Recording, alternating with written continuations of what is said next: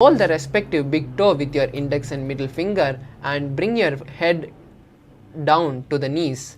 Visualize yourself as Swamiji and perform Mahamudra Bandha and hold the new japa Paramashivoham in your inner space. Janu Barilalatanto Paschimam Tanamuchyate.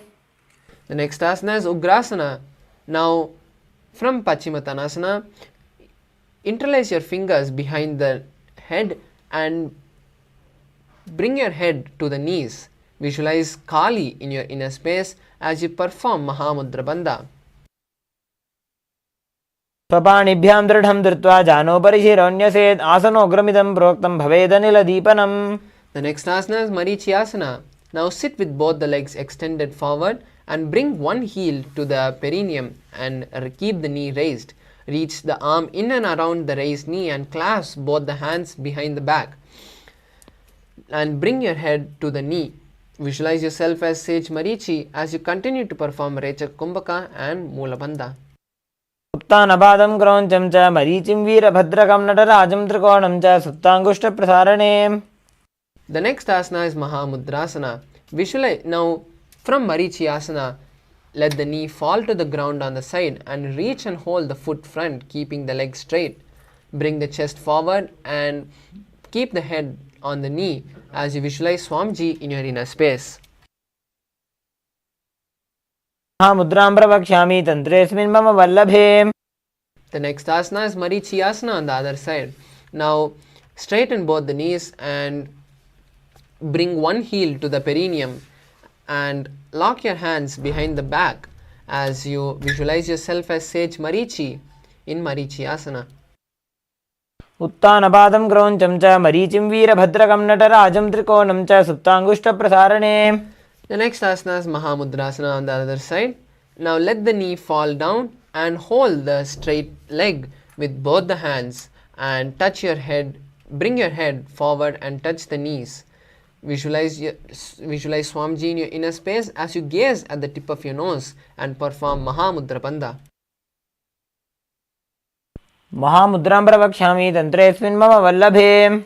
The next asana is Bhadrasana 2. Now bring both the soles of the feet together with the heels close to the perineum. Keep the knees wide and hold the feet firmly.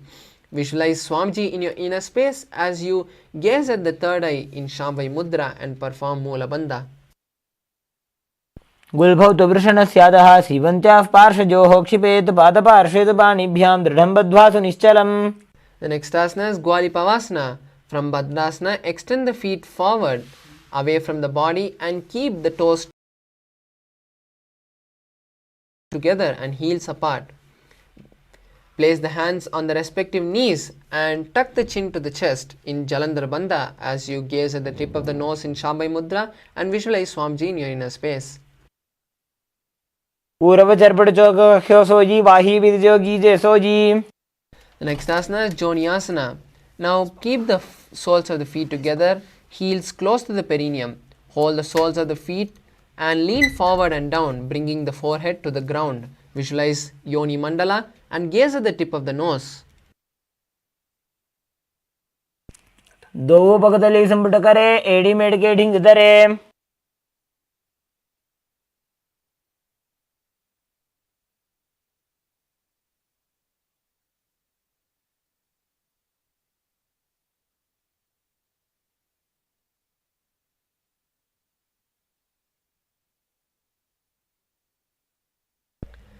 The next asana is Midakipavasana.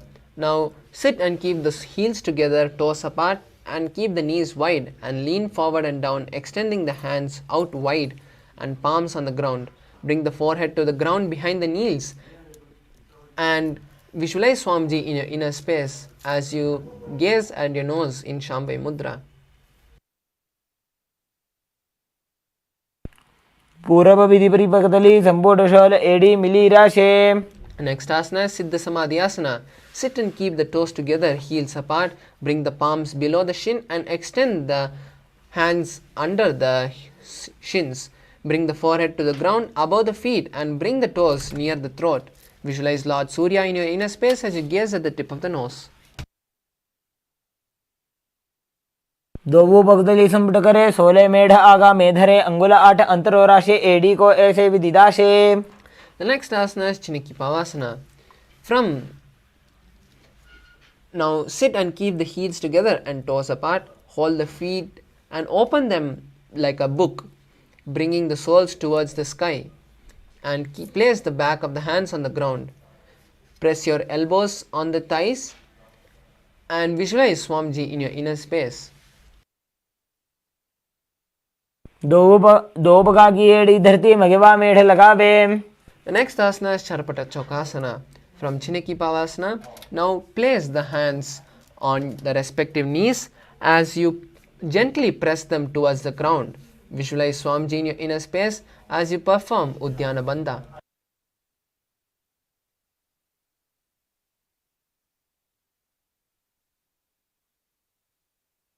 उपकतली संपुट धारे आगाने कर जारे पसारे. The next asana is Bhairavasana. From Charpata Chokasana, now lift the heels and bring them with the toes down on the ground and keep the knees on the ground and pull the stomach in and up in Uddiyana Bandha. Visualize Lord Kaala Tattva in your inner space as you gaze at the third eye. गुल्फौ संपीड जान्योन्यं व्युत्क्रमेणोत्थितं शनैः जान्वोः पार्श्वगतौ हस्तौ दण्डवद्भैरवासनम्.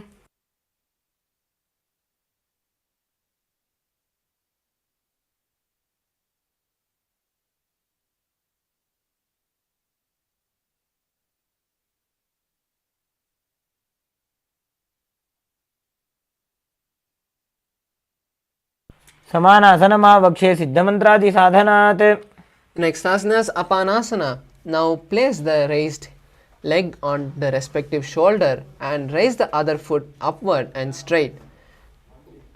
Keep both the hands on the ground for balance and gaze at the third eye as you visualize Swamiji in your inner space. केवलं पादमेकञ्च स्कन्धे चारोपे यत्नतः एकपादेन गगने तिष्ठेत दण्डवत्प्रभो.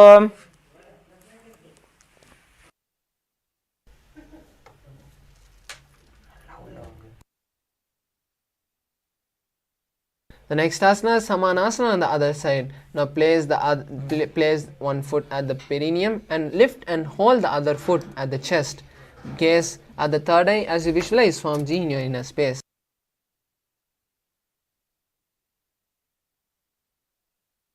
समानासनमावक्षे सिद्धमन्त्रादि साधनादेकपादमुरौ दत्त्वा गुह्योन्यलिङ्गवक्त्रके. The next asana is Apanasana. Now place the raised leg on the respective shoulder and raise the other foot upward and straight.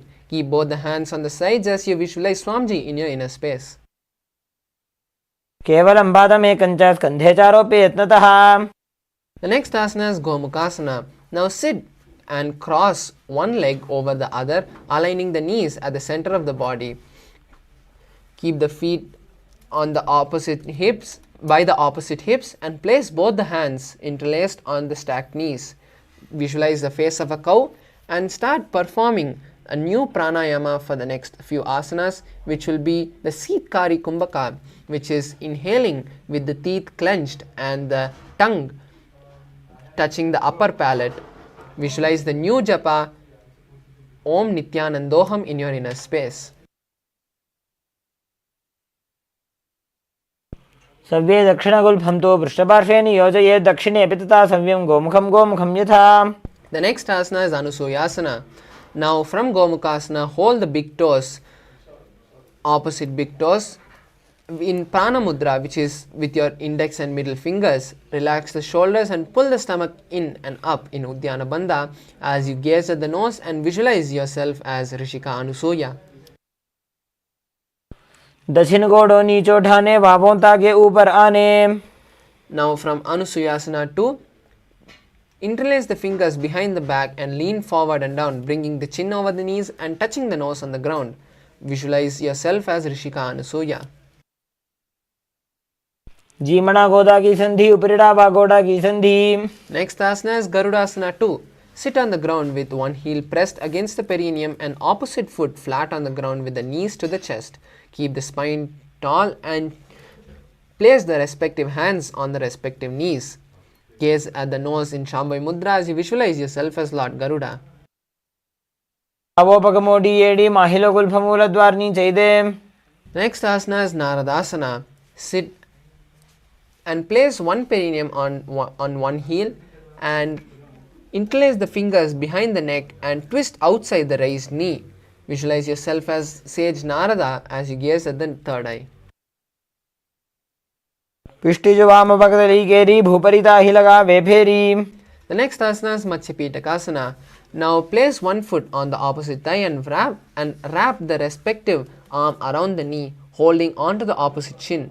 Extend the other hand straight and hold onto respective toe with the index and middle fingers in Prana Mudra. Gaze at the tip of your nose and visualize Matsya, the fish avatar of Lord Vishnu.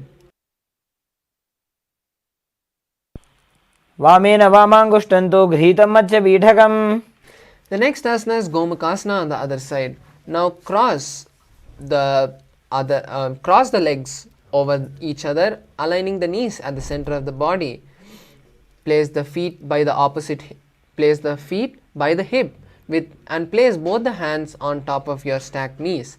Visualize a face of a cow and gaze at the tip of your nose in Shambhavi Mudra.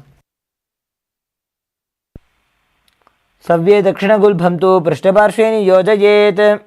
The next asana is Anusuyasana. From Gomukhasana, hold the opposite big toes with the index and middle fingers and visualize yourself as Anusuya.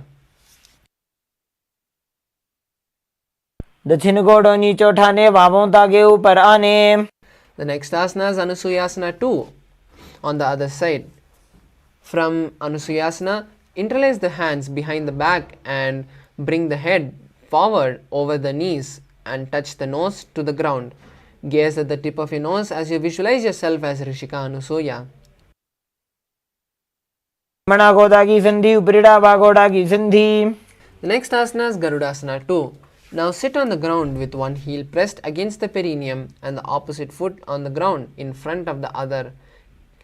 Keep your hands on the respective knees and gaze at the nose in Shambhavi Mudra as you visualize yourself as Lord Garuda. डाबो भगमोडी एडी माहिलो गुल्फमूल द्वारनी चैदे. The next asana is Naradasana on the other side. Now from Garudasana, bring the leg which is on the ground under the perineum and interlace your hands behind the neck and twist them outside of the raised knee. Visualize yourself as sage Narada and continue to perform Sitkari Kumbhaka. पिष्टिज वाम भगदली केरी भूपरिता ही लगा वे फेरी. The next asana is Matsyapitakasana on the other side. Now place the one foot on the opposite thigh and wrap the respective arm around the knee, holding onto the opposite shin. Extend the opposite hand straight and hold onto the respective toe with the index and middle finger. Gaze at the tip of your nose and visualize Matsya, the fish avatar of Vishnu. वामेन वामांगुष्टंतो घृतं मत्स्य पीठकम्. The next asana is Matsyendrasana. Now place one foot on the opposite thigh and place the opposite foot on the ground. Twist and bring the elbow outside the raised knee and keep the raised arm by the neck and turn the head backwards, gazing at the third eye and visualizing sage Matsyendranatha in your inner space. उदरं पश्चिमाभासं कृत्वा तिष्ठति यत्ततः नम्राङ्गं वामपादं हि दक्षजानुपरिन्यसेत्. The next asana is Kubhasana. From Matsyendrasana, bring the elbow which was on the ground and touch the ears, and with the other hand hold the big toe with your index and middle finger. Visualize yourself as a camel and gaze at the third eye.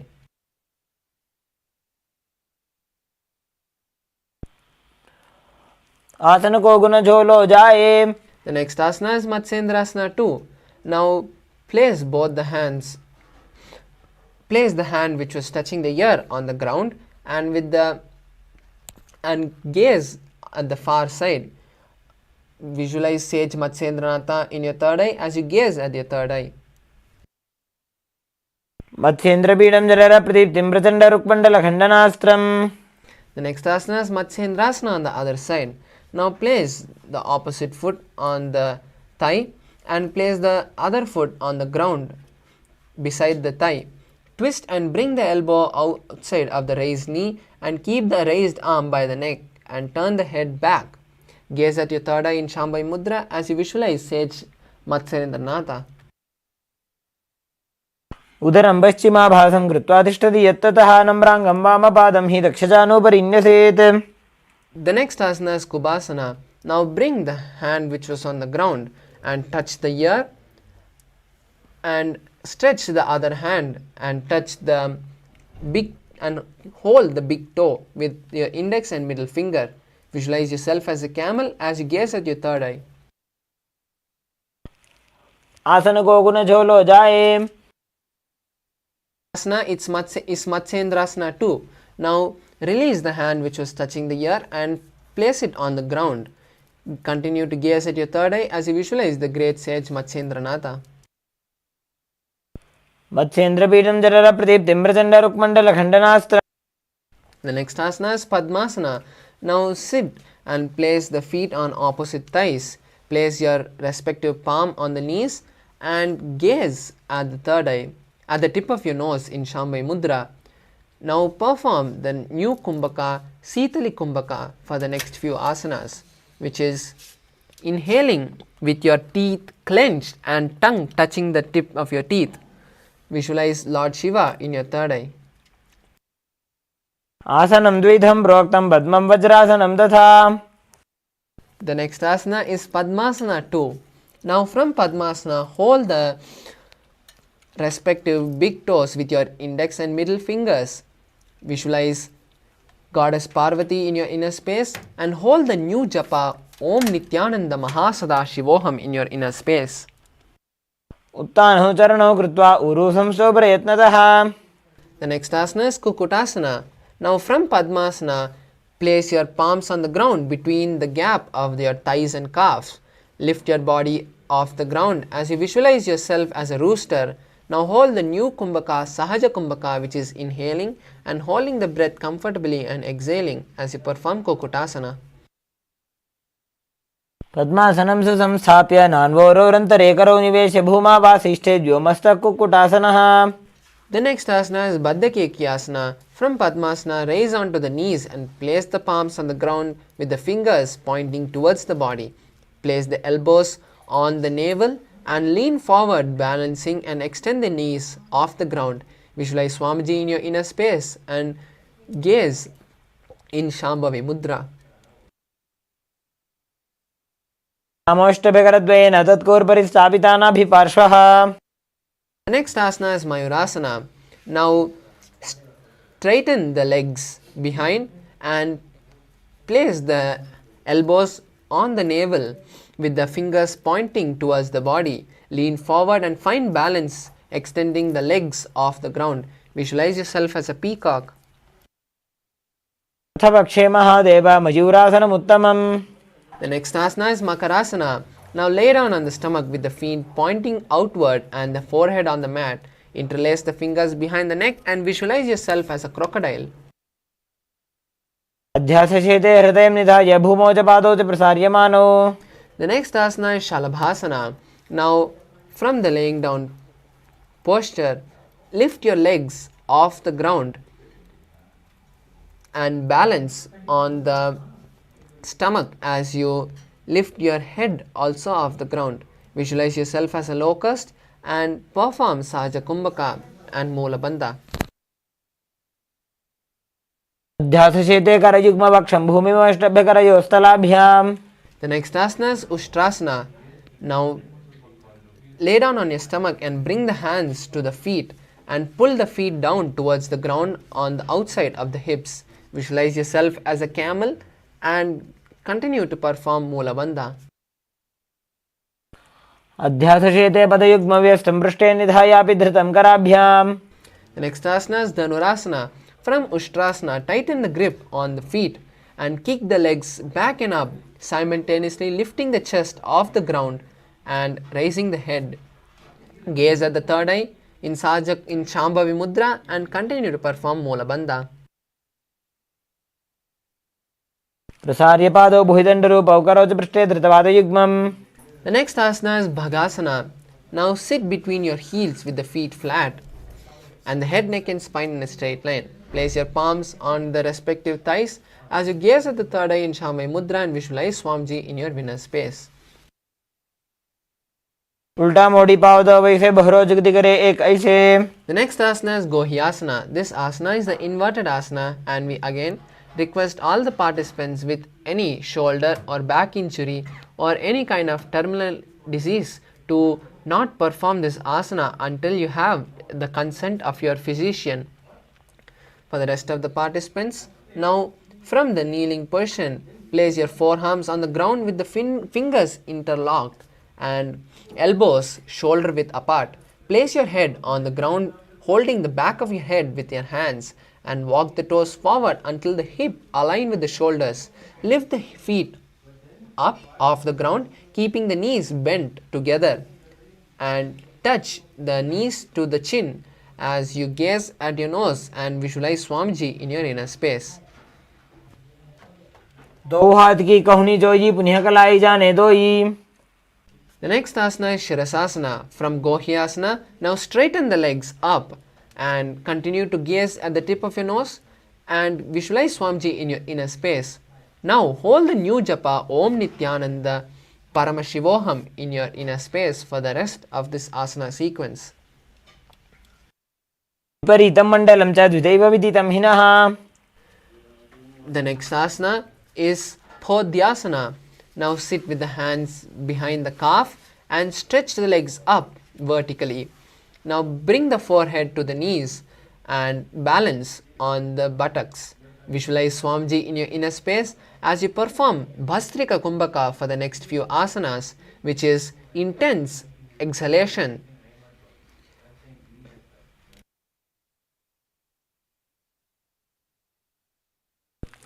दो हाथ पग बाहर आने घोड़ा तरे काकसी ठाने.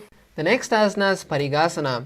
Now sit and extend the legs out and up at a 45-degree angle, bringing the hands behind and holding the opposite shoulder. Visualize yourself as a mace as you gaze at your third eye in Shambhavi Mudra. उत्तानशयनं कृत्वा पादौ मिलित्वा प्रसार्य. The next asana is Naukasana. Now extend the legs. Continue to hold the legs up and out at a 45-degree angle and bring the elbows down to the ground if you need support, or hold the hands parallel to the legs. Visualize yourself as a boat as you continue to gaze at your third eye and perform Bhastrika Kumbhaka. उत्तानशयनं कुरु पराभ्यां भूमिमवष्टभ्य.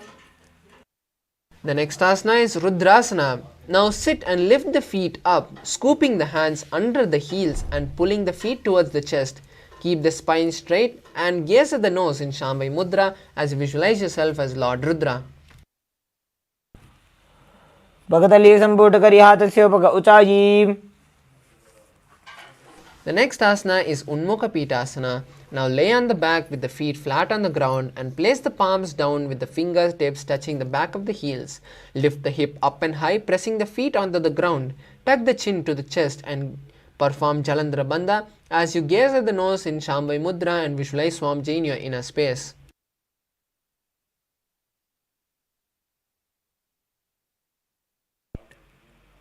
ऊर्ध्वे च जानुनी कृत्वा शवित्वोर्ध्वमुखं तथा. The next asana is Shavasana. Now lay down on the back with the palms facing upwards, completely unclench from your body and remain still. Let the body be still and unclench from all micro movements.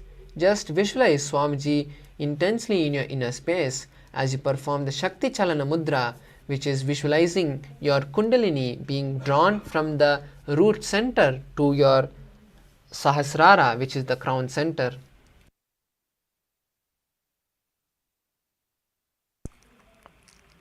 उत्तानं शववद्भूमौ शयनं तु शवासनं. शवासनं श्रान्तिहरं चित्तविश्रान्तिकारकम्.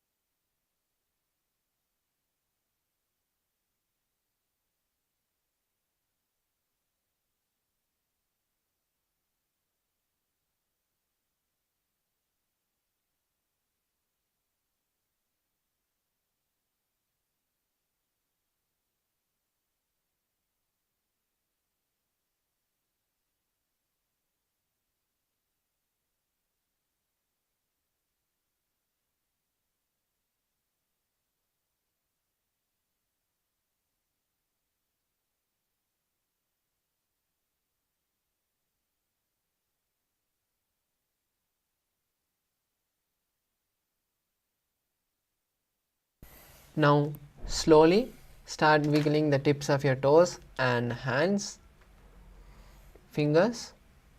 Now move your wrists and ankles, knees and elbows, and slowly come to a rocking position, hugging your feet to your chest.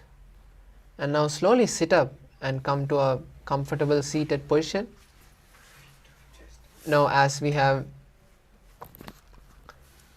successfully completed 108 asanas, which is the Pratama Vinyasa Krama, now we will be starting the rest of the asanas of the Dvitiya Vinyasa Krama, with the first asana being the Yathashanishtasana.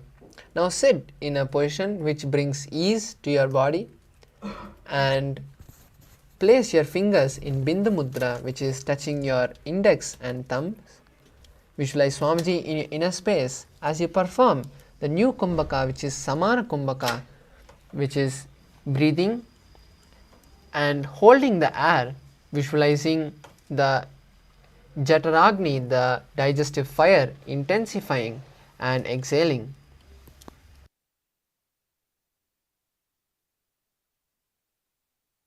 पर्यङ्कं तत्समाख्यातं यथसंस्थं यथा स्थितिः. The next asana is Samasana. Now sit in a cross-legged position with the hands on the knees and the thumbs and index fingers touching in Bindu Mudra. Visualize Swamiji in your inner space and perform Mula Bandha. इदानीं गर्भिणीनां योगाभ्यासो यथा लघु. The next asana is Muktasana. Now place the left foot against the perineum and place the right foot over top the left. Keep the hands facing downwards on the top of the knees. Visualize Swamiji in your inner space as you gaze at the tip of your nose in Shambhavi Mudra. निबीड्य सीपिनीं सूक्ष्मां दक्षिणेतरगुल्पतः. The next asana is Siddhasana. Maintain the same position as Muktasana and visualize Swamiji in your inner space as you gaze at the third eye in Shambhavi Mudra. स्थानसंयमितेन्द्रियोचलदृशा पश्यन् भ्रुवोरन्तरं चैतन्मोक्षकपातभेदजनकं सिद्धासनं प्रोच्यते. The next asana is Siddhyasana. Now maintain the same position as Siddhasana and switch the gaze to the floor in front. Visualize Swamiji in your inner space as you perform Mahamudra Bandha.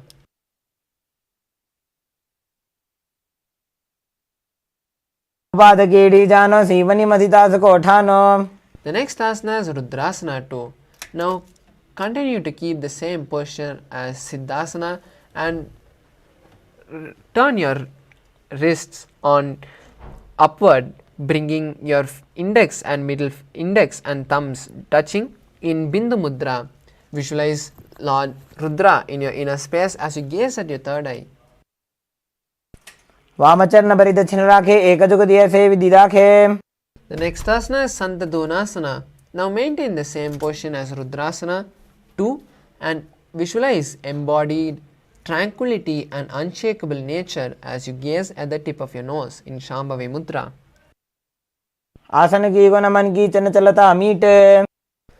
The next asana is Siddhasana 2. Maintain one heel on top of the other and bring the hand to the navel, cupping one palm over the other, resembling a lotus flower. Visualize Swamiji in your inner space as you perform Mula Bandha. ऋजुकाय समासीन सिद्धासनमुदीरितम्.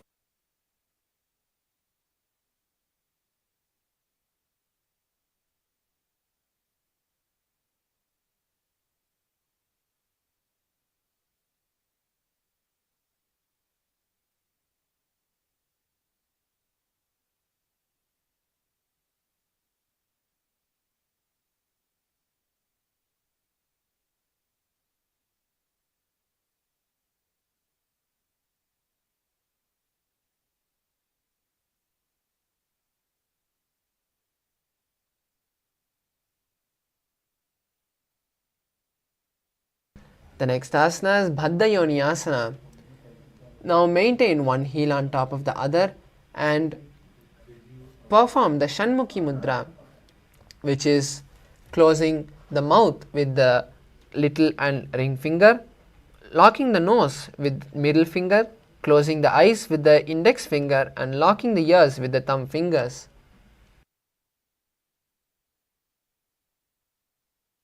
यत्र मध्ये महादेव बन्धयोन्यासने शृणु.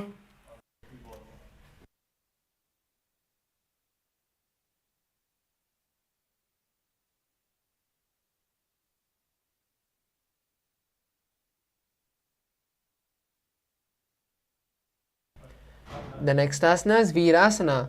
Now place one foot on the thigh and the other foot on the opposite thigh. Touch the thumb and index fingers together in Bindu Mudra as you visualize the space of bravery in Virasana. एकं पादमथैकस्मिन् विन्यस्योरुणि संस्थितः. The next asana is Valmikasana. Now place the left heel on the right side of the perineum and the toes under the thigh. Keep the right foot on the left leg and the toes by the knees. Keep the hands on the knees in Bindu Mudra and visualize the great sage Valmiki in your inner space.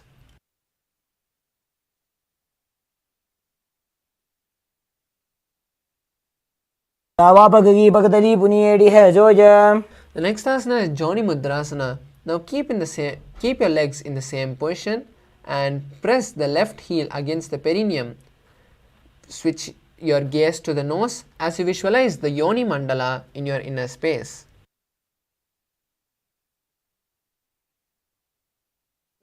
The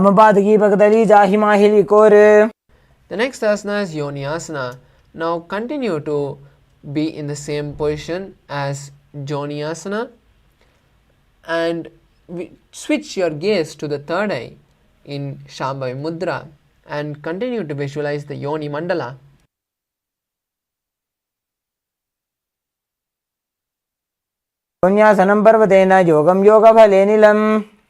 The next asana is Bhadrasana 3. Now sit and bring the soles of the feet together and place the hands on the and hold the foot. Visualize Lord Kaala Tattva in your inner space as you gaze at your nose in Shambhavi Mudra and perform Udyana Bandha.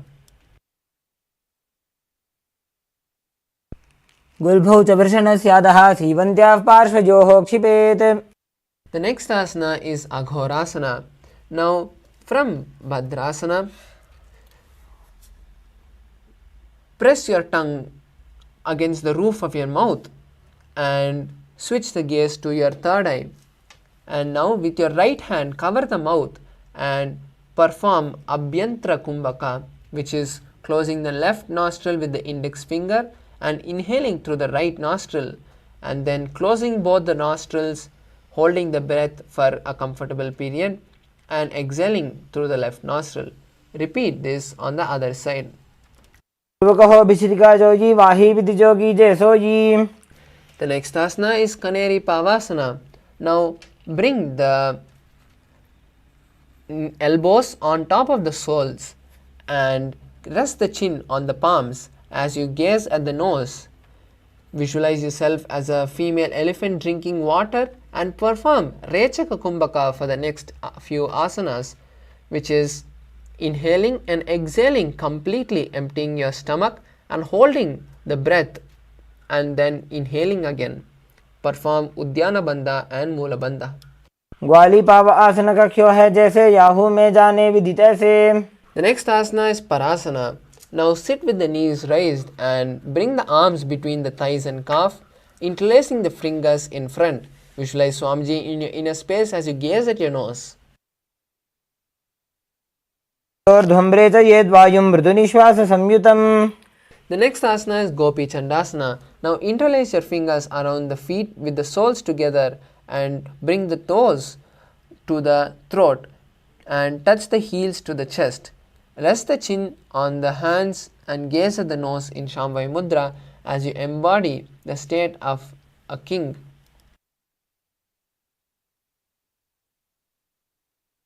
The next asana is Udarasana. Now sit with the soles of the feet together and insert the hands underneath the legs, holding the feet with interlocked fingers. Bring the feet up to the chest and bring the head down, touching the chin Visualize your body free from any defects and gaze at the nose in Shambhavi Mudra. द्वौ भगदली संपुटटाने उभय हस्तकरिवरदहिताने. The next asana is Bhishishtasana. Now, from the same position as Uttarasana, lift the feet up to the face and visualize yourself excelling in everything as you continue to perform Rechaka Kumbhaka and Mula Bandha. दो भगदली जोड़ी संपुट करे. The next asana is Bhujasana. From a seated position, lift both the legs over top the respective shoulders. Bring the arms underneath the legs and interlace the fingers around the back of the neck. Visualize yourself as a cobra as you continue to perform Rechaka Kumbhaka and Mula Bandha. शिरासनं तु विज्ञेयं कक्षासनमतः परम्. The next asana is Kalyanasana. From the same seated posture, raise the legs up and bring the elbows underneath the knees, wrapping the arms around the back and keeping the palms clasped. Visualize a beautiful goddess in your inner space as you gaze at the nose in Shambhavi Mudra. दो हाथ पग नीचे आने तिनको गोड़ा नीचे ठाने. The next asana is Sankatasana. Now, with the left knee on the mat, place the left foot flat and place the perineum on the left heel.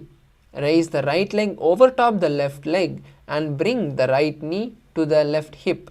Place the hands on opposite knees as you visualize yourself as a swan and perform Ujjayi Kumbhaka, which is inhaling and exhaling, making an ocean-like sound. वामपादं चिदेर्मूलं संन्यस्य धरणीतले. The next asana is Dhenukasana. From Sankatasana, slide the left heel from under the perineum outside and visualize yourself as a cow. Perform the Ujjayi Kumbhaka and Udyana Bandha. अनुषागी Nagar पंचडम वृषीलिंदकल्यम्नि. Next asana is Machandrasana. Place the right foot on the left thigh and the left foot on the right knee. Bring the left hand behind the back and hold the right thigh and place the right hand on the left thigh. Gaze at your third eye in Vaishnavi Mudra and visualize Swamiji in your inner space. वामजंगभरतचिनटाने वामहस्तभिष्टे दिश आने. Next asana is Machandrasana 2. From Machandrasana, untwist your body and hold the respective big toes. Next, lean forward and touch the forehead on the ground. Visualize Swamiji in your inner space and continue to perform Ujjayi Kumbhaka and Mula Bandha. प्रथमजी मनोचरण जजोजी वामजंगपरिराखे सोयी. The next asana is Guru Asana.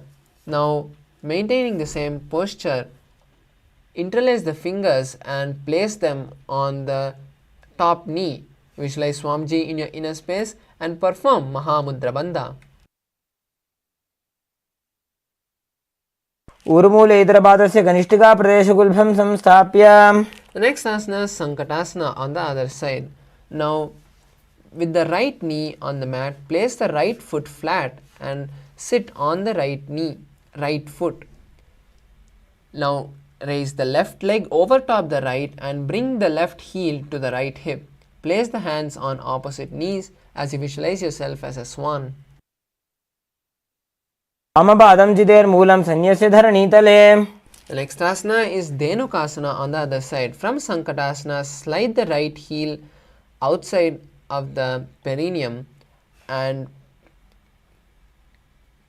place both the hands on the left thigh. Visualize a cow in your inner space as you continue to perform Udyana Bandha. अनुषागी Nagar पंचडम वृषीलिंदकल्यम्नि. The next asana is Machandrasana. Now place the right foot on the left thigh and the left foot on the right knee. Bring the left hand behind the back and hold the right thigh. Place the right hand on the left thigh and twist your body, gazing at the third eye in Vaishnavi Mudra as you visualize Swamiji in your inner space. वामजङ्गभरतचिनटाने वामहस्तभिष्टिरिसाने. The next asana is Machandrasana 2. From Machandrasana, untwist your body and hold on to the respective big toes. Lean your forehead forward and touch it on the ground. Visualize Swamiji in your inner space.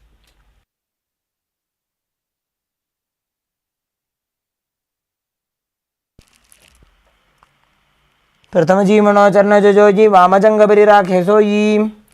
The next asana is Guru Asana. Maintaining the same posture, interlace the fingers and place them on the top knee. Visualize Swamiji in your inner space as you perform Mahamudra Bandha. ऊर्मूलेद्रपादस्य कनिष्ठिकाप्रदेशगुल्भं संस्थाप्य. The next asana is Pashvasana. Now sit with the feet flat on the ground and knees against your chest. Hold the opposite knee and bring the thighs together. Visualize Swamiji in your inner space and gaze at the third eye as you perform Kechari Mudra, which is folding your tongue and touching the back of your throat.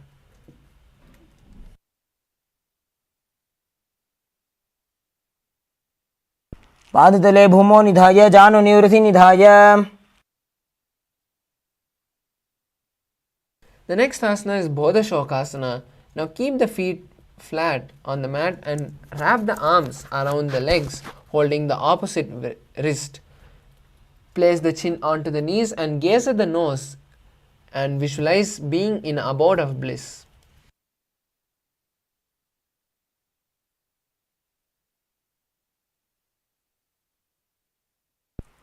दोवु पगदली भूपरिधरे कोरमाहिलिये सेकरे. The next asana is Kurakatasana. From the same posture, place the arms under the knees and hold the opposite elbows. Gaze at the nose and visualize Swamiji in your inner space.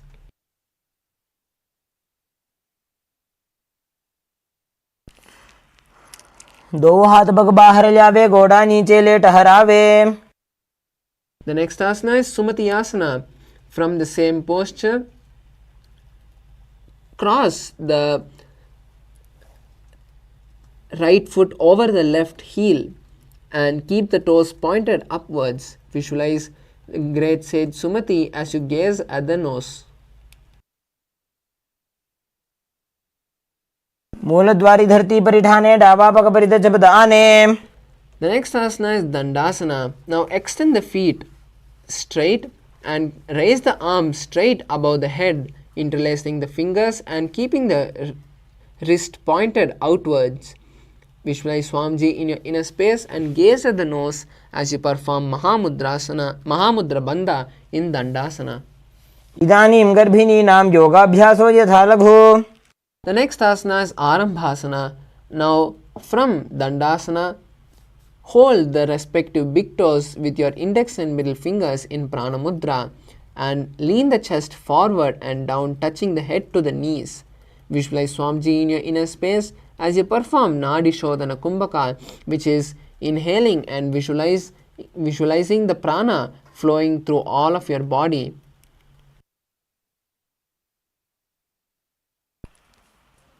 दो पग मिलिवा पसारी पगा का अंगूठा पकड़ी लीला टकोड़ा लगावे.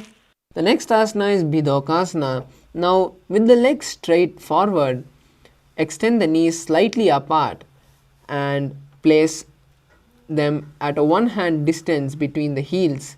Bring the shoulders down and wrap the hands in and around the legs, holding the soles of the feet. Visualize Swamiji in your third eye and gaze at your third eye in Shambhavi Mudra.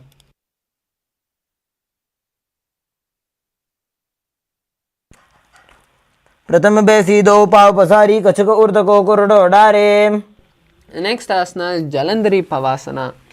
Now extend both the legs out with the heels together and place the chin on the mouth with the nose on the heels. Insert both the hands below the legs and keep the elbows together on the ground with the fingers and palms faced upwards. Visualize Swamiji in your inner space as you gaze at your nose in Shambhavi Mudra.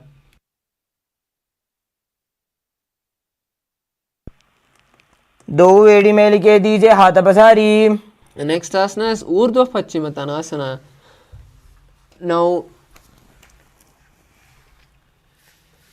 Now sit with the legs stretched forward and lift one foot and place it behind the neck and bend forward, touching the forehead on the knees as in Paschimottanasana. Visualize Swamiji in your inner space and perform the Urdhva Paschimottanasana. पश्चिमतानवत्संस्थितिं कृत्वा एकं पादं ग्रीवायां धृत्वा तिष्ठेत्. The next asana is Anantasana. From Urdhva Paschimottanasana, lie on the back with the right leg behind the neck and the left hand holding the foot from top. Straighten the body and concentrate the prana moving from the root center to the crown center. Visualize yourself as endless and eternal as you gaze at the nose in Shambhavi Mudra.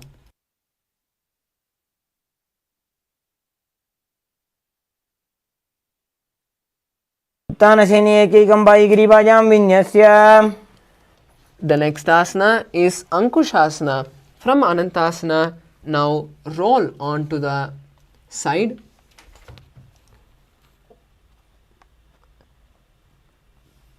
and feel complete control as you gaze at the third eye in Shambhavi Mudra.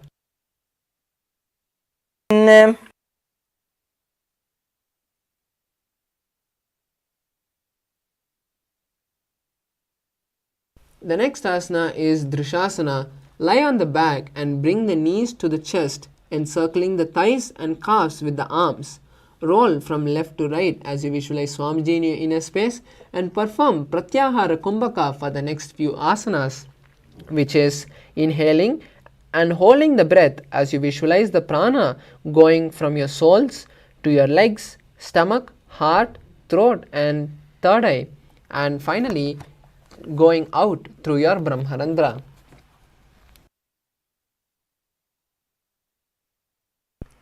उत्तानशयनं जानोनि हृदयपष्टम्भ. The next asana is Urdhva Paschimottanasana on the other side. Now extend both the legs out and lift the left foot behind the neck and lean forward and down, touching your forehead to the knees. Visualize Swamiji in your inner space as you perform Urdhva Paschimottanasana on the other side. पश्चिमतानवत्संस्थितिं कृत्वा एकं पादं ग्रीवायां धृत्वा तिष्ठेत्. The next asana is Anantasana. Now lie on the back from Urdhva Paschimottanasana and hold the right leg with the left hand with the right hold the left leg with the right hand and visualize yourself as the eternal one. Gaze at your nose in Shambhavi Mudra. उत्तानशयने एकैकं पायिग्रीवायां विन्यस्य. The next asana is Ankushasana. From Anantasana, turn and rest the elbow on the floor as you concentrate the prana moving from your Mooladhara to Brahmarandra in Pratyahara Kumbhaka.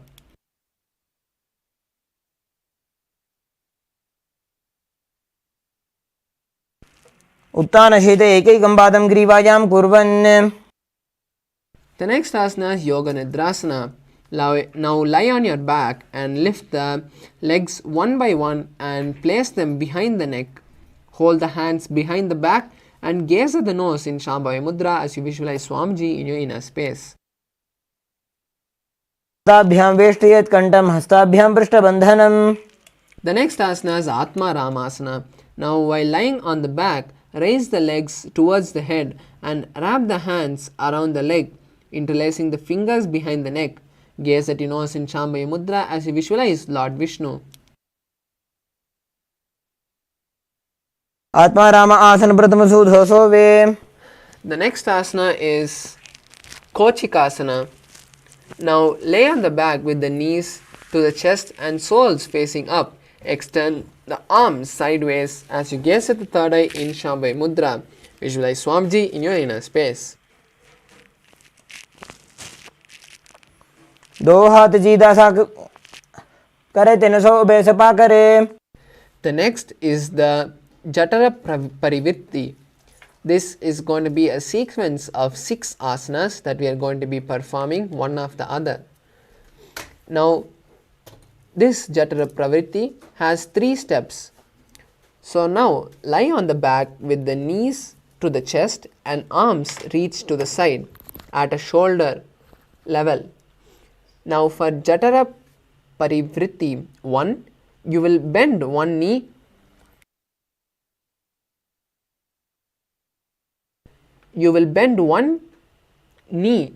to the ground and keep the other leg extended straight. For Jatara Parivritti 2, keep both the legs bent to one side, and for Jatara Parivritti 3, you will bring both the legs straight to one side and hold it with one hand and turn the head to the opposite direction of the leg. Now we'll perform this on the other side.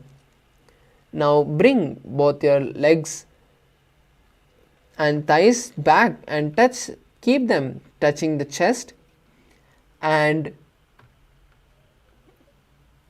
now first extend one arm to the side at shoulder level and perform Jatara Parivritti 1, which is keeping one knee bent to the ground and the other leg extended straight.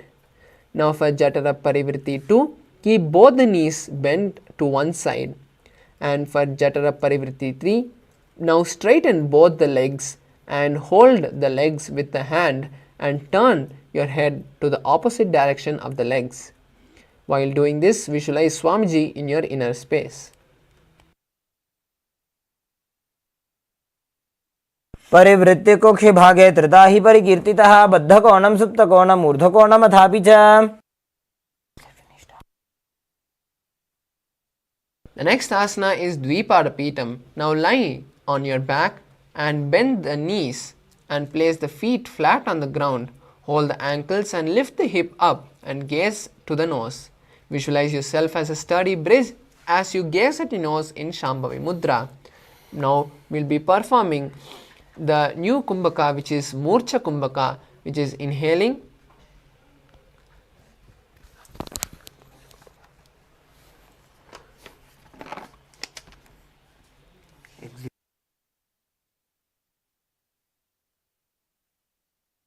we'll be performing Murcha Kumbhaka, which is inhaling and locking your chin to the chest in Jalandhara Bandha and exhaling.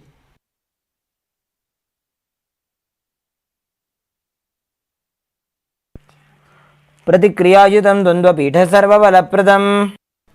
The next asana is Paryankasana. Now lie on the back and place the feet flat on the mat.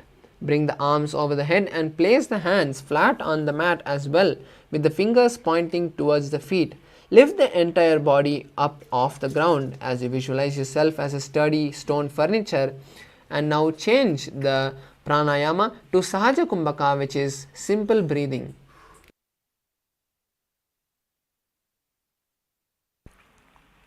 उत्तानसेनं हस्ततलाभ्यां भूमिं वष्टभ्य. The next asana is Shvatanasana. Now lying on the back, lift the knees to the chest and place the hands on the shoulders, and now start moving the hips in a circular motion, visualizing yourself as a playful dog rolling on its back. शरीरं संस्थाप्य जानुनी सम्मील्य नाभवानीज. The next asana is Viparita Karani. Lie on your back and raise the hip and legs up. You can bring the hands to the lower back for support if needed. Otherwise, place your elbows and hands extended on the mat below, helping balance your body. Visualize Swamiji in your inner space as you now start performing Murcha Kumbhaka, which is inhaling, locking the Jalandhara Bandha, which is the throat lock, holding the breath and then releasing that lock and exhaling. भूतले सशिरो दत्वा खेरये चरणध्वजम्. The next asana is Viparita Karani 2. Now continue to stay in the same posture and stop circling your legs. Visualize Swamiji in your inner space and continue to perform Murcha Kumbhaka and Jalandhara Bandha. Karni विपरीताख्या सर्वाधिव्याधिनाशिनी. The next asana is Langalasana. Now from Viparita Karani to slowly lower the legs behind your head and keep the hands stretched on the ground behind the back and clasp your palms in Parashamudra. Rest your neck on the shoulders, visualizing yourself as a plow. नरकासने स्थित्वा नासिका प्रदेशे भूमौ पादपृष्ठे स्थाप्य.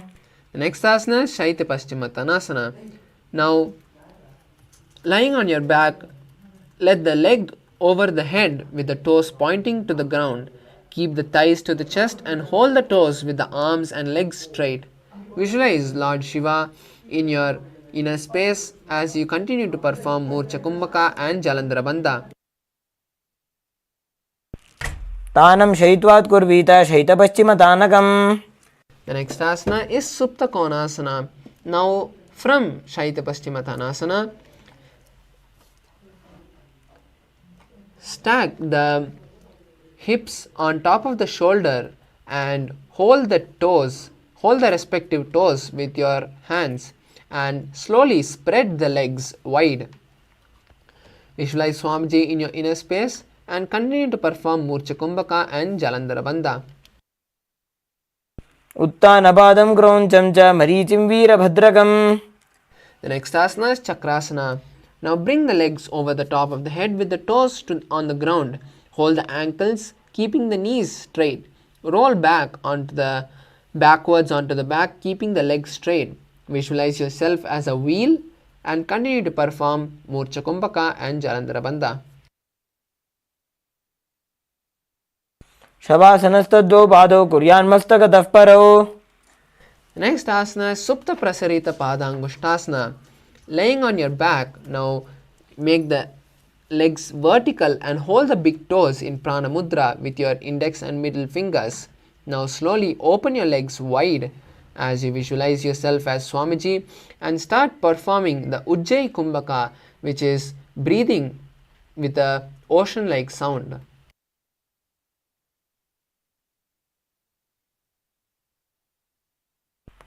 उत्तानपादं क्रौञ्चं च मरीचिं वीरभद्रकं नटराजं त्रिकोणं च सुप्ताङ्गुष्ठप्रसारणे. The next asana is Supta Padangushtasana. Now slowly from the same posture, just slowly close the legs and bring them straight above your head. Visualize Swamiji in your inner space and continue to perform Ujjayi Kumbhaka and Mula Bandha. उत्तानपादं क्रौञ्चं च मरीचिं वीरभद्रकं नटराजं त्रिकोणं च सुप्ताङ्गुष्ठप्रसारणे. Now from Supta Padangushtasana, slowly lock your legs into Padmasana, which is placing the legs on the opposite thighs. Lay on the back and rest the legs on the ground. Visualize Matsya, the fish avatar of Vishnu, as you gaze at the nose in Shambhavi Mudra. मुक्तपद्मासनं कृत्वा उत्तानशयनं चरेत्. The next asana is Parasharamasana. From Matsyasana, place the back of the right hand on the left palm and visualize Lord Rama in your inner space. प्रथमकरे पद्मासन आचे सूधो सोवे भूपरिपाचे. The next asana is Sarvangasana. While lying on the back in Padmasana, lift the hips and legs up. Keep the hands for support and the elbows on the floor. Tuck the chin to the chest and start performing Murcha Kumbhaka and Jalandhara Bandha as you visualize Swamiji in your inner space. अथवा क्षेत्र संक्षेपात् सर्वांगासनम् उत्तमम्. The next asana is Vrishchikasana. Now lay on the back and lift one foot and place it on the opposite thigh and keep the other knee towards the head. Visualize yourself as a scorpion as you gaze at the third eye in Shambhavi Mudra and continue to perform Murcha Kumbhaka and Jalandhara Bandha. प्रथमशयन सूधो शीर्षकेशिकी संधि सुदाखे. Now perform Vrishchikasana on the other side as you switch the position of your feet and visualize yourself as a scorpion.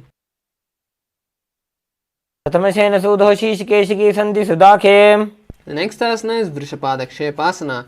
Now lie on your back and interlace the fingers around your neck and start touching your elbow to the opposite knee again and again. Visualize Swamiji in your inner space as you perform Sahaja Kumbhaka, which is breathing in, holding your breath comfortably and exhaling. उत्तानशयनं कृत्वा अङ्गुलिभिः कन्दरां बद्ध्वा कूर्परो मिलित्वा. The next asana is Marottana asana. Lie on your back and lift one leg at a time, touching the knee to the ear. Visualize Swamiji in your inner space as you continue to perform Sahaja Kumbhaka and Molabandha. श्रोतानवत् संस्थितिः कृत्वा जानुद्वयं पर्यायेन कर्णयोः संस्पृशेत्. The next asana is Vrikasana. Now while lying on the back, place the soles of the feet flat on the ground and stand up and then sit back down. Visualize yourself as a wolf.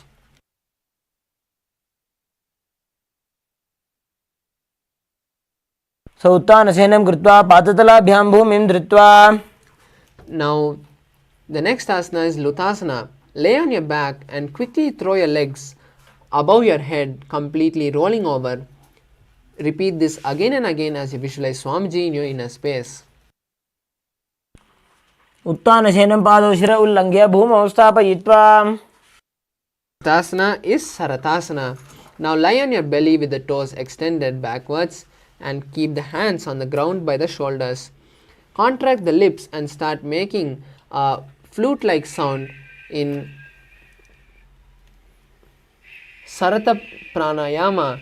Visualize yourself carrying warriors on your back. नित्यशयनं कृत्वा नाभिं भूमौ निधाय. The next asana is Dehalyullanghanasana. Now place the palms flat on the mat and come to a plank position. Start jumping the legs forward and backward between the arms. Visualize yourself going beyond the body and mind as you continue to perform Sahaja Kumbhaka and Molabandha. हस्तद्वयं बद्ध्वा तन्मध्यचरणद्वयम् उड्डानैव बहिरानीज्य. The next asana is Dyatyasana. Now stand straight and bend forward, placing the hands on the mat. Start walking back and forth as you visualize yourself as a 60-year-old elephant. अथ जात्यासनं वक्ष्ये येन जातिस्मरो भवेत्.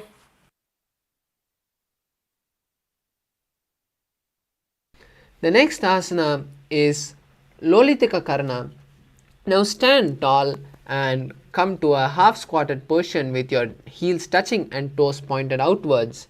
Now bend the elbow and keep the hands at the chest level, swiftly moving the arms across the body and bringing them back to the center as you simultaneously tilt the head backwards and move it in all directions.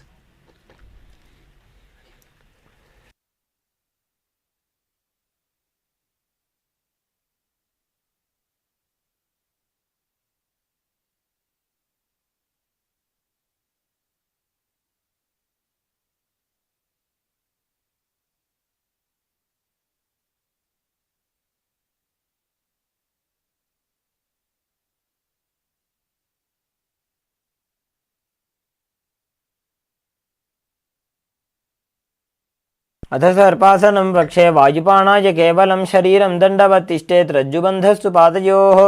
The next asana is Ushtra Sadanasana. Now stand tall and place all the fingers on the mat and then stand on the hands.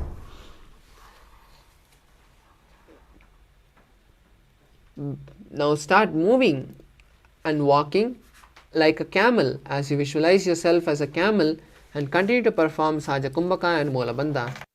मुष्टिकनिष्ठिका प्रदेशेन भूमौ निधाय उपरि पादतले संस्थाप्य.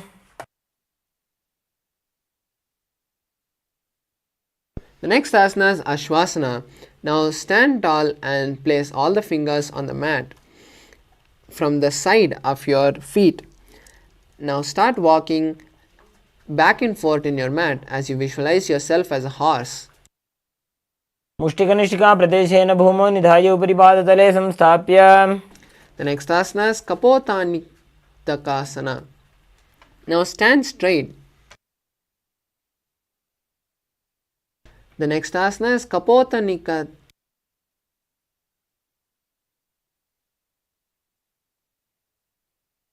Now stand straight with the feet together and interlace the hands behind the back and pull them down towards the calf as you open your chest wide. Visualize yourself diving as a bird and continue to perform Saja Kumbhaka and Mulabandha. पादतले भूमौ निधाय पृष्ठभागेन हस्तौ जङ्घापर्यन्तं नीत्वा कपोतनिटकं भवति. The next asana is Talapushpaputam Karna. Now stand tall with the palms together in front of your heart center and gently bend the knees, keeping the toes pointed outwards. Simultaneously open the palm and raise one heel off the ground, slightly lowering the waist and shoulder of the respective heel. Visualize yourself holding flowers and offering them to Paramashiva.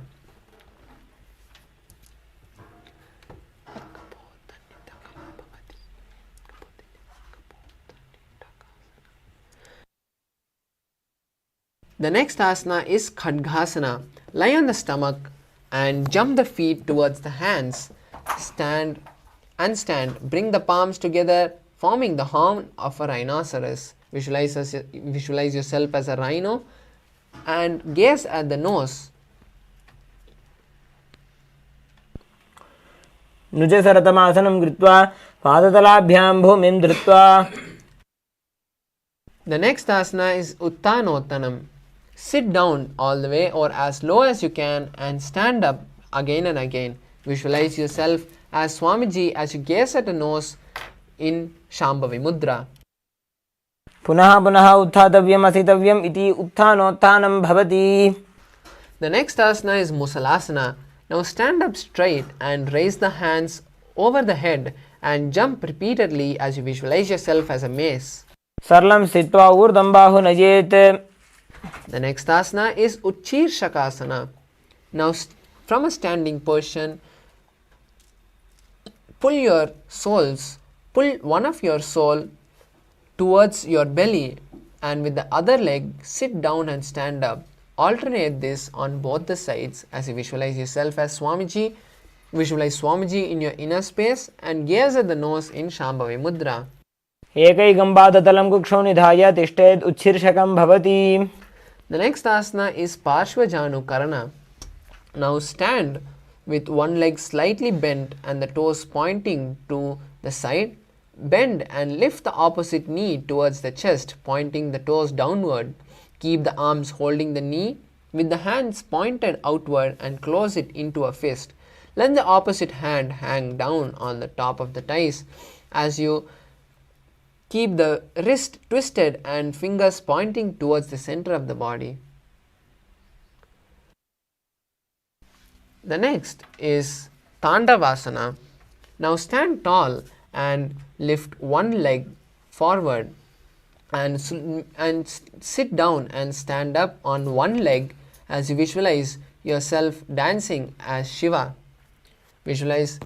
Continue to perform Saja Kumbhaka and Molabandha. एकेन पादेन स्थातव्यं ताण्डवासनं भवति. The next asana is Brahmanasana. Now place one foot on the opposite thigh and stand erect on the mat like a rod. Keep the hands by the side of the body as you visualize yourself being blessed by Lord Brahma.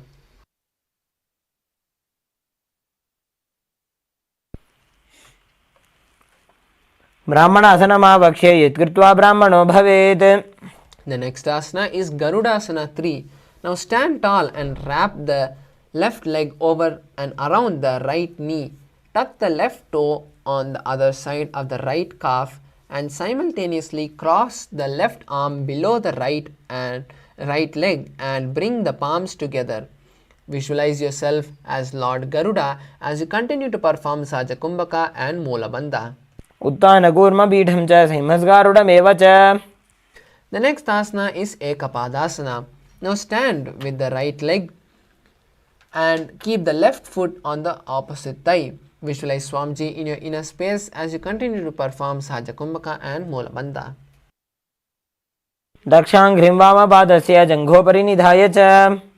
The next asana is Dhruvasana. Now stand on the right leg and hold the big toe of the left foot and straighten the left foot out to the side.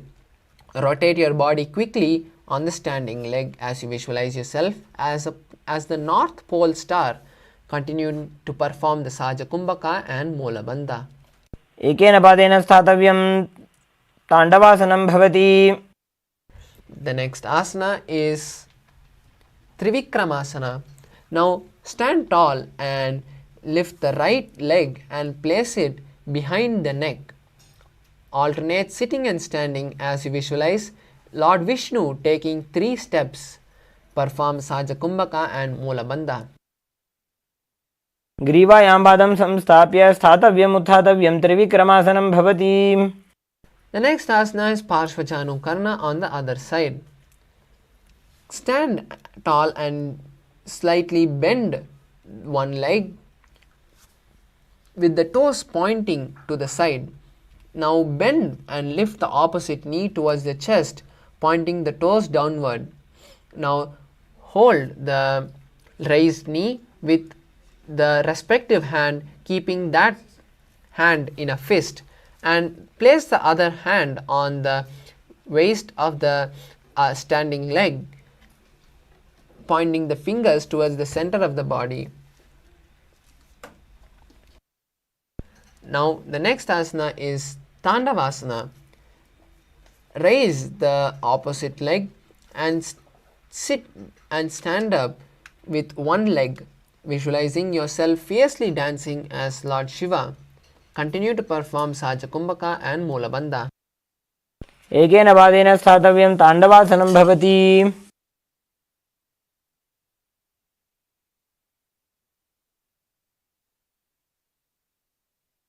The next asana is Brahmanasana. Now place the right foot on the inner thigh of the left leg and stand erect on the mat like a rod. Keep the hands by the side of the body as you visualize yourself as Lord Brahma. Continue to perform Sahaja Kumbhaka and Molabandha. ब्राह्मणासनमावक्षे यत्कृत्वा ब्राह्मणो भवेत्. Next asana is Garudasana 3 on the other side. Stand tall and wrap the right leg over the left knee and tuck the right toe of the other side of the left calf. Simultaneously cross the right arm below the left leg, left hand, and bring the palms together. Visualize yourself as Lord Garuda and continue to perform Sahaja Kumbhaka and Molabandha. कूर्मपीठं च संहिमस्गारुडमेव च. The next asana is Ekapadasana. Now stand straight and lift the left leg and place it on the right thigh. Keep the hands relaxed by the knees and visualize Swamiji in your inner space as you continue to perform Sahaja Kumbhaka and Molabandha. दक्षाङ्घ्रिं वामपादस्य जङ्घोपरि निधाय च. The next asana is Dhruvasana. Stand on the left leg and hold the big toe of the right foot and straighten the right foot out. Now rotate your body quickly on the standing leg as you visualize yourself as the North Pole star and continue to perform the Sahaja Kumbhaka and Molabandha. एकेन हस्तेन दण्डरूपस्य एकस्य पादस्य अग्रं धृत्वा. The next asana is Trivikramasana. Now stand on the right leg and lift the left foot and place it behind the neck and stand tall. Alternate sitting and standing as you visualize Lord Vishnu taking 3 steps. Continue to perform Sahaja Kumbhaka and Molabandha. ग्रीवायां पादं संस्थाप्य स्थातव्यम् उत्थातव्यं त्रिविक्रमासनं भवति. The next is the Samanaka Karna. Now stand with the feet close together and toes pointed slightly out. Keep the hands to the side of the body as you visualize Paramashiva in your inner space.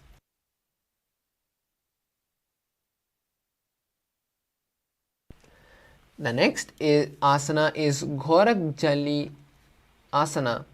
Now stand tall and then bend forward, bringing both the hands underneath the knees and making a finger lock. Sit in a squatting position and let the finger lock touch the navel. Visualize the great sage Goraknatha as you perform Mula Bandha.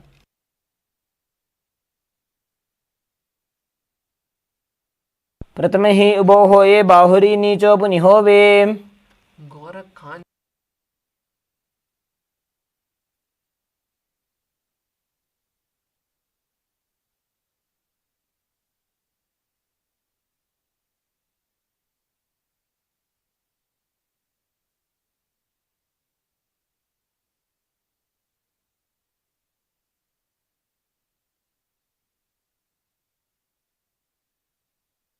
The next asana is Kanchi asana. Insert the hands between the thighs and calf and wrap around behind the buttocks. Squat down and hold the hands behind, keeping the chest upright. Visualize Swamiji and perform Jiva Chala Kumbhaka for the next few asanas, which is inhaling and holding the breath, visualizing the prana spreading all over your body and exhaling. ऊरुमध्यात्हस्तो निवेशय नितम्बं धृत्वा पादतलाभ्यां भूमिं वष्टभ्य. The next asana is Bhairu asana. Now bring the feet together and sit in a squatting posture with the heels touching the perineum. Hold the hands at the back and sit upright and gaze at the navel as you visualize Lord Kala Bhairava in your inner space. दो पग की थलिया की माहिली core मिला जी फना पानी उकड़ मोड़ वैसे. The next asana is Varahasana. Now squat all the way down to the ground and keep your feet together with the toes apart. Bring your elbow up and close to the head with the palms joined over the back facing downwards. Visualize the boar, one of the 10 incarnations of Lord Vishnu, as you gaze at the nose. पाकतली की माहिली core मिलाई फना पानी उकड़ वैसे. The next asana is Pripithasana. Now, with the heels touching, bring your hip to the same level as your knees and let the hands hang down with the fingertips touching the toes or the mat in front of you. Visualize Swamiji in your inner space as you continue to perform Jiva Chala Kumbhaka and Mula Bandha. पार्श्वद्वय सम्मील्य स्थित्वा नितम्बं जानु प्रदेश आनीज्य. The next asana is Bhakasana. Place your hand on the mat with the fingers in the wide and the arms shoulder width apart. Place your knees on the back of the arms and gaze forward and down as you visualize yourself as a crow in Bhakasana.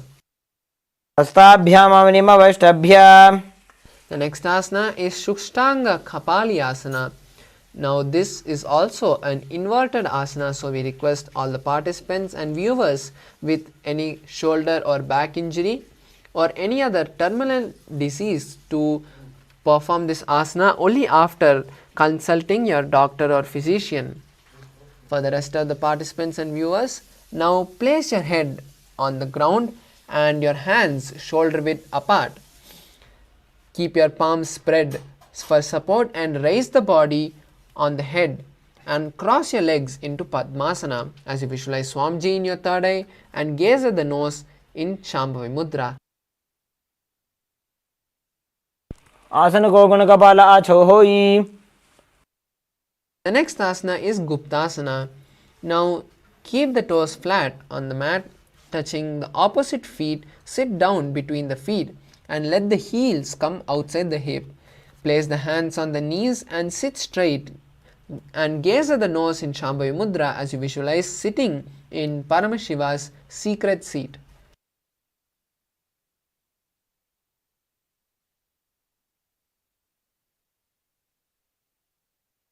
तानोर्वोरन्ध्रे पादौ कृत्वा पादौ च गोपयेत्.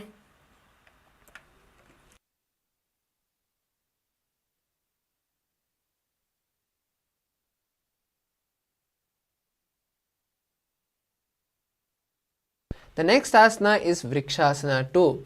This is also an inverted asana, so we request all the participants to take caution.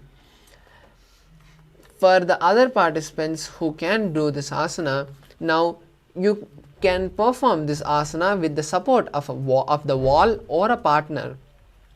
Now place your hands on the ground, shoulder width apart, with the fingers wide, and lift the body up straight into a handstand.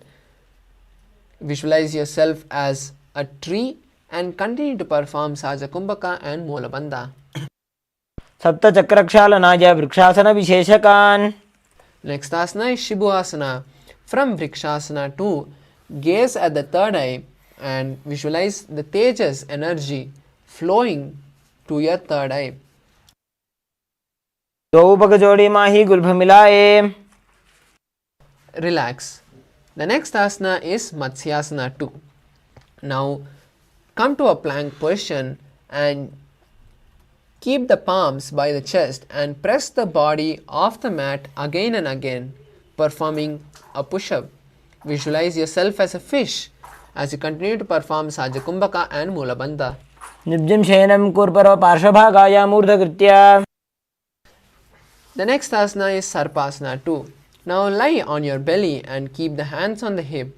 Extend the legs with the toes pointing backward. Lift the chest and move from right to left like a snake as you visualize a snake moving.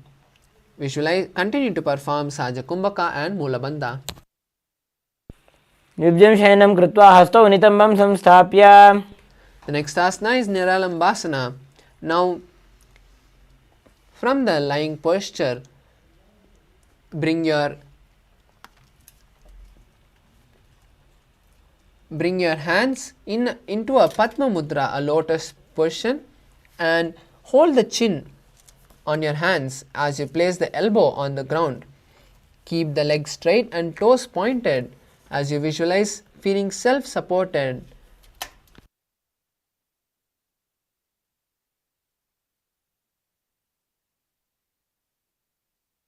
कराभ्यां पङ्कजं कृत्वा तिष्ठेत् कुरुपरयासुदीः. The next asana is Chatrasana. Now lie on the stomach and place the hands flat on the mat in front. Straighten the arms and bend the knees, bringing the feet towards the upper back. Lift the head and try to touch the back of the head to the toes. Visualize yourself as an umbrella protecting your guru. अर्ध्यासनौ स्थित्वा हस्ततलाभ्यां भूमिं धृत्वा. The next asana is Vajrasana. Now sit on the knees with the top of the feet flat on the mat. Bring your perineum on the heels and stretch your arms in front, placing the palms down on the mat. Visualize you are the weapon of Lord Indra. इदानीं गर्भिणीनां योगाभ्यासो यथा लघु. The next asana is Meshasana.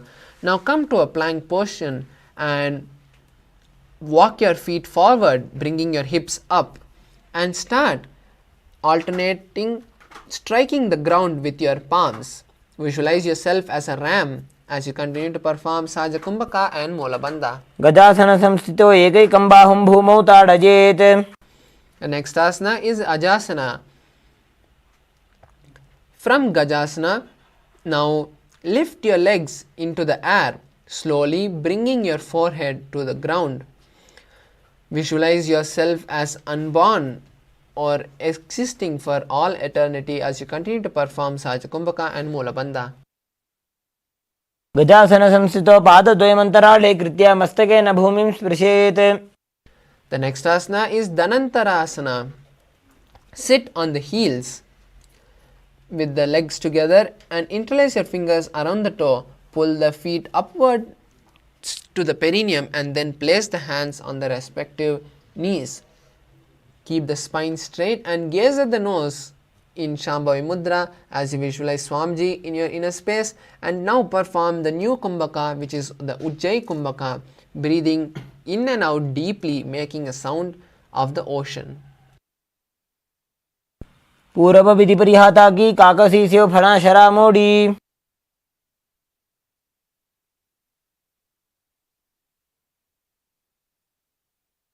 The next asana is Angamottanam Asana. Now Interlace your fingers in front and then behind you. Stretch your arms forward to the side and then backwards, giving massage to various different joints and muscles as you visualize Swamiji in your inner space and continue to perform Ujjayi Kumbhaka and Molabandha. हस्तयोः अङ्गुलीर्बद्ध्वा हस्तयोर्मध्यात् सर्वमङ्गं निष्कासयित्वा. The next asana is Garudasana 4. Now sit on your heels in Vajrasana and bring the heels outside of the hips. Visualize yourself as Lord Garuda and continue to perform Ujjayi Kumbhaka and Molabandha.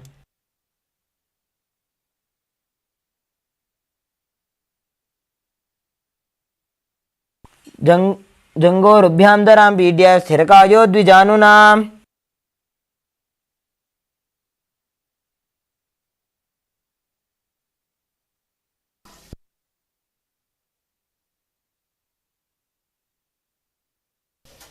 Day.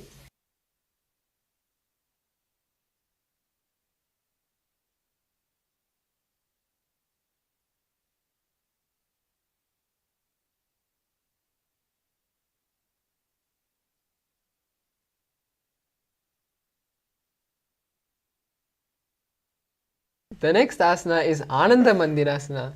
Now sit with your legs folded back and toes pointed backwards with the knees wide. And place the front of your buttocks on the ground and gaze at your third eye in Shambhavi Mudra. Visualize residing in a blissful temple as you continue to perform Ujjayi Kumbhaka and Molabandha.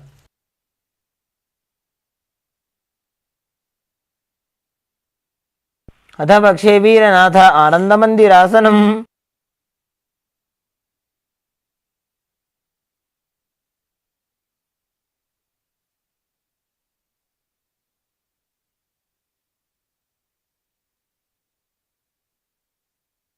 Asana is Mandukasana 2.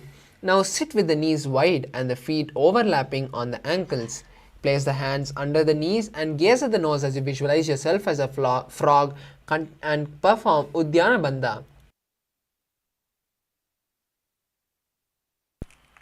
पृष्ठं सम्पीड्य गुल्फाभ्यां व्युत्क्रमेण समाहितः. The next asana is Narasimhasana. Now keep your toes on the mat and heels up and together. Place the perineum on the heels and place the palm on the ground with the fingers spread wide apart. Touch the thumb of both the hands and the base of the hands should touch the toes. Gaze at the nose and stick your tongue out, forcefully exhaling as you visualize Lord Narasimha, one of the 10 incarnations of Lord Vishnu. Gaze at your nose in Shambhavi Mudra. दो फणापाणी होए वैसे एड़ी Mailer गुदानी वैसे. The next asana is Bishrakasana.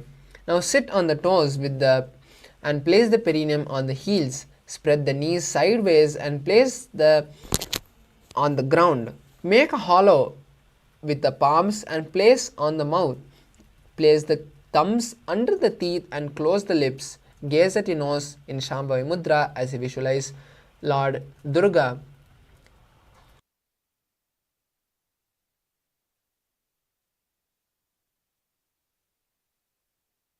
दो पगांगी एड़ी जोजी गोड़ा फनोबान अपनी होई.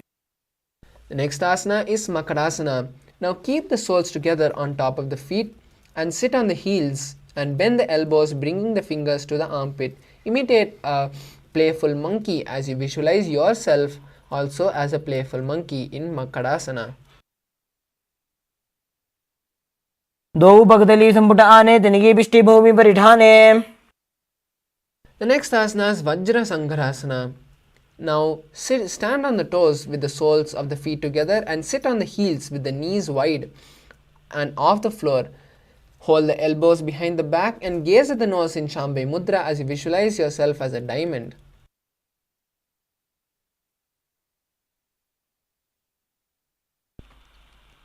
प्रथम फणापाणी होए वैसे दो एड़ी गुदानी वैसे. The next asana is Kancharasana. Now keep the toes down and ankles crossed behind and sit on the heels. Place the palms on the side of the mat as you visualize perfect health for your body and perform Uddiyana Bandha and Ujjayi Kumbhaka. खञ्जनासनमावक्ष्ये यत्कृत्वा सुस्थिरो भवेत्. The next asana is Kurmasana. Now with the toes flat, cross the feet and place the perineum on the back of the heels. Keep the knees wide on the floor and rest the hands on the knees. Visualize yourself as a turtle and continue to perform Ujjayi Kumbhaka and Moola Bandha. गुल्भौ च वृषणस्याधो व्युत्क्रमेण समाहितः. The next asana is Yogasana. With the toes flat, cross the feet and place the perineum on the back of the heels. Gaze at the nose in Shambhavi Mudra as you visualize Swamiji in your inner space.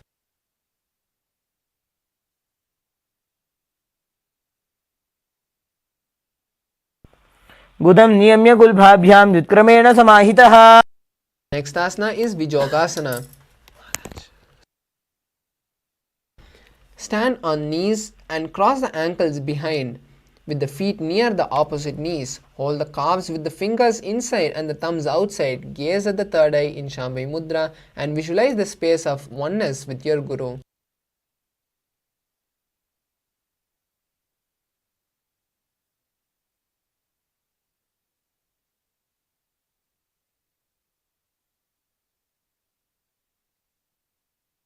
घोड़ा वामो बो होई घोड़ा आड़ा राखे दोई.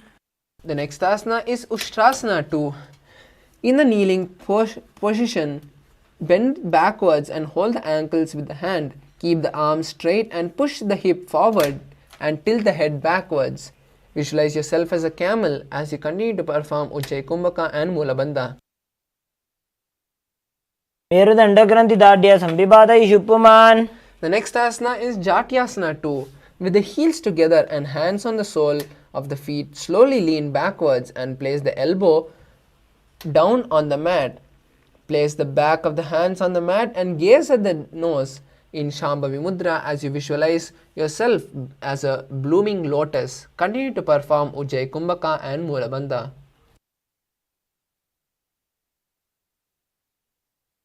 दो एड़ी संपुट करे 16 मूलद्वार इधर इधरे. The next asana is Viratasana. Sit on the knees with the thighs and calves together and lean backward, touching your back on the ground, and then rise up. Use your hands as support only if needed and do this again and again as you gaze at the nose in Shambhavi Mudra. Visualize healing and liberation and continue to perform Ujjayi Kumbhaka and Moola Bandha.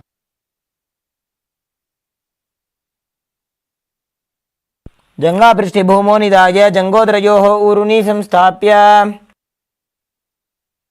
The next asana is Kapotasana. From Viratasana, raise the hips higher and bring the forearm on the mat and hold the back of the heels. Bring the head between the feet and visualize yourself as a beautiful dove as you continue to perform Ujjayi Kumbhaka and Moola Bandha. मेरुदण्डग्रन्थिदाढ्य संविपातयिषु पुमान्. The next asana is Varasana. Now stand up on the knees with the toes tucked and hold the arms of the opposite hand. Gaze at the nose in Shambhavi Mudra and visualize receiving a boon from Paramashiva as you continue to perform Ujjayi Kumbhaka and Moola Bandha. जानुनि भूमौ संस्थाप्य हस्ताभ्यां बाहु परस्परं धृत्वा. The next asana is Varasana 2. Now keep the knees together and toes tucked. Lean forward and bring the elbows to the mat and bring the head hold on the ground.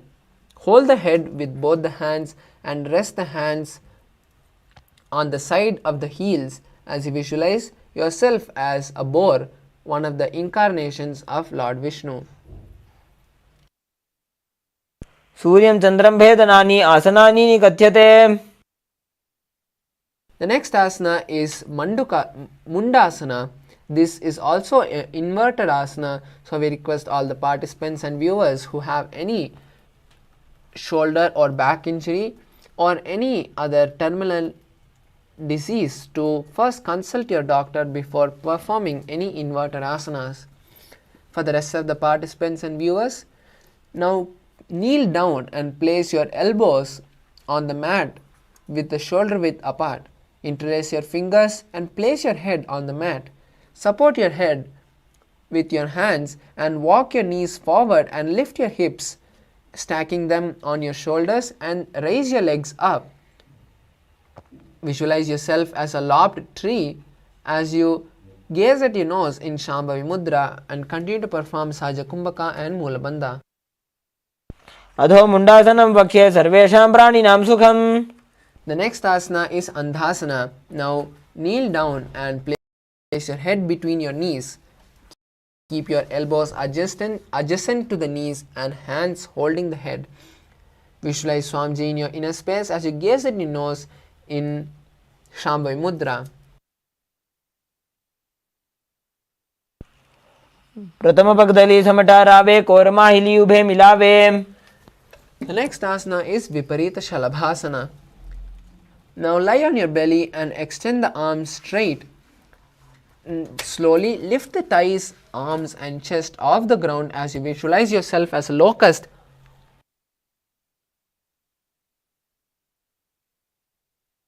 And continue to perform Sahaja Kumbhaka and Mulabandha.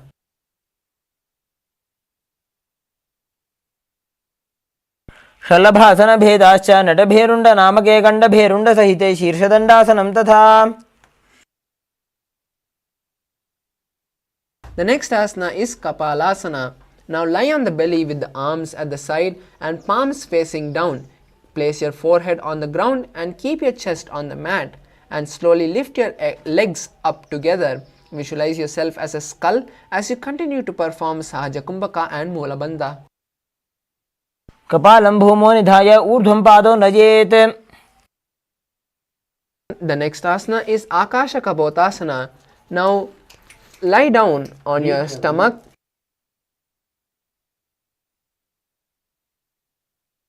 and place the hands by your side. Slowly lift the legs over the head and slowly place the feet on the mat in front of the head and keep the palms flat on the mat behind. Visualize yourself as a dove and continue to perform Sahaja Kumbhaka and Mulabandha. उष्ट्रासने स्थित्वा चरणौ भूमेरुत्थाप्य मस्तकोपरि नीत्वा. The next asana is Chatakasana. Now sit on the knees and bring the chest down to the navel so that the knees touch the navel. Keep the hands flat on the mat and the forearms on the ground. Be sturdy as you visualize yourself as a sparrow and continue to perform Sahaja Kumbhaka and Mulabandha. कूर्परपर्यन्तौ हस्तौ धरामष्टभ्य. The next asana is Vrishchikasana. Now kneel down and place the hands and elbows on the mat. Raise the legs and bend the back, touching the feet to the head.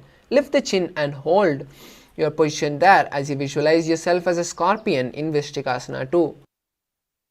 विच्छेपपुच्छप्रतिमाङ्घ्रिपार्श्वनि धृत्वा स्वशीर्षे चिबुकं विधार्यकौ.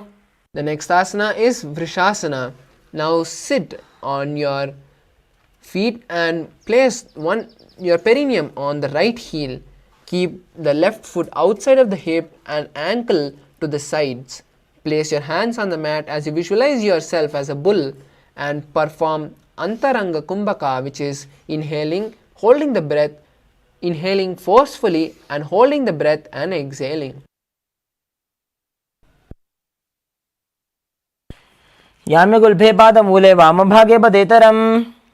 The next asana is Lolasana. Now kneel. Now come to a kneeling position and place the hands flat on the mat in front of you. Lift the knees off the ground and cross the toes of the left foot over top the right. Balance above the mat and visualize Swamiji in your inner space as you continue to perform Antaranga Kumbhaka. लोलासनं सदा कुर्यात् वायुलोलापघातनात्. The next asana is Vrishasana on the other side. Now place the perineum on the left heel and keep the right foot outside of the hip. Visualize yourself as a bull as you continue to perform Mulabandha.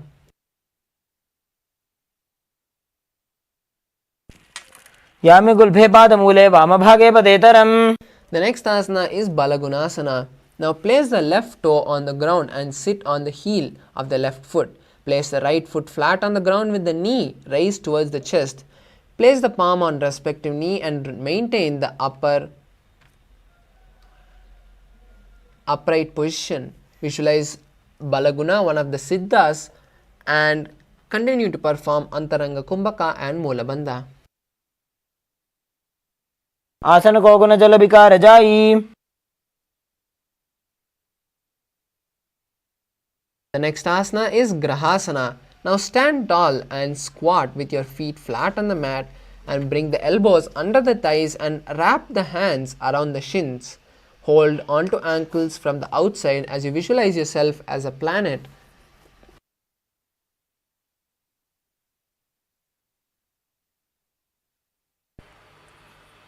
पादतले भूमौ निधाय जानुमध्ये कूर्परौ स्थाप्य. Next asana is Balagunasana on the other side. Now place the right toe on the ground and sit on the heel of the right foot. Place the left foot flat on the ground with the knee raised towards the chest. Place the palm on the respective knee and maintain an upright position as you visualize yourself as Balaguna, one of the Siddhas. आसन को गुण जल विकार जाई.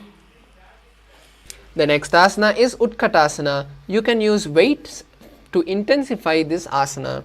Now sit on the toes with the heels up and the knees off the mat and place the perineum on the heels of the respective knee. Keep the spine straight as you visualize Swamiji in your inner space.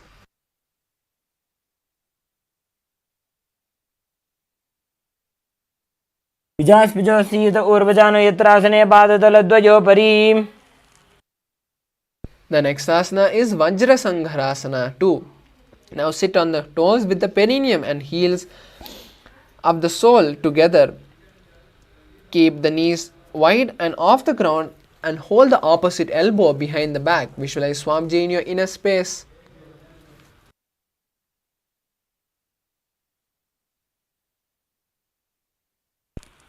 प्रथम बना पानी होए जैसे दो एड़ी गुदानी वैसे.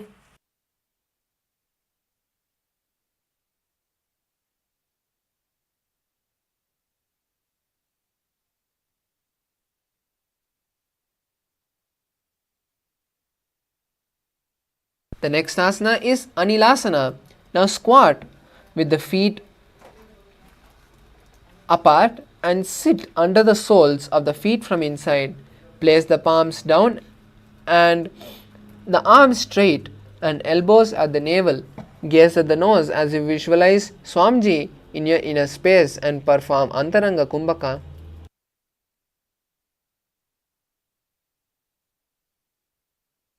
दो हाथ भूमि पर टाने कहनी जाड़ी ना बिलक आने. The next asana is Padukasana. Now stand tall and bring the hands and place them on the mat. And now step on your hands and hold your feet with the hands. Now start walking back and forth in your mat, visualizing yourself wearing padukas. हस्ततलयोः पादतले कृत्वा तिष्ठेत् गच्छेत् पादुकासनं भवति. The next asana is Kukkutoddhana asana. Now place the palms on the mat and raise both the feet upwards into the air and let them fall back down. Do this again and again as you visualize yourself as a rooster. हस्ततले भूमौ कृत्वा पादतले च ऊर्ध्वमुड्डानं कृत्वा.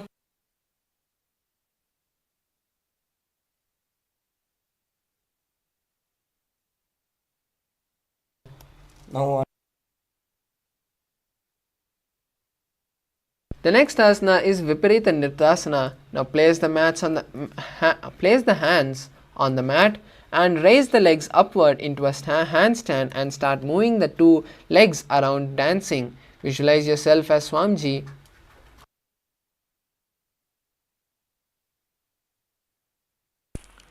हस्ततलाभ्यां भूमिं वष्टभ्य ऊर्ध्वपादाग्रे कुर्वन्.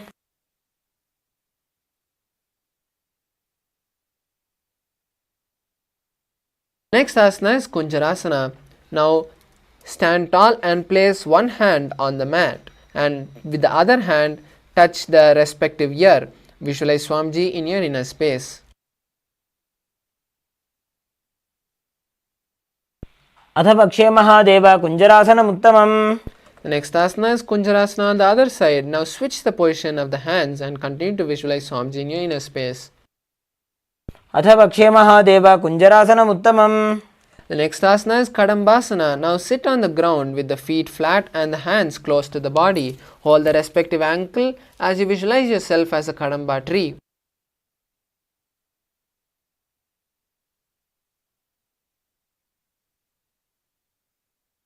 पार्श्वभ्यां भूमिं वष्टभ्य हस्तद्वयेन गुल्फौ धृत्वा. The next asana is Pavana Muktasana. Now sit with your heels at the perineum and hold the knees with your hands and press them towards the chest. Visualize the excess vata leaving your system as you continue to perform the new Kumbhaka, which is Sahaja Kumbhaka, which is breathing in, holding the breath comfortably and exhaling for the next few asanas. द्वयोस्तु पादयोः पाणिं लात्वा स्वस्वनितम्बके. The next asana is Chakorasana. Now sit and lift one leg behind your head and place it behind your head. Place both the hands on the mat flat and extend the opposite leg up and straight. Lift the entire body off the ground. Visualize yourself as a powerful source of energy as you gaze at your third eye in Shambhavi Mudra. पूर्वदानं चतुष्पादपीठं वज्रासनं तथा.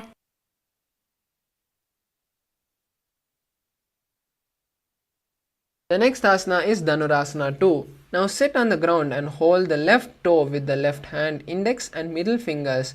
Pull the foot to the left ear and extend the right leg out, keeping the leg straight. Hold the big toe with the right hand and visualize yourself as a bow. पादाङ्गुष्ठौ तु पाणिभ्यां गृहीत्वा श्रवणावधि. The next asana is Ashtavakrasana.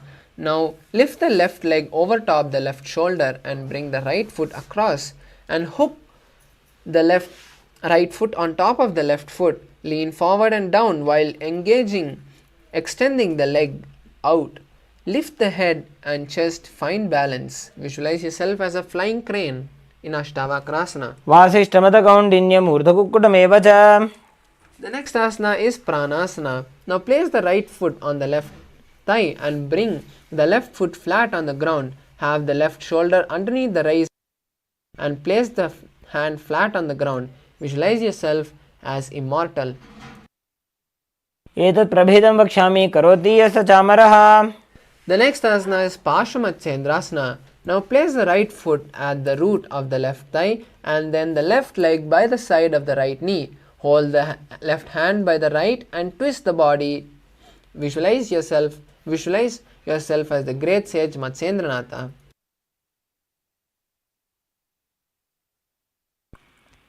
पार्श्वाभ्यां धृतदेयास्तु पार्श्वमत्स्येन्द्रमुत्तमम्. The next asana is Chakorasana. On the other side, sit and lift one leg behind the head and place both the hands flat on the ground and extend the opposite leg with the knee straight. Lift the entire body off the ground and visualize yourself as a powerful source of energy. पूर्वदानं चतुष्पादपीठं वज्रासनं तथा. The next asana is Dhanurasana 2. Now sit on the ground and hold the right toe with the index and middle fingers. Pull the foot to the right ear and extend the left leg out, holding the left foot with the left hand. Visualize yourself as a bow. पादाङ्गुष्ठौ तु पाणिभ्यां गृहीत्वा श्रवणावधि. The next asana is Ashtavakrasana on the other side.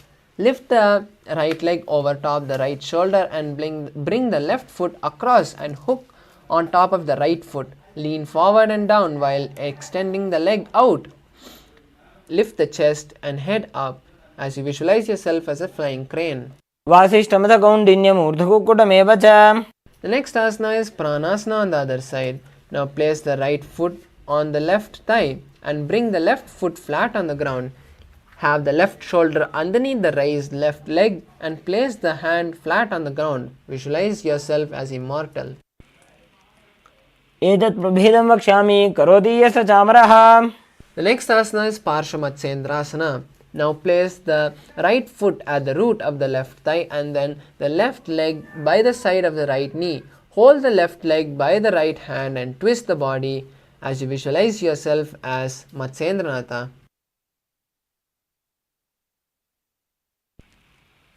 पार्श्वाभ्यां धृत्यते यास्तु पार्श्वमत्स्येन्द्रमुत्तमम्. The next asana is Ardha Paschimottanasana. Now extend both the legs straight and bend one leg and place it near the perineum as you hold the straight leg with both the hands and place the forehead on the knees. Visualize Swamiji in your inner space. एकं पादं प्रसार्य एकं पादस्य पार्श्वनासीवनी सम्पीड्य. Next asana is Kraunchasana. Now fold the folded leg towards the back of your hip and raise the straight leg towards the sky as you hold it with both your hands and bring your forehead to the knees. Visualize yourself as a crane. वासिष्ठमतकौण्डिन्यम् ऊर्ध्वकुक्कुटमेव च. The next asana is Ardha Paschimottanasana on the other side. Now straighten both your legs and bend the other leg towards the perineum and bring your forehead towards the knee of the straight leg. Visualize Swamiji in your inner space.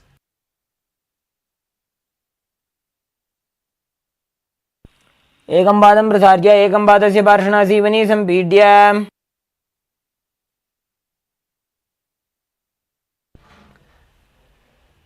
The next asana is Kraunchasana. Now place your right ankle outside of the hip and hold the sole of the left foot and the left leg up towards the forehead. Keep the knee straight and gaze at the tip of the nose as you visualize yourself as a crane. वासिष्ठमतकौण्डिन्यम् ऊर्ध्वकुक्कुटमेव च.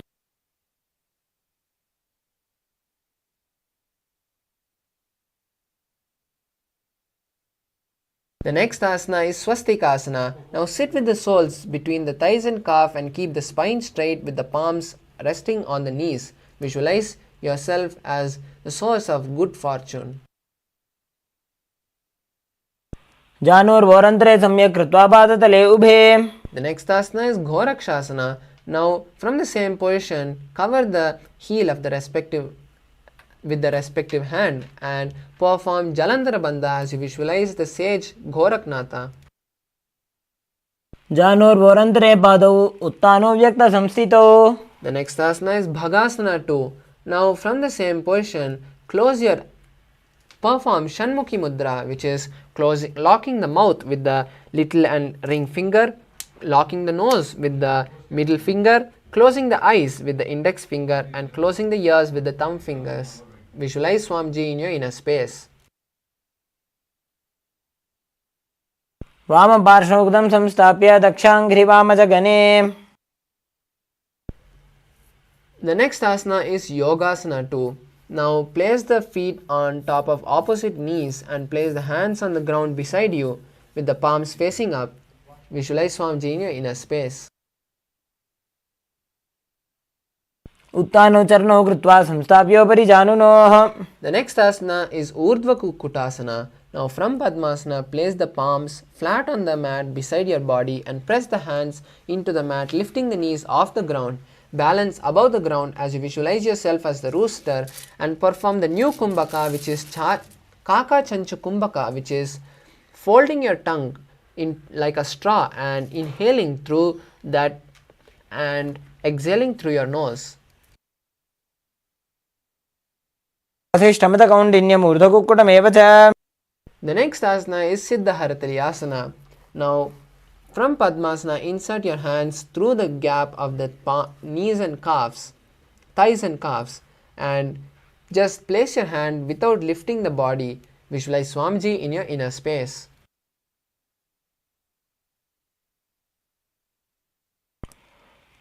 प्रथम पद्मासन को करे हस्तुदो गोडासन्दितरे.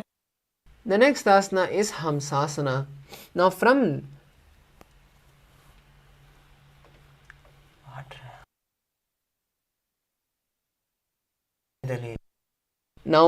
Siddha Haratayasana, just lift the body off the ground and find balance. Visualize yourself as an elegant swan.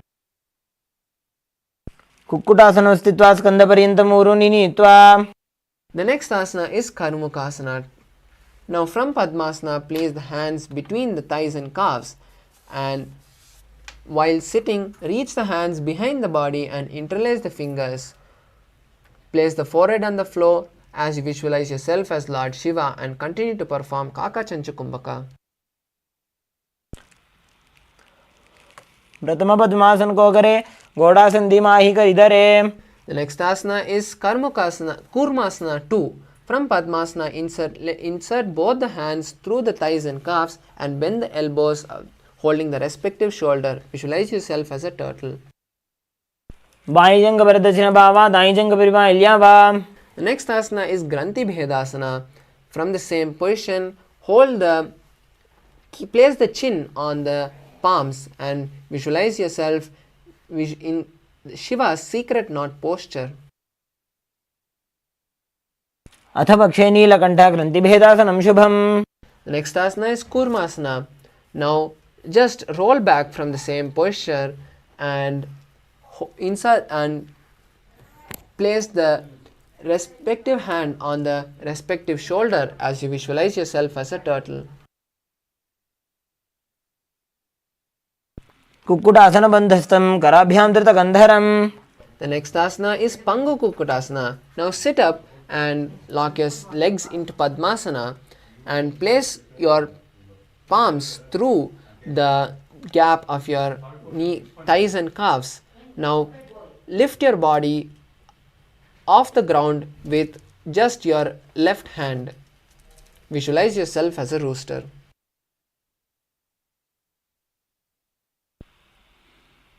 Kukkutasana स्थित्वा एकेन हस्तेन अन्यस्य परिबन्धं धृत्वा. The next asana is Kukkutasana, Pangu Kukkutasana on the other side. Now lift your body off the ground with just your right hand.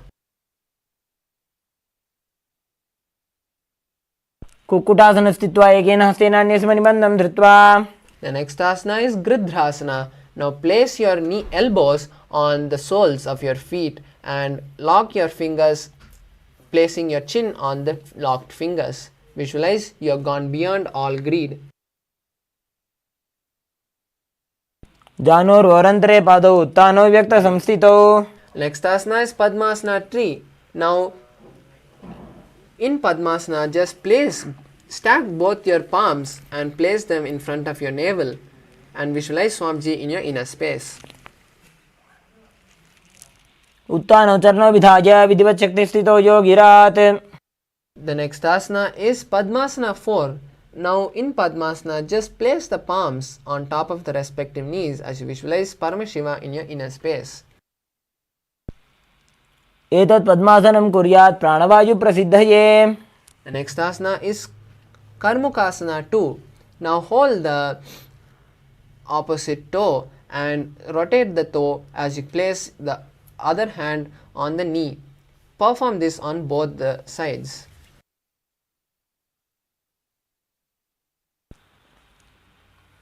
अथान्यासनमावक्ष्ये योगपूरकरक्षणात्. The next asana is Karmukasana 3. Now perform Padmasana and lock your hands behind your back and hold the toes. Visualize yourself as Paramashiva's bow as you perform Mahamudra Bandha. कार्मुकासनमाक्षित्य उदरे पूरयेत् सुखम्. The next asana is Dridasana. Now continue to perform Karmakasana 3 as you gaze at the third eye. गुरुभ्याम् उपरि स्थाप्य पादयुग्मं प्रयत्नतः. Next asana is Nagrasana. Now from Dridasana just try lying down, or if you can't continue to hold your feet, release them and cross your hands behind the back. Visualize yourself as a snake and perform the new Kumbhaka, which is Sahaja Kumbhaka, simple breathing. प्रथम पद्मासन को ठाने द्वौ हाथ पाछाने आने. The next asana is Kandukasana. Now bring your thighs and legs to your chest and hold them tight and squeeze your body as you visualize yourself as a ball. त्रासने स्थित्वा हस्तपादान् निष्कुष्य. Next asana is Urdhva Pavanasana. Now lay on your back with the knees raised together and feet flat on the ground. Place the hands interlocked under the head and gaze at the nose as you visualize Swamiji in your inner space. प्रथमे सूधो सैनकरावे घोड़ा उभा राशि मिलावे. The next asana is Markata Pitasana. Now from Now from Urdhva Pavanasana, place your palms under your heels and lift your hip off the ground. Visualize yourself as an alpha ape as you perform Morcha Kumbhaka and Jalandhara Bandha. उत्तानशयनपादतले उत्तानहस्तयोः स्थापयेत्. Now from Marakatapitasana, place your hands on your hips and straighten the feet as you visualize Swamiji in your inner space. जङ्घोरुबलहीनश्चेत् उत्तानशिखिपीठकम्. Now from the same position, lift your feet off the ground and place your hands on the lower back for support if needed. Balance the body in Narakasana. ग्रीवाकण्ठेन भूमिं विष्टम्भ पादाग्रद्वयम् ऊर्ध्वमुत्त्रजेत् नरकासनं भवति. The next asana is Tiryannaukasana. From Narakasana, bring the hands to the lower back and angle the feet as much as possible. Bring them forward. Visualize yourself as a boat. नौकावत् स्थित्वात् ऊर्ध्वं पादाग्रद्वयं नजेत् तिर्यन्नौकासनं भवति. The next asana is Dvajasana. Now just remove your hands from the lower back and place them down behind you. Visualize yourself as a Kailasa flag and continue to perform Morcha Kumbhaka and Jalandhara Bandha. तिर्यन्नौकावते ग्रीवापृष्ठगोर्परैः भूमिं वष्टभ्य. Now relax. Slowly place your legs flat on the ground as we perform the final asana of the Dvitiya Vinyasa Krama, which is Vrittasana. Lie on your back comfortably, relaxing your body. Avoid all movements as you visualize Swamiji intensely in your inner space. And perform Shakti Chalana Mudra, which is visualizing the Kundalini energy flowing from your root center to the crown center in Vrittasana.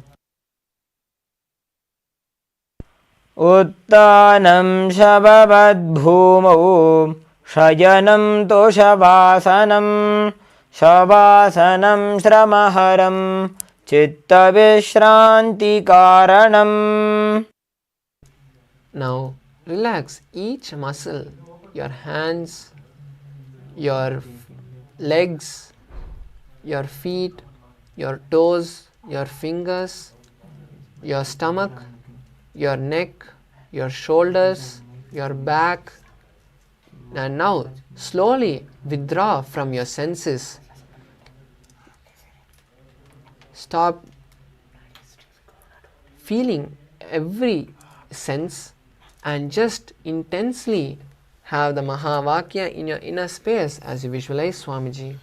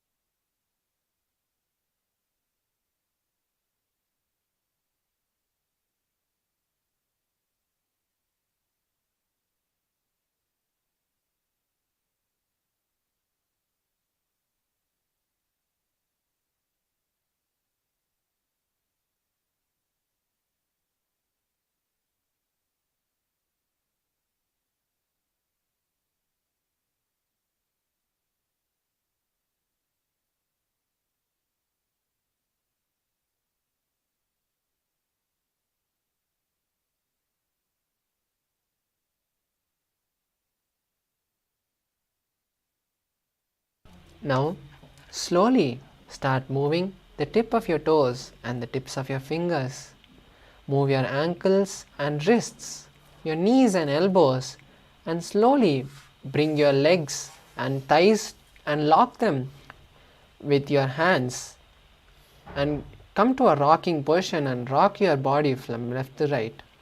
Now slowly come to a comfortable seated position. Congratulations to all the participants, as we have successfully finished the 308 asana sequence that has been revealed by Paramashiva. Now the most important thing we need to do is lock this intense kundalini in our nervous system by performing 21 minutes of power manifestation. So after this yoga session, we are going to be having an intense power manifestation session, and we request all the participants to go and get dressed for the next sessions after this power manifestation session. Now let us finish with the Purna mantra. So let's all sit straight with our head, neck and spine in a straight line. Bring your hands to the Atmanjali Mudra in front of your heart center.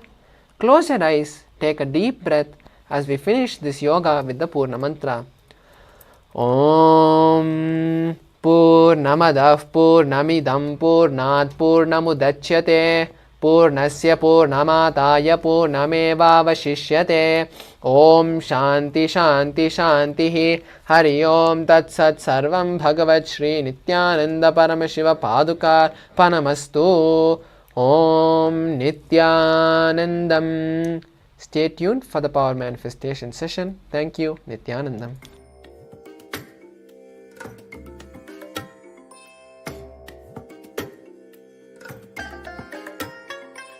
I bless you all. Let you all open all your three eyes and manifest the powers of Mahasadashiva. Om Nithyananda Paramashivoham.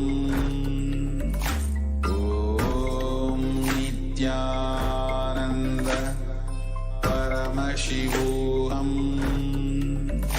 Om Nithyananda Paramashivoham. Om Nithyananda Paramashivoham. Om Nithyananda Paramashivoham. Om Nithyananda Paramashivoham. Om Nithyananda Paramashivoham. Om Nithyananda Paramashivoham. Om Nithyananda Paramashivoham. Om Nithyananda Paramashivoham. Om Nithyananda Paramashivoham. Om Nithyananda Paramashivoham.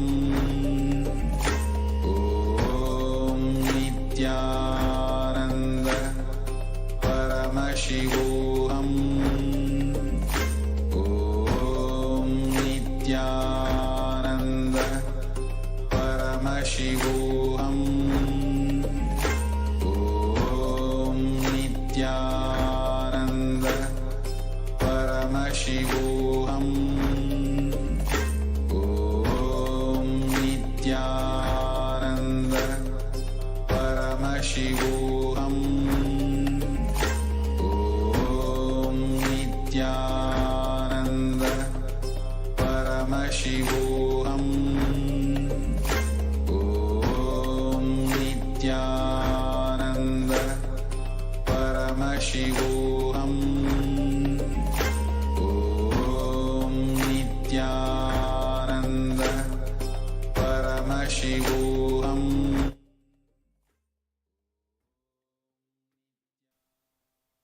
Yes, Nithyanandam everyone. Well, we're entering into the power manifestation segment. So I request all the participants to quickly settle down and get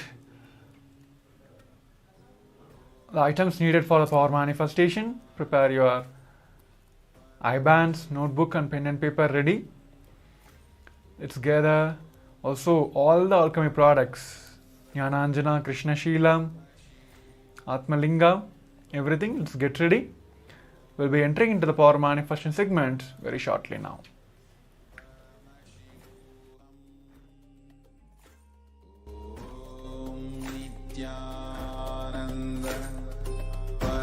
Paramashivoham.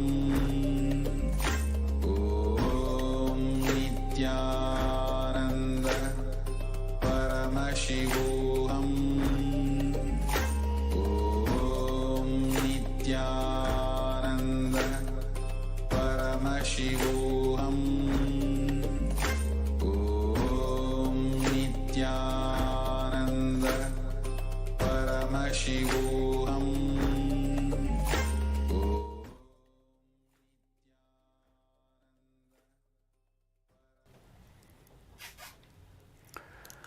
Nithyanandam Paramasugadam Kevalam Jnanamurtim Dvandvadidam Gagana Sadrisham Tattvamashyadilaksham Ekam Nityam Vimalamachalam Sarvadi Shakshubhudam Bhavadidam Triguna Ragitam Sadgurum Tam Namami.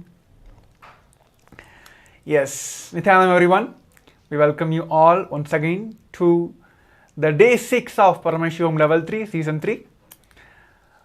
So yes, it is a wonderful yoga segment, so the intense yoga segments. Now we'll be entering into a 21 minutes power-packed power manifestation segments. So all of us will be manifesting the power of third eye, and today all of us will be manifesting the shapes. So I'll be projecting all of you certain shapes. I request all of you to manifest the powers. So let's get ready. This 21 minutes, it's going to be a intense power manifestation segments because just now we finished yoga and it helps us in easy manifestation of all these powers. So yes, let's get ready. I request all the participants to, if you have Jnananjana, please apply Jnananjana on your third eye and put your blindfolds. Make sure it is completely tight and no light is entering inside you. And I am seeing few participants, I think one of them are in the driving, they're joining sessions. Please park your car and make sure that you are attending from your house properly for the safety reasons. Or if you are catching up for the sessions, please do follow the instructions, but don't try to blindfold yourself for now. Yes, so let us get ready. So I'll be projecting now all of you image, shapes. Yes. Let us sit straight, head, neck, spine in the straight line. Just intensely visualize Swamiji himself as manifesting as Paramashivam with 25 heads, 50 hands and 75 eyes. He is just manifesting through your third eye. With that strong visualization, let us chant the Mahavakya Om Nithyananda Paramashivoham intensely. Om Nithyananda Paramashivoham. Om Nithyananda Paramashivoham. Om Nithyananda Paramashivoham. Continue chanting the Mahavakya intensely. Paramashivoham. Om Nithyananda Paramashivoham. Om Nithyananda Paramashivoham. Om Nithyananda Paramashivoham. Om Nithyananda Paramashivoham. Om Nithyananda Paramashivoham. Om Nithyananda Paramashivoham. Om Nithyananda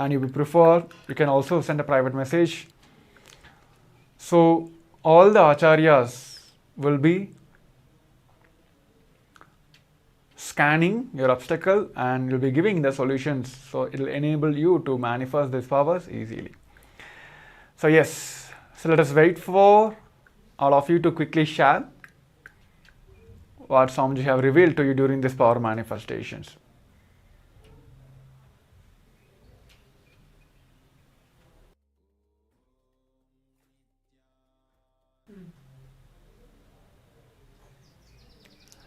Okay, yes. So now let us verify our answers now. Here, the image which was projected for all of you is, it's a haunting, double haunting, and it is white in color. Okay, I just saw a few bow downs to Swamiji on the screen, so I'm very curious to hear from all of you that how many of you are able to manifest this picture now. And also it has a grey background, so if you have seen any of this color or any image, or even if you remember Swamiji have showed some persons towards this power manifestation, whatever it may be, please feel free to post in the Zoom chat. So yes, so with this we'll be entering into the second round of the power manifestation, and this round also will be having the images for you, and I'll be projecting the images for you. So just remember this one thing, just surrender.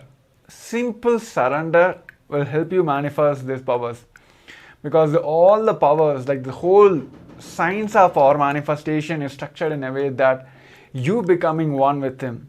It is like both vice versa. More and more you feeling the oneness, more and more he going to manifest through you, and more he manifests through you, you will be able to manifest the powers. So it is like both are interlinked. So just have this one thing, that even if you are manifesting, just understand he is manifesting through you. If you are not manifesting, put the blame on back to him itself. He is not manifesting.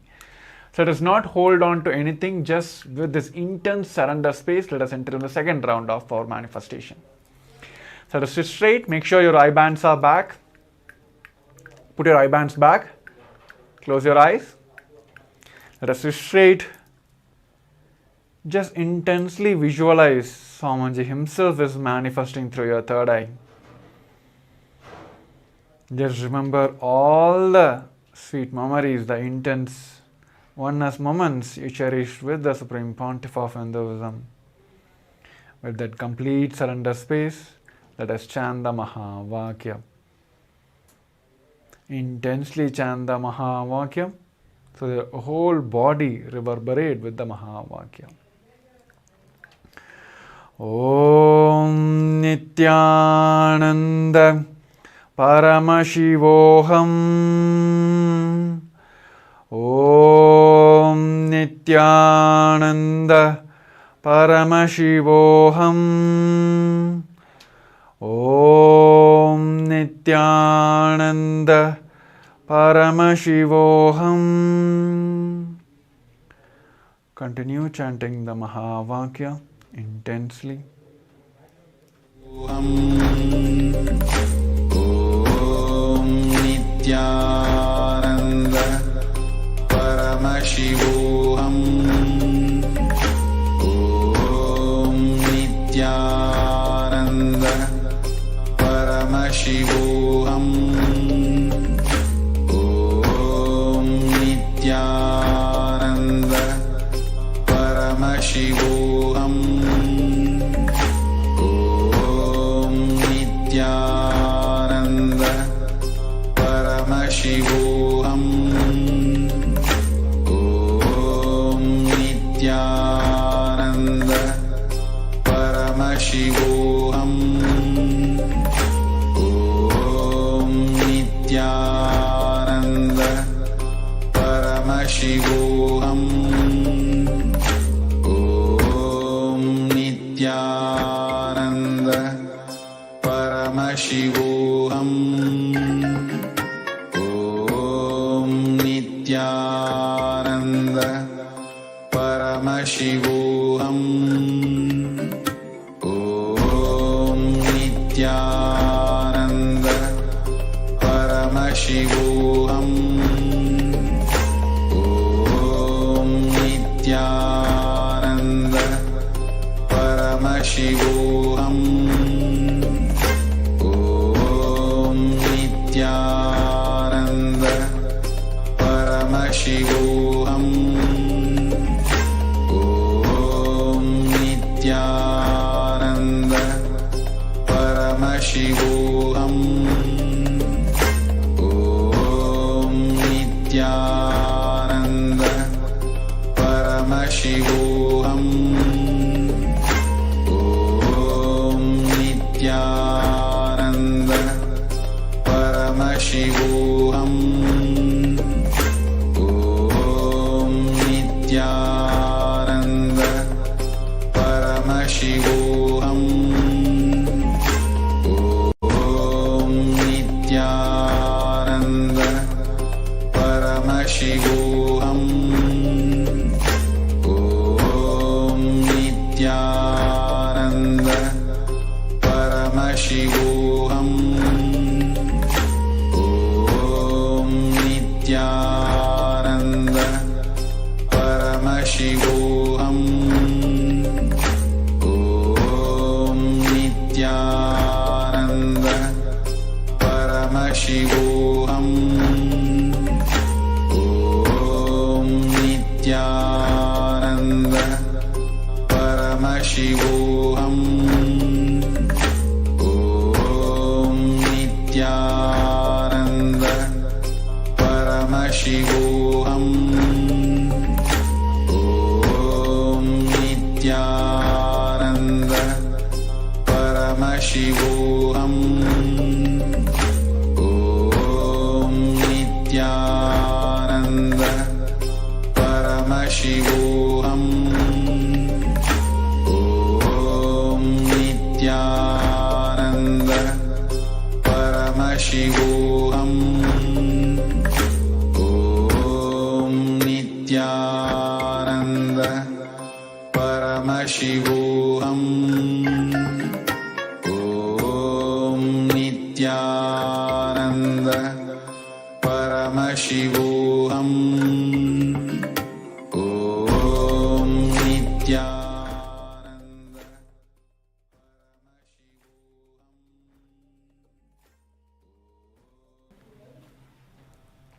Yes, Nithyanandam. Now you can relax. All of you can relax now. You can remove your eye bands and slowly open your eyes. So yes. So before verifying our answers, let us take a quick moment to pen down what and all you have seen. Just pick up your pen and paper and pen down. And also you can type it in the Zoom chat also what you have seen.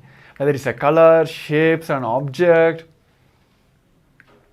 or remember like songs you have showed you, the favorite song you like, or God, whatever it may be. From the time you closed your eyes for this power manifestation, what and all you have seen, please do pen down. And also please post in the Zoom chat.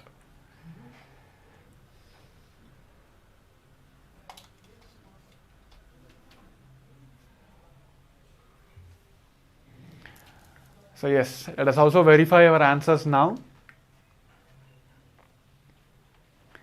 So it has a white background and it is a black arrow mark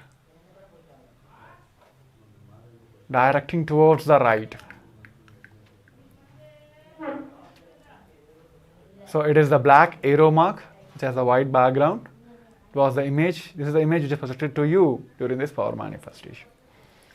So yes, so with this we're coming to the end of this segment, and if you have manifested any of these powers, please take a moment to share with your friends and families and also invite them for this today's program for the day 6 of the Paramashivoham level 3 season 3. So we'll be now entering into the next segments. So before that, let us take a few moments to share whether what and all you are able to manifest this power in the social medias. Thank you, Nithyananda.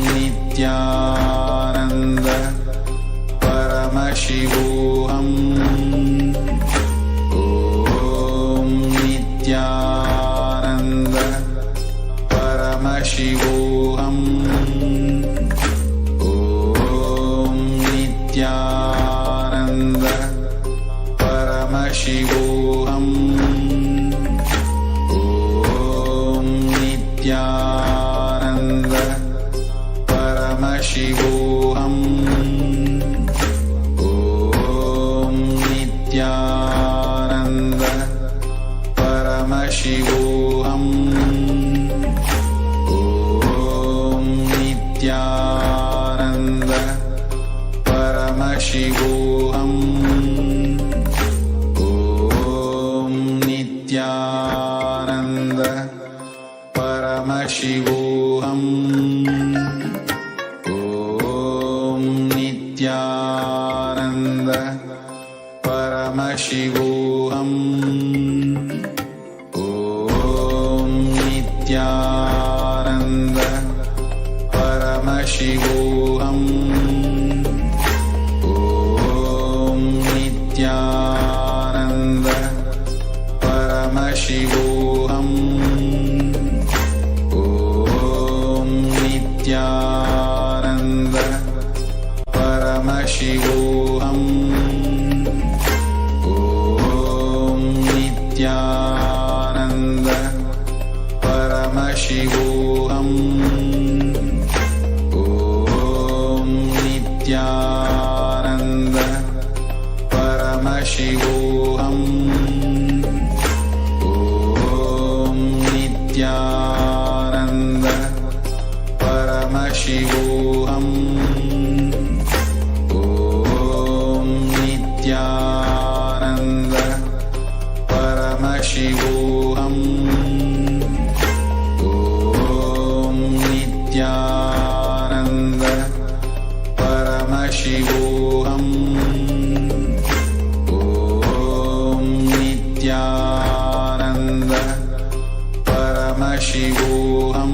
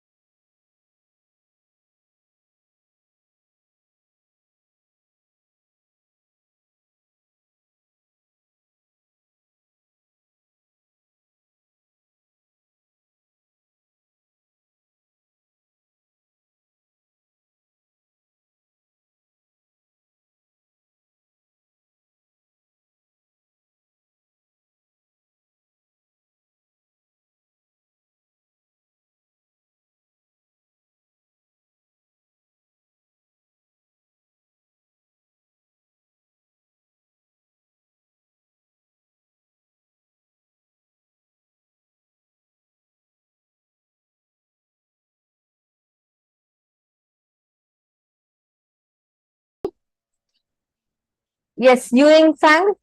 I see a Jivan Mukti book, Nithyanandam, and great. Okay, so today is a very, very important day for all of us.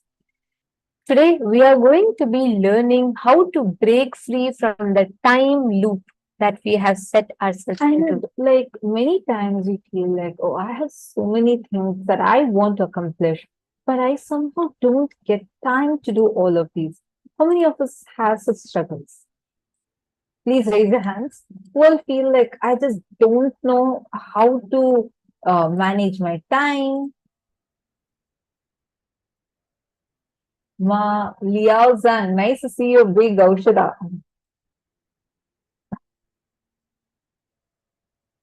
See, all of you understand the struggle that we all face, where we feel like I can't manage time. I don't think I have enough time available in my hand to do whatever I want. I have so many desires, but I don't think I have enough time to experience those desires or manifest those desires. Many of us have these kind of struggles with time. Just somehow, how much ever I stretch myself, I feel the time is not enough.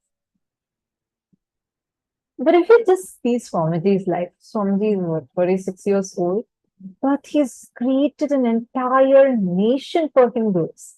And just in the last 27 years, meaning 23 years of his public life, Swamiji's created something that's just, you can't even imagine the way, the amount of contribution Swamiji has done for this.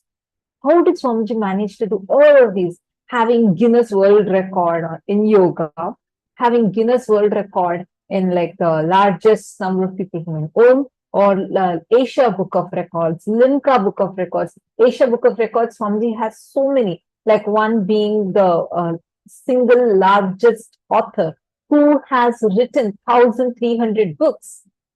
He has a record in that, Asia Book of Records, where in the whole world, Swamiji is the author who has written the largest number of books like this. And he is the world's largest collector of Rudrakshas. He's the world's largest collector of deities. Everything grand about Hinduism you would see in Swamiji. And same way, he's the world's largest collector of all the traditional stone pillars for building the beautiful Paramashiva's golden temple. How did Swamiji manage to do all of these? And he is the only Hindu guru. He's the only one who has commented, given commentary upon all the major scriptures of Hinduism, whether it's 108 Upanishads, Bhagavad Gita, Shiva Sutras, Yoga Sutras, Jain Sutras, Ashtavakra Gita, everything, all the major scriptures of Hinduism, Swamiji has given his commentary upon it. He's written books upon it. And on top of that, Swamiji is there available to all of us, making himself so available and continuously making the programs available to us. How does Swamiji manage all of these? And yet, be so relaxed, smiling. That smile will never even go even little lesser. What is Swamiji's secret? So is it actually possible for us to live beyond the clutches of time and be blissful like Swamiji? Today, all of us are going to be learning exactly this. So get ready. Make sure you're attending the whole program. Make sure you're here for every single session and be on camera. Understand? I just want to also tell, during the program, it's not that just during the darshan, you will be in Nayana Diksha with Swamiji, but throughout the program, there will be so many times where Swamiji will be seeing you. You may not know, but Swamiji keeps seeing the participants throughout the program and giving his blessings. That is why it's very, very important for all the participants to attend the entire day and be on camera as much as possible so that you don't miss out on Nayana Diksha. Because whenever Bhagavan's eyes fall on us, we never know So let's better not miss out on it. So with this, let's enter into our very first session and make sure that you are participating. That is something too important. Make sure you're participating and understand everything that you're learning. If you have any questions, doubts, feel free to ask. All right. So now let's enter into the first session, which is Paramashanta Svarupa of Paramashivam. What does that mean? How to be established in the Paramashanta Svarupa of Paramashivam?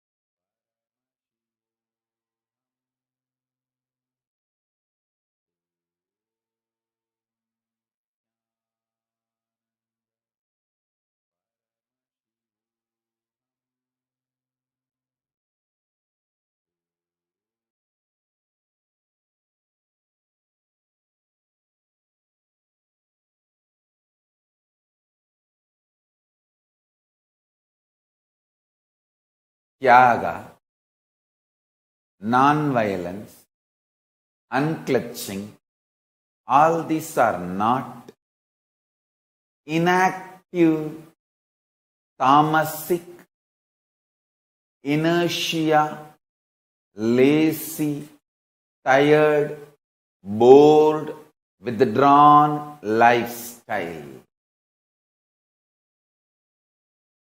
Non-violence means not only you will be non-violent, ahimsa, established in ahimsa, you will actively practice ahimsa and enrich everyone to live ahimsa.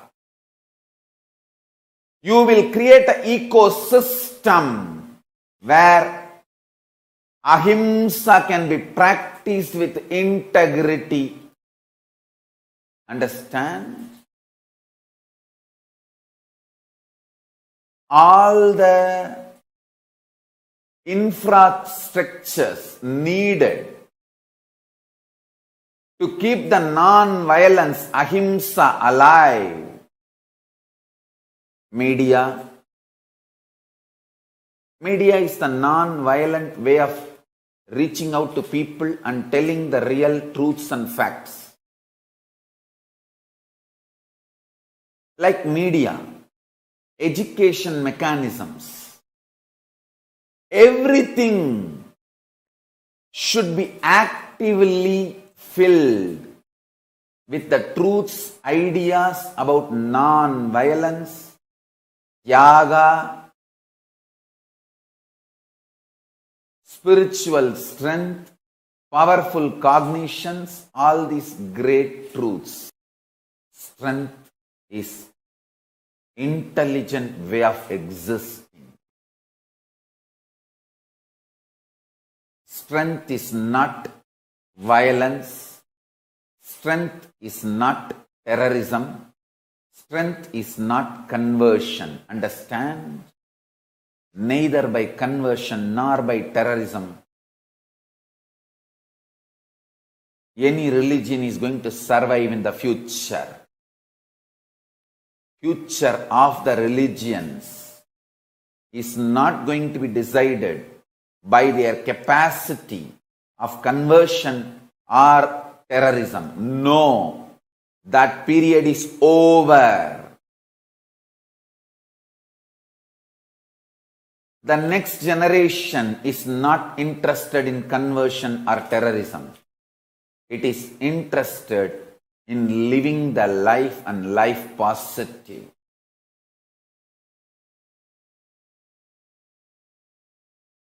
That 0.0000001%, that only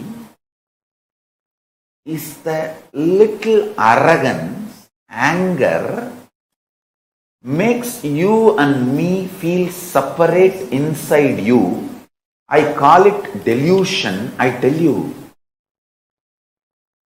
the worst delusion, greatest delusion, illusion in the universe is feeling of separation. 99.99999% of the stuff out of which you are made. I am made.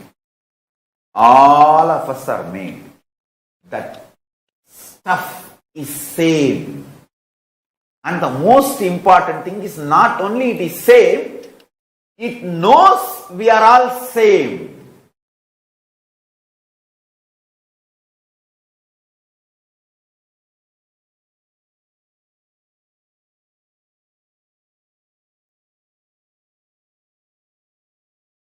So, 0.1%. I won't even say 0.1%, 0.00001%. That only makes you feel you are separate from the universe. Anger and arrogance.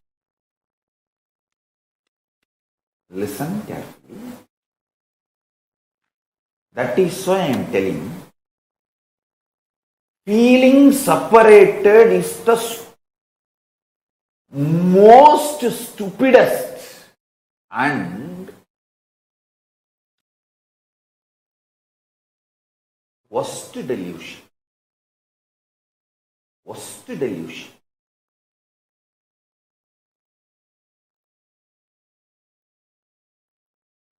It is from the feeling separated stems violence. Violence is rooted in feeling separated.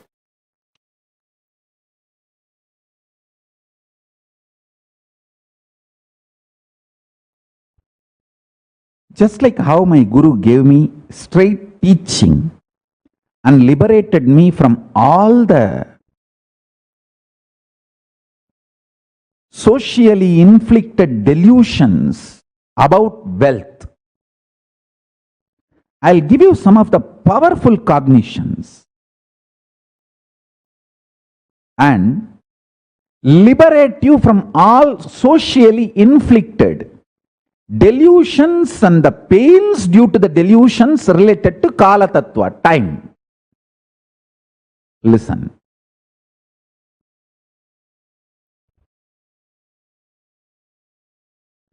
Even death is okay, but don't ever become violent. Non-violence is the best strategy even in the face of the death, because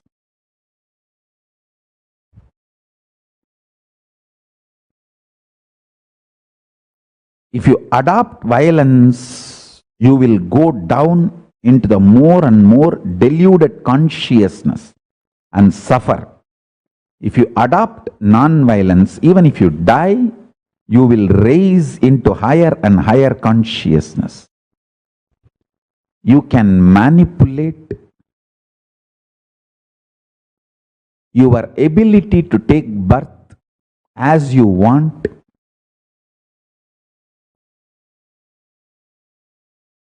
Your ability to enjoy life as you want by the pure observance and cognizing ahimsa paramo dharmaha. When you cognize non-violence is the ultimate dharma,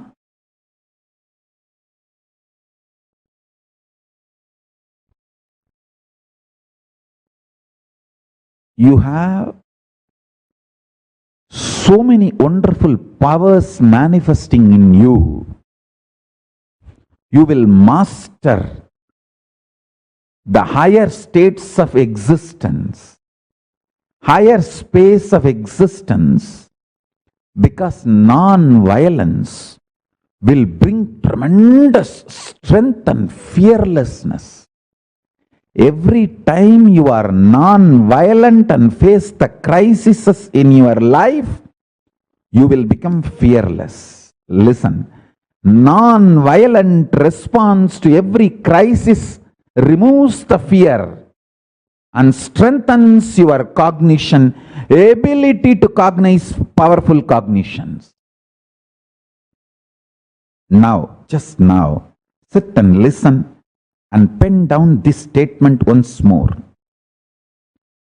Non-violent way of responding to every crisis in your life removes all fears from you and strengthens your powerful cognitions and your ability to cognize powerful cognitions and manifest them as reality.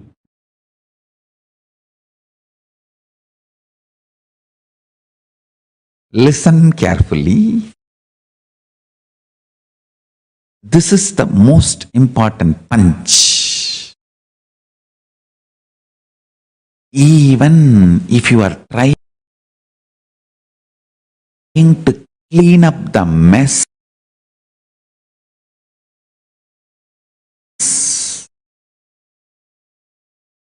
created by the reactionary assumption patterns and reactionary assumption lifestyle, even that will be delusion. The one and only solution is unclutching, withdrawing into supernal effulgence of Paramashivam. Listen. Supernal effulgence of Paramashivam. If you just internally tell yourself, okay, I am not going to struggle anymore with this business which is torturing me, with this job which is torturing me, with relationship which is suffocating me. I am declaring liberation and I am withdrawing. Even if you take a conscious decision, don't do. I am not saying divorce. I am not saying resign the job. I am not saying sell the company. No. I am saying decide to create an inner space for yourself where you are not constantly functioning out of reactionary assumptions. This is what I call liberating cognitions, liberation principles. Withdraw. For 2 days till, I'm not going to get involved. Let me have my space. Let me sit with supernal effulgence of Paramashiva. Let me sit with Swamiji and talk to him. The supernal effulgence of Paramashiva.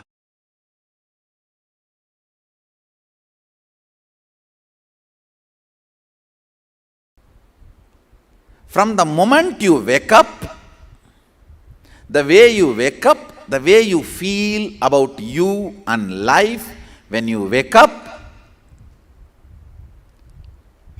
and why you eat what you eat, why you do things what you do in the morning, how you run your life, why you do what you do in the daytime, how you handle you when you are up, how you handle you when you are down, how you handle you when you are feeling you are gaining whatever you want, how you handle you when you are feeling you are failing in what you want.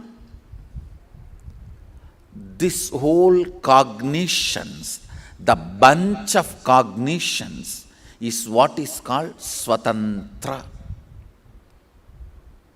Right cognitions about you, life,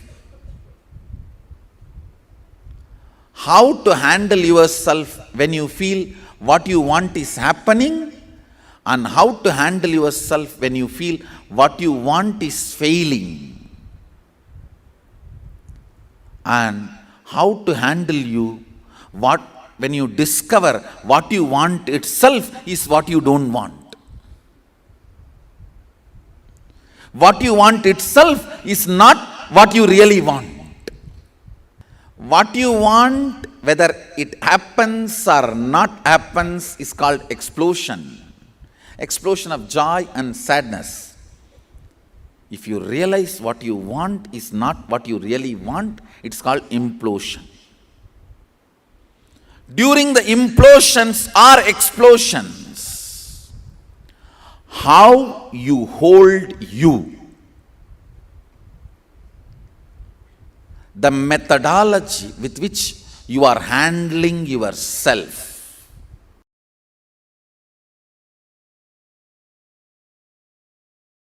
Listen carefully.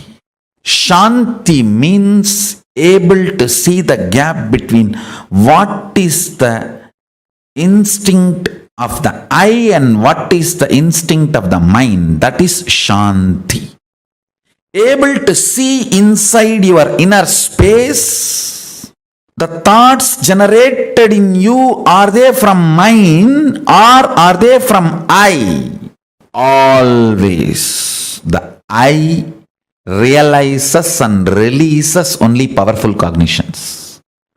Always mine realizes and raises only powerless cognitions. It's an eternal law of life. Ability to see the gap is Shanti. Inability to see the gap is Moga. Understand? Worst shade of the lust is not the attachment with another person or the body. It is not the craving or the attachment you have for another person or the body.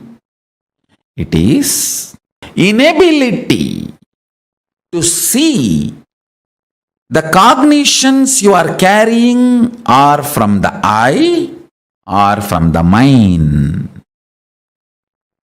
Shanti means ability to see the gap between these two. Is my decisions and ideas, identity is coming from the I or mine? Be very clear.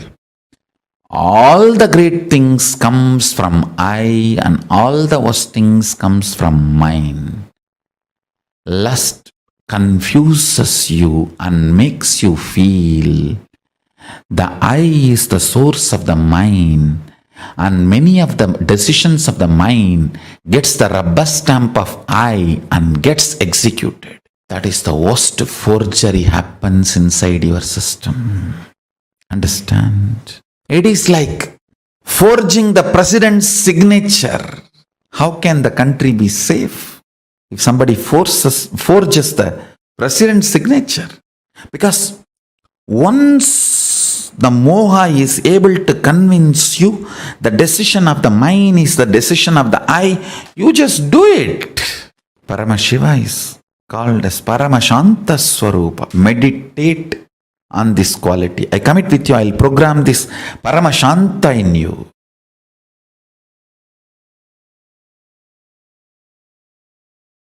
Intensify your inner space through any one of these methods. I'll describe the methods now. Just 5. Continuous, unbroken prayer.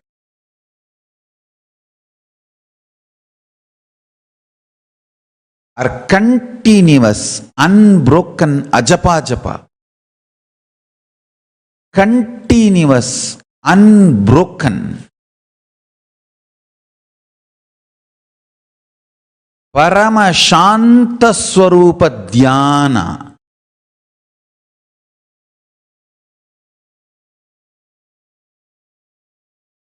Continuous, unbroken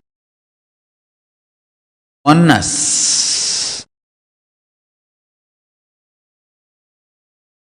Continuous, unbroken unclutching. Understand? I can give some more methods. First, let me describe these.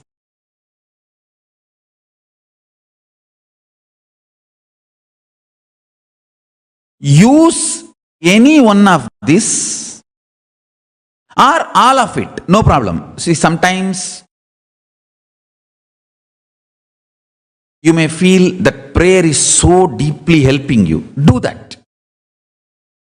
If you start living in the space of peace of Paramashiva, Paramashanta Svarupa,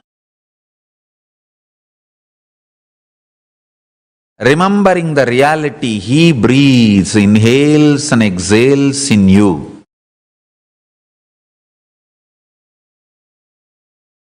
with the eternal bliss and peace.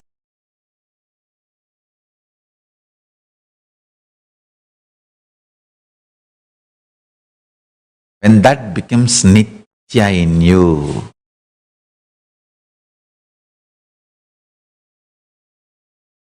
the very quality of your existence goes up. See, that taste, what you consider as joy, bliss, that very quality raises.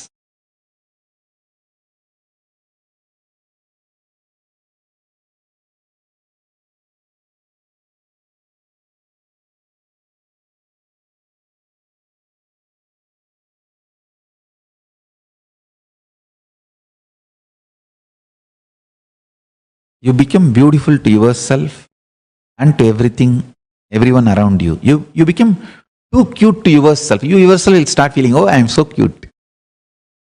And everyone around you will start feeling that, oh, he's so cute. That feeling, you feeling cute within you, about you, and everyone around you feeling you are cute for them too. That is the fragrance of Paramashiva oozing out of you. That joy, Paramashanta Svarupa.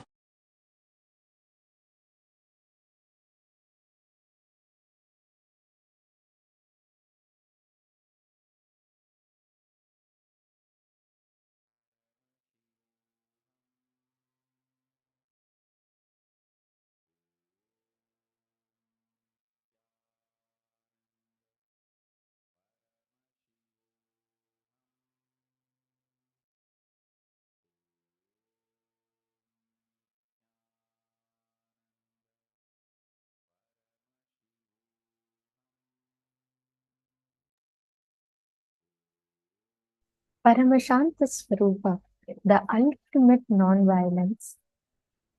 All of us, just by connecting, just by experiencing Advaita. Swamiji revealed a very important truth here. Swamiji said, non-violence means not only you will be non-violent, but you will be established, you will actively practice, participate in enriching the world through that non-violence. That is the real manifestation. See, understand, when you are experiencing that space of ahimsa, right, where there is complete, absolute non-violence, where there is no way any himsa, any kind of violence in any level, any which way, which is happening outside. This will not only make you practice non-violence, but also will make sure you actively spread that ahimsa. It will ensure that you are continuously participating, enriching the world to follow that ahimsa. 99.99999% of the time, the stuff out of which all of us made, it is not only same, that part of us knows all of us one or the other way is same. So it is only that 0.0001% makes you feel you are separate from universe. Understand, actually you need to know this. 99.99999% of you knows you are part of the whole. It is only that 0.0001% is in delusion that you are something separate from the universe. And that 0.001% is creating that violence. Violence is rooted in feeling separate from the cosmos. This is a very important truth. If we just establish ourselves in that Paramashanta Svarupa, where you are not separate from the existence, where you're not anything separate from what the cosmos is showering for you, then you realize that you become established in pure enriching. That's the difference. That's the difference between anyone, and that is the difference between enlightened beings.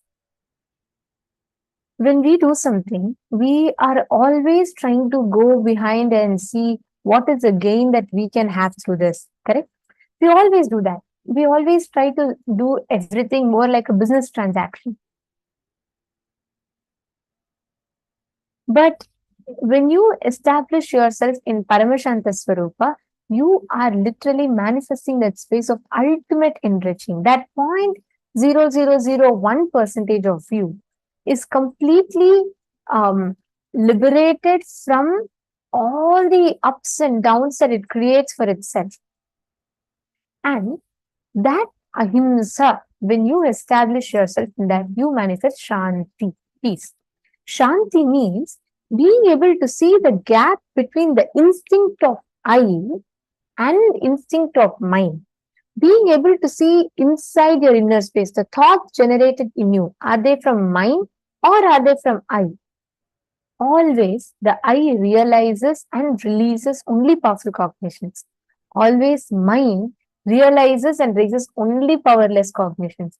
If you think, oh, that is my money, so I cannot let it go, let go of it easily, and you are always running behind what you are possessing, you start becoming violent. You start feeling separate. The moment something mine, the my definition comes, that is a source of separation, feeling of separation. The moment you see this gap, you realize, the moment you are able to identify, hey, this is not me. This is coming from that innate violence or the feeling of separation, which is not me. Then you are manifesting peace. Paramashanta Svarupa. So Swamiji gave 5 methods to intensify your inner space. Can I request you all to post? Let's see what each of you understood. The 5 methods which Swamiji gave for us to experience the Paramashanta Svarupa. Come on. Any methods, you can post at least any 3 methods from this. See? Come on, Harini, Ma Kovardhani, Ma Waying.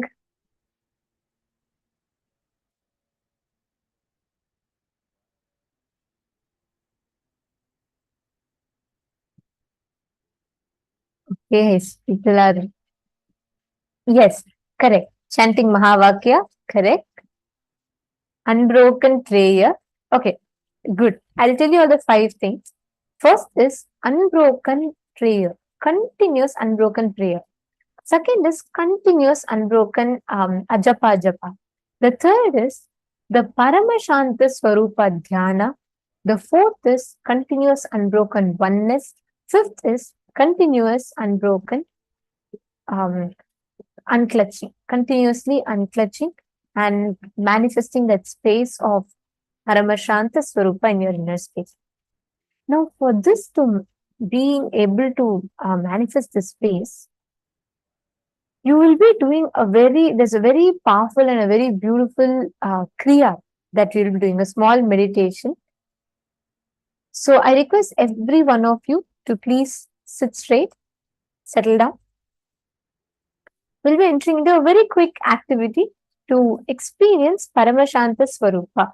And for this activity, you are going to be stretching your legs and make sure that your back is supported and comfortable.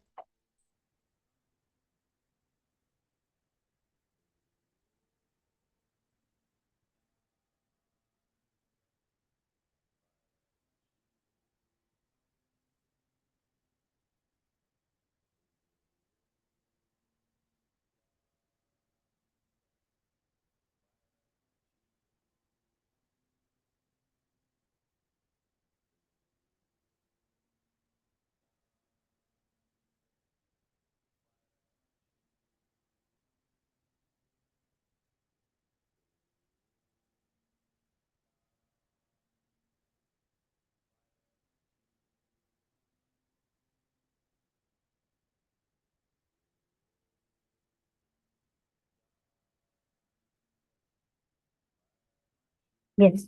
Now, for this particular Kriya that we're all going to be doing, I request you all to please sit, lean back, and stretch your legs forward.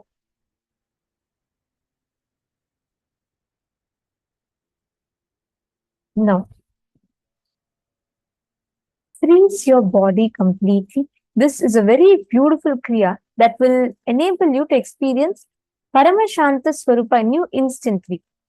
Can you all please lean back? Now, you're going to be freezing your body completely. Arrest all the movements, no movement in the body. Please freeze your body.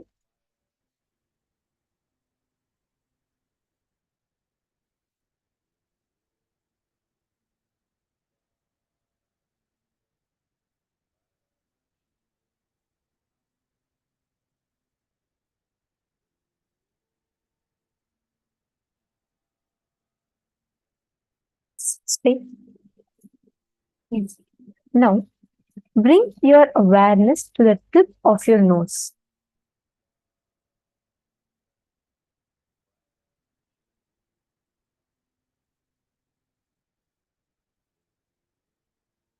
Bring your complete attention to the tip of your nose.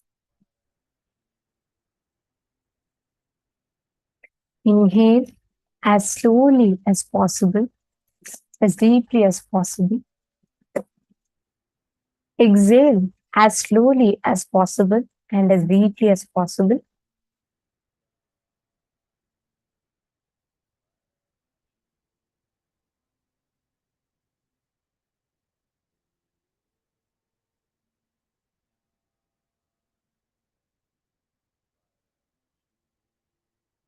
Keep your complete awareness unclutched from all the ideas of thoughts and boredom that is coming to you.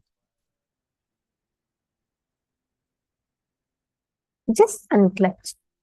Unclutched from all the boredom. Decide you're not going to move the body. You will have so much of urge, like correctly that time something will happen, you will want to itch your body, or you will just want to move your hand, you just want to sit more comfortably, but don't move. Just completely freeze your body. You're just going to be not entertaining any boredom, any tiredness for your body to move. Unclutched from your very idea of boredom. Just sit unclutched. The key here is to freeze your body. You're not going to move your body till the time is over. So please completely freeze your body.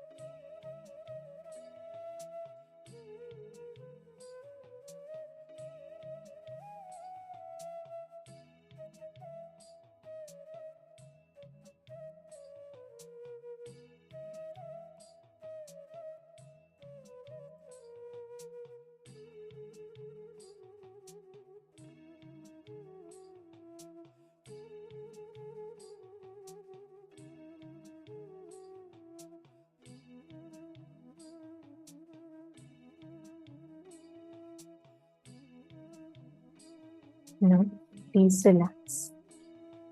Slowly, very slowly, please settle down.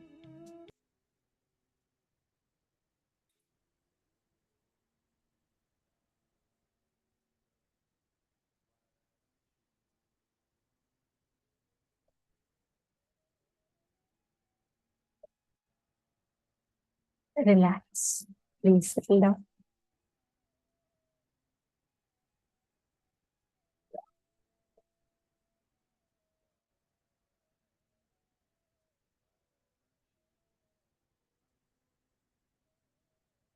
Now, please understand, this space of unclutching creates the Shanta in you, the Paramashanta in you.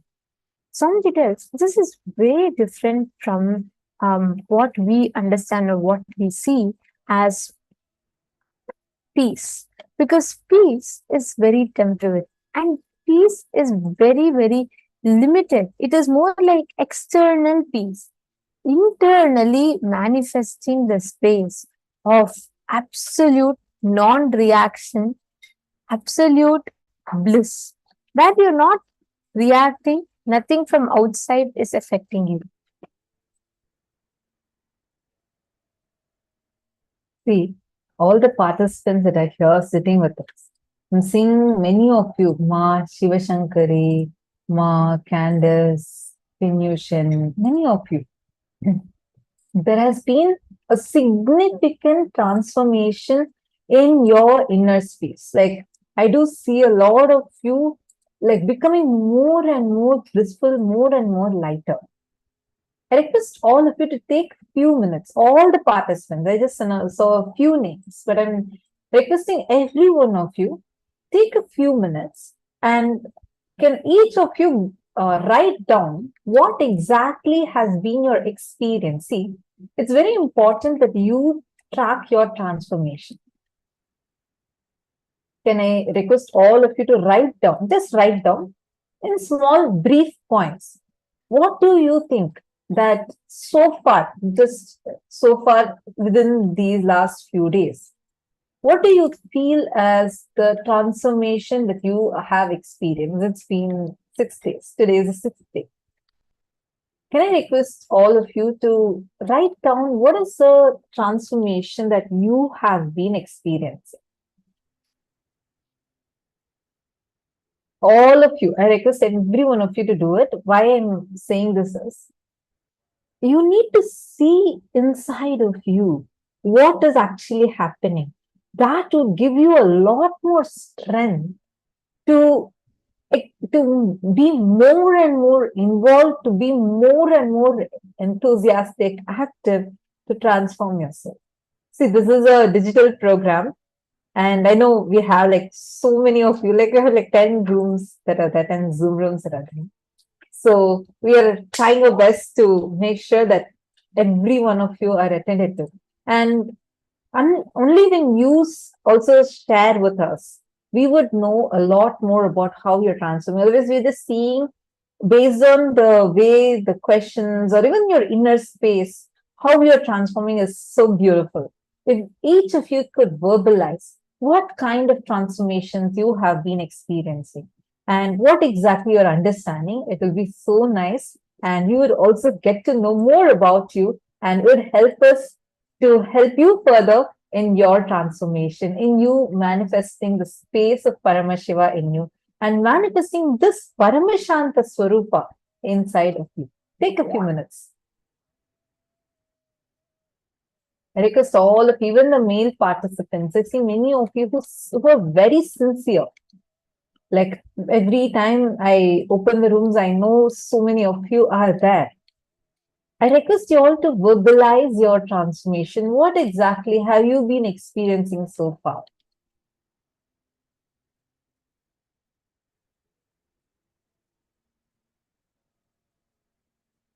Take a few minutes.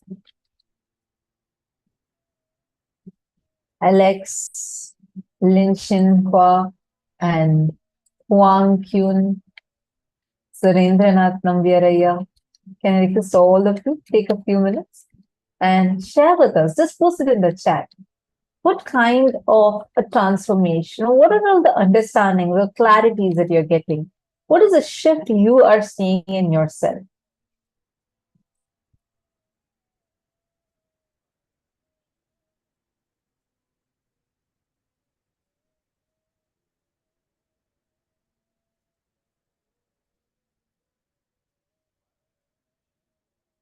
Okay, beautiful. Jan Shanghai has posted, being able to see more of the essential behavior of the events. What kind of patterns, what kind of occurrences led to the present events?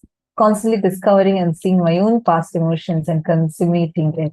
And seeing the emotional patterns that existed in many of my family members, in addition to myself. And of course, I'm a composite of them. Wow. Jan Shanghai, but like, I really want to appreciate your sincerity. Like, I've been noticing you're very, very sincere in the sessions, like, and seeing the way you internalize things. See, it's whenever you listen to the powerful cognitions, right? There are two attitudes that we tend to usually have. One, see, first thing is we may not listen at all and we may miss it. But the first attitude we usually have is either we just listen to it like a nice to hear thing, and it's like, wow, nice to hear. But the second is where you take those cognitions and make it as a part of your Like life. internalizing it and analyzing it, internalizing it. And that is the very fact that the words you are using are all the powerful cognitions and truths that Swamiji has been revealing. That itself shows you're actually absorbing and understanding those truths. And which country are you from? Jian Chan? Jeronimous has listed thinking more in terms of positive, developing an attitude of I can. Wonderful. That by itself is a huge shift because it's a huge reinvention of yourself. That's great. Thank you so much for sharing.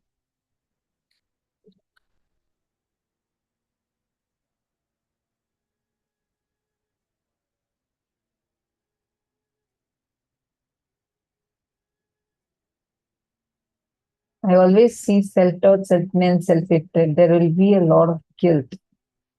Mao's that. Can this come concentrate clarity, but a little afraid of separating from the fact. Don't worry. Thank you for opening up, Miao Zhang and Candice. See, now we are going to be working on, today's focus is going to be on this time dimension. We're going to be going step by step and doing the things necessary to go beyond the time dimension. We're going to understand what is time and the right understanding, right relationship with time. During this, I request you to focus fully on how whatever cognition Swamiji is giving, right? Take it and map it into your life. And in every session, post what you're understanding. Like, for example, Candice, you're saying that there is still some kind of a resistance or like a fear about separating from the fact, like where you are trying to unclutch. You are having a kind of fear. I hope my understanding of your message is right. If that is the fear, don't worry. Today, sit and intensely listen, especially when Swamiji explains to us about Kaala. When the understanding about you changes, the relationship that you have with the world also transforms. Are you understanding? So don't worry. Let's work slowly, step by step. If you have any questions during any of the sessions, feel free to ask. You can tell us even if you want us to repeat something. Feel free to ask. So that way, it'll help you to transform the understanding you carry about you.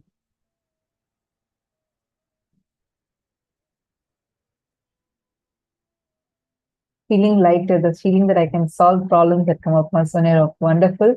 Hareen Raj, clarity of thoughts that stems from the quietness of the mind. Very nice. Hareen Raj, where are you from? Which place are you from? There is no more fear in my inner sphere. Joan, how? Wow. The possibilities have increased. Very nice. Relieved. No fear and no guilt. Released my depression and empowering myself. Why in? Very nice. So nice to see all of you posting so many such sweet messages. Giselle Wang. Wonderful. Joyce Leong. I can feel that my body is transformed and also negative beliefs and doubts removed. My inner space feels so fresh and relaxed. Now I know what is breathing. I became braver and I am with more clarity when I take every action. That's great. Wonderful, Makovardhini. Makovardhini, see, when the more and more you do by the end of this program, you will see it is not just self-criticizing, but deeper, and the cognitions that we carry in the deeper levels, it completely changes the way you cognize as you. Each time, whatever you think as you, that definition that you give to yourself completely will change. So the more you do exercises, you will see this, the shift happening.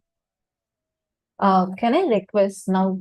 We are just finished the Kriya. Can I request all of you just take one moment and type this experience of yours, saying that I am attending this program and this is what we did today, like the Kriya that we did, and type what your experience has been in the Paramashivoham group. Can I request everyone to just take 2 minutes and do this, please? Because you journaling your experience is so important. I actually see many of you that, like, I know, like I have seen phenomenal inner transformation in Ma Joyce Leong. Like I see her so sincerely sitting and so sweetly cognizing things. And I see the way her cognitions are maturing day by day. See, but like now when you are having so many experiences, you need to now start. Okay, I see a heart. She's showing me heart like this. See, Joyce, now see, like every day you're having so many experiences, correct? You need to track it. All of us need to track it. See, now always it's like whenever we are with Swami, it's always like that. It's like we'll have so many experiences, so many. But when at times you'll even forget so many of those experiences. It's very important you track them, you write them, and journal them. Post it, share it with others also. When you share it with others, that experience you have would become so deep and the cognitions you carry would become so powerful.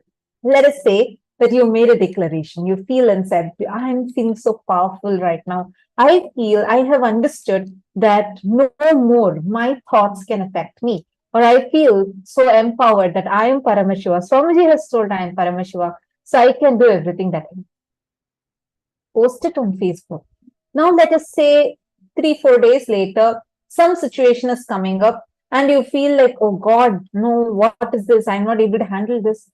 But the person, let's say your friend has seen the post that you have made, they will remind you, hey, you declared you're Paramashiva.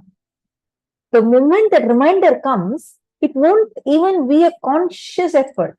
It'll just be like an automatic switch happening inside of you. It'll be like, suddenly that powerfulness will start oozing out of you. You'll feel like, yes, I am Paramashiva. I also share these in Chinese platform.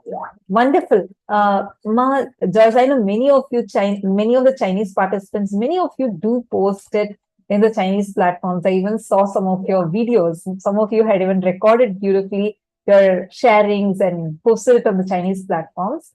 Now, I also request you to post it on the English platforms too, meaning like where it's easily accessible to even the other set of people, so that they also can see your amazing transformation. Very nice, Ma Ali Zoo, Ma Shiva Shankari. And I sat for my maths exam and I'm actually manifesting my grades. That's so cool. Mahashiva. You're using your intelligence and not thoughts and acing your math exam. That's even more cool. Oh God, I had to tell you this. Mahashiva Shankari, like when I was studying in Gurukul, right? I was having this. We had like in Gurukul, Swamiji had provided best ever possible education. It's international GCC syllabus, and we'll have like professors from top most universities who would come and train us, teach us. Like Swamiji said, becoming Buddha inside and Bill Gates outside. Like that's the way Swamiji groomed us. And once we had this chemistry teacher who was like a professor, he's a scientist, and he had a very good background, and he had come to teach us. For chemistry, we also had IIT training. That too when I was, 11th grade, 10th grade, 11th grade, I think 10th grade. So he had come to teach us the syllabus. So all these people come from outside to the Adinal, and then they teach us.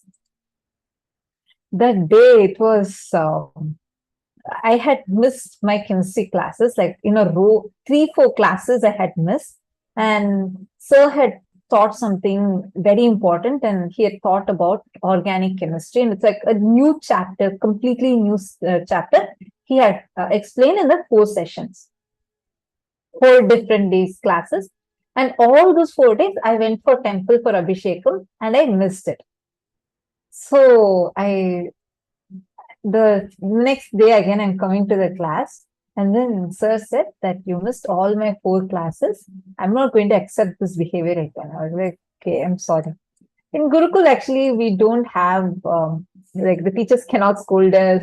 The teachers can't get angry at us. There are like so many rules. It's like, it's not a normal school. It's like, it's so different. So there's like zero anger policy in Gurukul. So I finished, I was like, again, I came to ask permission again to go to temple during the class time. It's like, I think it was an evening, it was a special class time. So I said, I want to go to the temple. She was like, no, I'm not going to agree to that. You already missed 4 days. Today is the assessment. You come and sit, you have to write the assessment. I was shocked. I was like, what? Wait, assessment, exam? I'm not even prepared. I don't have a clue about what you have taught in the last 4 days. He said, I don't know all that. I'm going to take this exam. And if you don't pass in this exam, he said only from the chapters he covered in the last 4 days, he's going to give a test. And if I don't pass in that test, he said that he will not let me to go to temple. And I was like, no, I have to go to temple and I will definitely do it. And he challenged me. And I was like, okay, come on. I have my cosmic 911. Swamiji is always there. So I just went, I said, okay, sir, I'll sit and write. And then like the whole class, everyone else had attended. And actually it was minus, like I usually would have caught up, but I didn't catch up that 4 days straight I had missed it. I came and sat in the class. Then there's this Swamiji's Atmamurti in the class. I went and prayed to Swamiji's Atmamurti. I was like, Swamiji, you should only save me today. And if alone I don't get good marks in this test, the sir will not leave me, then I will not get to go to Abhishekam for you in the temple. Please save me. Like I just prayed to Swamiji and I sat. So this was supposed to be an 1 hour assessment. And it had 60 questions. I remember this so clearly. He had printed the question papers and he came and he distributed it to us. And this test, it's prepared for like IIT level. I had just finished my 10th and I'm not yet up to, I was not yet up to that thing, or I hadn't even learned that chapter, right? So it was a very advanced paper. He gave it to me. He said, come on, start. And it was a multiple choice question type. I'm seeing, I couldn't understand a single thing in that. Like everything was looking so complicated because it's like organic chemistry, completely new thing which I hadn't even seen before. And it's like showing all like C, no, O, A, some random letters are there. I was like, God, what is this? How am I going to even attempt this paper? So I was like, okay, I'm just leaving it to Swamiji. What I did, first question, I used all my intelligence, logic, and I tried solving that paper. I wrote down, I put like all sums, everything, and then I marked one answer. After that onwards, I literally couldn't understand one bit of that paper. I just saw the questions, I closed the paper, I prayed to Swamiji, whatever letters I'm getting, it was like multiple choice, right? So I just, in next 5 minutes, I quickly wrote down all the letters, like different options, whatever Swamiji is showing, and like writing, and I get the paper. Sir was like, hello, this is supposed to be 1 hour paper. You're finishing in 10 minutes and you're asking me to leave you from the class. I can't accept to that. He said, how are you finishing like this? At least try attempting. I said, sir, I really attempted more than this. I have no clue. And then he couldn't do anything. So he took the paper and he went. So next day he is coming to share the results. Usually he'll come and he will be talking to us. They'll be like laughing and all that. He was in a very serious mood that day. And then he said, I can't believe this. I can't believe this. We didn't understand why sir is telling like that. So he came, he got the papers and he distributed everybody else's papers except for mine. I'm like, I asked my paper, wait, I'll give it to you. And then he told the class, see, this question paper, I set it. I had not put it online. It was not like, it can be leaked somewhere because I just prepared it before coming to your class. And I had just taken the printout and the printouts are only with me. And we were not understanding why he's explaining so much. He said that there is no possibility for cheating. We all were like, yes. Then he showed my paper. How did she get 59 out of 60? I was like, what? 59 out of 60? And then I'm like, God, what is he saying? And then I saw the paper, the first sum, which I did out of my logic and trying all my thing and doing, only that was wrong. Everything else, all the other things, just the letters that I had written, everything were right. He asked how I did it. I said, I don't know. This is a secret. This is how Swamiji does for us. You just pray to Swamiji and leave it to Swamiji. He will write the exam for you. See, understand, this is how life is with Swamiji. Like, it's so magical. After that, never again that sir ever stopped me from going to temple, stopped me from missing the class, or he never even will ask me or challenge me in any of that. That is the power of having Swamiji in life. Like, literally, no logic applies. It is just sheerly like pure magic. It is just purely runs on his grace. Shiv Shankar is putting, my brother and sister always question how I pass my maths exam and I won't even study for that subject and always answers give wrong when they ask me and any kind of math question, but always pass my exam. Now you know the secret behind it. And I also had one more question from a participant. Mark Xiang Ying Zhao is asking, teacher, I have a question. Previously, I had volunteers say that everything I remember is incomplete. So many things we have forgotten is, okay. So many things we have forgotten is the part of the perfect part. For example, many students sharing their fulfilling experiences, which are already fulfilling. Why does she still remember? How to share them so carefully? I don't quite understand this point. Could you please explain it again? See, Xiang Yingzhou, Swamiji explains, whatever you remember, you only usually remember the most painful incidents in your life. Most of your memories are what are painful memories. Those type of memories only you remember in your inner space. That's the first thing. Second, you will see whenever you have some really happy moments, exciting experiences. Those things will not be sitting inside of you and making you feel heavy.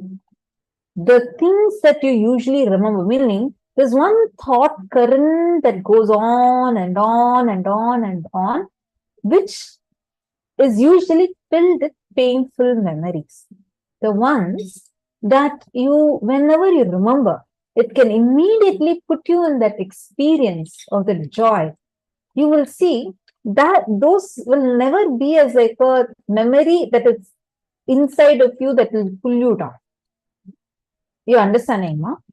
See, the memories that we carry inside of us, most of the time, they are only painful memories.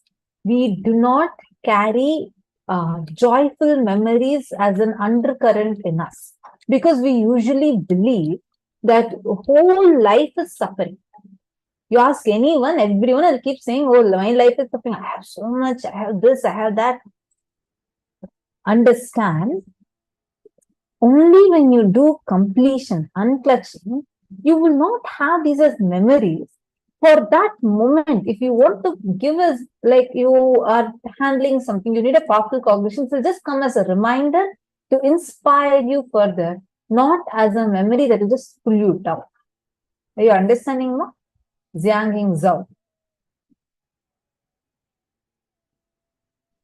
These things would not, anything where you have been complete in any situation, wherever you experience complete completion in that situation, will never be as a memory inside of you. Any moment that is completely lived to its fullest would never be as a memory inside of you. You will go and try to pull it to remember it. And when it comes inside you, it will not cause any reactions that can pull you down.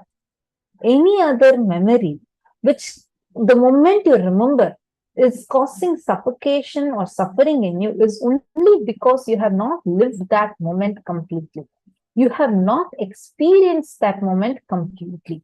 That is why the process Swamiji is giving us is called as completion, where Swamiji is teaching us to relive the whole experience and relieve yourself. When anything, for example, let's say you really crave for sugar, okay? And you like these sugary sweets and all that. And every time you eat, you feel so guilty, saying like, why did I have it? I should have not eaten it. If you're facing this, just take one spoon of that sweet, any sweet. Eat it with full awareness. Eat it with full, like your whole focus. Enjoy it completely. And try eating it. After that, you will never be addicted to that again. Because anything that you live fully, completely, will just leave your system. That is why incompletions are called as a hangover of past in the present moment. All incompletions is a hangover of the past in your present moment. Now, with this understanding, let us all manifest the power. See, today we are going to be learning about time, learning about what is time, entering into, the space of Nityatva, what it is, what it means to go beyond. Now, let us all understand what it means. Now, let us all understand what it means to manifest the space of completion and manifesting the space beyond the past, beyond the thoughts in us. So, joining with us for this segment is Manitya Shambhavananda, and she's going to be taking us through manifesting this power of going beyond the past and being able to see what happened in a particular time period, in a particular date, and how things happen.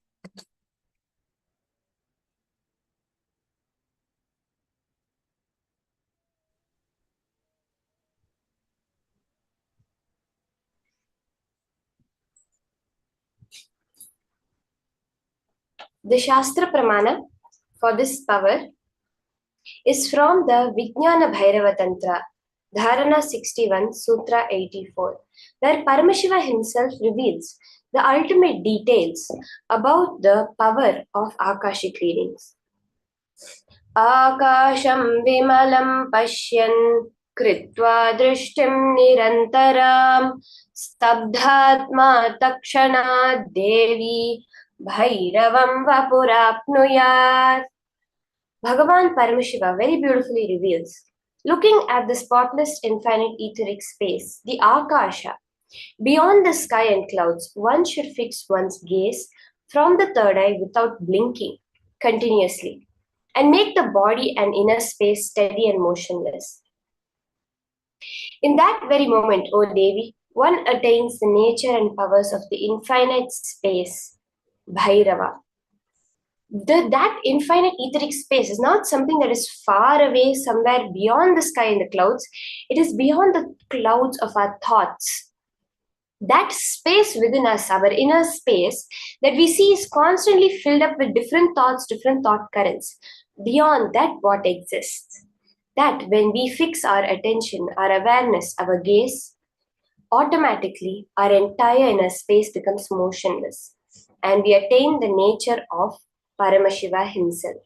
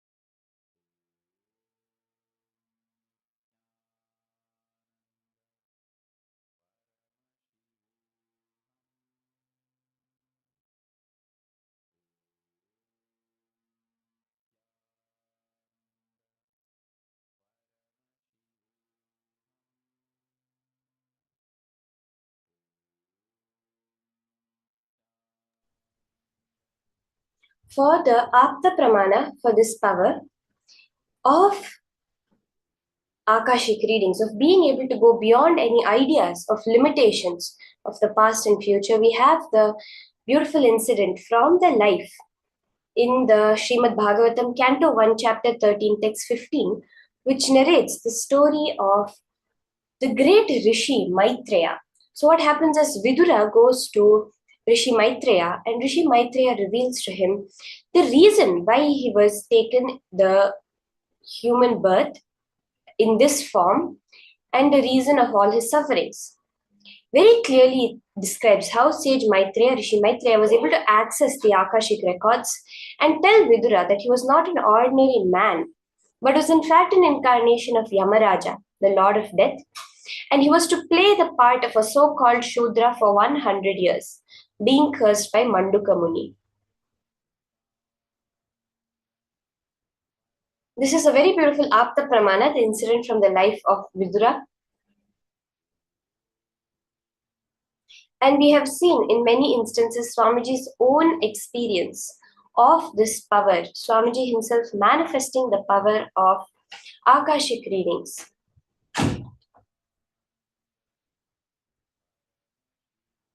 How a devotee beautifully shares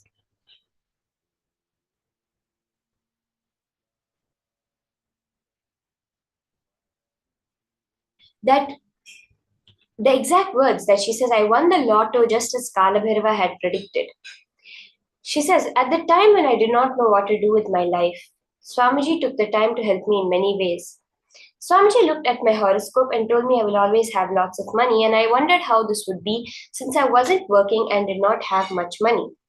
In August 2013, when my mother and I did the 10-day Inner Awakening program, I asked Swamiji if I can ask Kaala Bhairava about the Kotishwari Yogam, a millionaire possibility in my horoscope.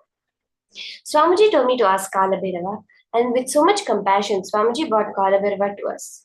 And I asked Kaala Bhairava the question. His reply was that within 2 years, money will happen. And blessed that he would protect me and not to worry. As predicted by Kaala Bhairava, within 2 years, my family won the lotto lottery where the chances of winning are 1 in 14 million.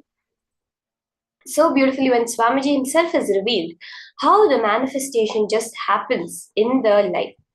Now, exactly like this, you are all, each one of us, are going to be scanning by just connecting to Swamiji and revealing infinite amount of detail about the past and the future. Now, for us to start, I request everyone to start setting up this round of this power that we are going to be doing. It is very important that you have to understand there is it's not even your own third eye involved in this. You're going to be keeping a Atma Murti of Swamiji in front of you. It can be if you have the Atma Murti, that would be the best, the 3-foot size Atma Murti.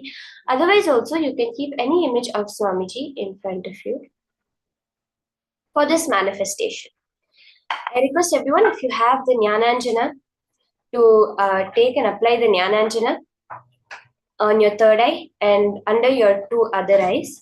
Or if you have any of the other Aushadas, you can apply it on your third eye and on both your temples. And you can apply the Aushada on the Atma Murti also for this round of manifestation. So can we all start with the preparation? You can apply the Jnananjana, the Aushadas if you have it. Otherwise also no issues. Just keep an image of Swamiji with you for this round of manifestation. What you're going to be doing when you do the manifestation is looking intensely through all your 3 eyes, both your eyes and your third eye, into the image of Swamiji that is kept. Swamiji will reveal to you through Kaala Bhairava whatever details, the things will appear in golden letters on the Atma Murti. Let me repeat, you're not going to repeat anything that unless it is shown on the Atma Murti in golden letters. Let's be completely integrated to this and just sit. Swamiji will manifest. You don't have to have some impossibilities of, oh, I don't see things. Will it happen for me or anything? No. Just surrender to Swamiji and let it happen. The whole science of Akashic readings is a very verifiable science that is proven to be possible by modern science itself.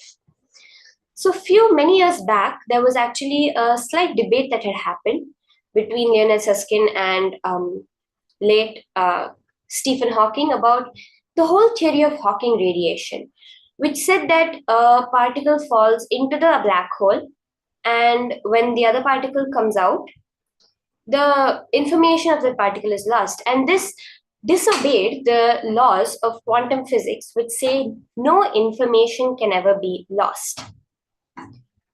So when this had come up, when this was the issue, they were looking for a solution to this, which came up with the holographic principle. There was a very beautiful principle that was formulated by Leonard Susskind called the holographic principle, which said that when anything falls into a black hole, the information of it is holographically printed onto the surface of the black hole. We hear about the if you go up to the ultimate level, every particle in this universe is a black hole. Whether it's a proton, whether it's a electron, ultimately it's all just black holes, and it carries the information of the entire universe, has been proven in so many different ways. All the information we need is stored within that cosmic web. So that means all the happenings of the past, present, and future are holographically available to each one of us right now. All we have to do is tune ourselves into that to make it as a reality for us to experience it. So, for this first round of manifestation, I will be giving each and every one of you a particular date. You're going to be scanning what happened in my life on that particular date. So, we all ready? If I can just have a thumbs up from each and every one of you. You're going to be scanning what happened in my life on that particular date.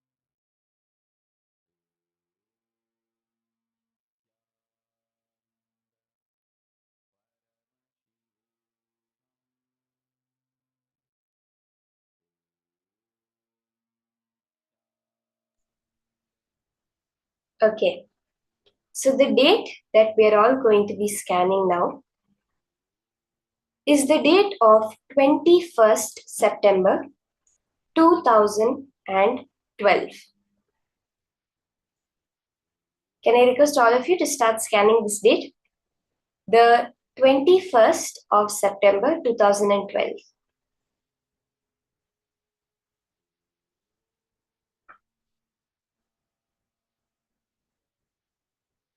What you're going to be doing is now just connecting to Swamiji looking into the Atmamurti through all your three eyes. Intensely look. Whatever Paramashiva is revealing in your third eye, you're just going to be typing it down exactly as it appears only in the golden letters on screen. Only whatever golden letters are appearing, you're going to be revealing that. Find out what happened in my life on the 21st of September 2012. This is what we are all going to be scanning.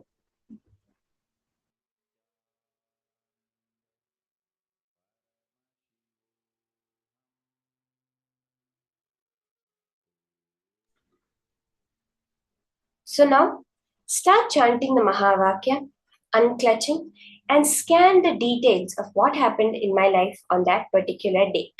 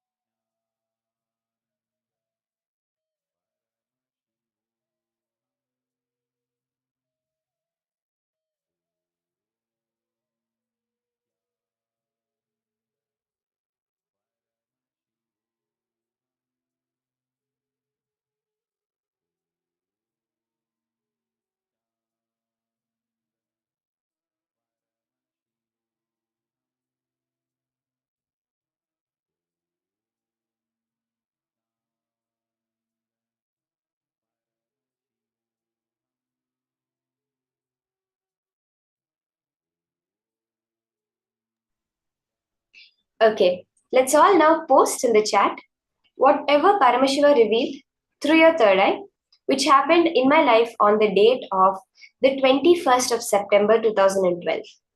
After this, we'll do one more quick round of another date which we'll be scanning. But let's first all post in the chat whatever Paramashiva revealed to you, whatever Swamiji revealed on the Atma Murti in pure golden letters as what happened in my life on that particular date.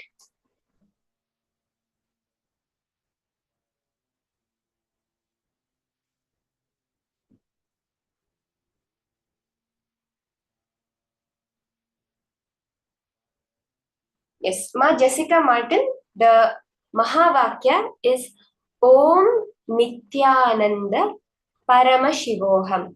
So it's basically saying Om, the sound of the cosmos, Nithyananda, the eternal bliss, Swamiji's name, the eternal bliss, and Paramashivoham, ultimate causeless auspiciousness. Parama meaning ultimate, Shiva meaning causeless auspiciousness. We are saying I am that. I am eternal bliss. I am Paramashiva, the eternal or ultimate causeless auspiciousness. But actually, beyond the meaning of these words, just the very vibration of it, Swamiji has infused with the very science of power manifestation. So just by chanting it, it is an independent intelligence that can make you manifest powers. The Om Nithyananda Paramashivoham mantra. Maharin Raj, if you do not see any letters, golden letters in a black background on the Atma Murti, just sit and surrender to Swamiji more. If nothing appeared, we just have to go back and look again and again. The most important part of Akashic readings is not deviating from that only what Swamiji shows me, only what Kala Bhairava shows me, I am going to reveal.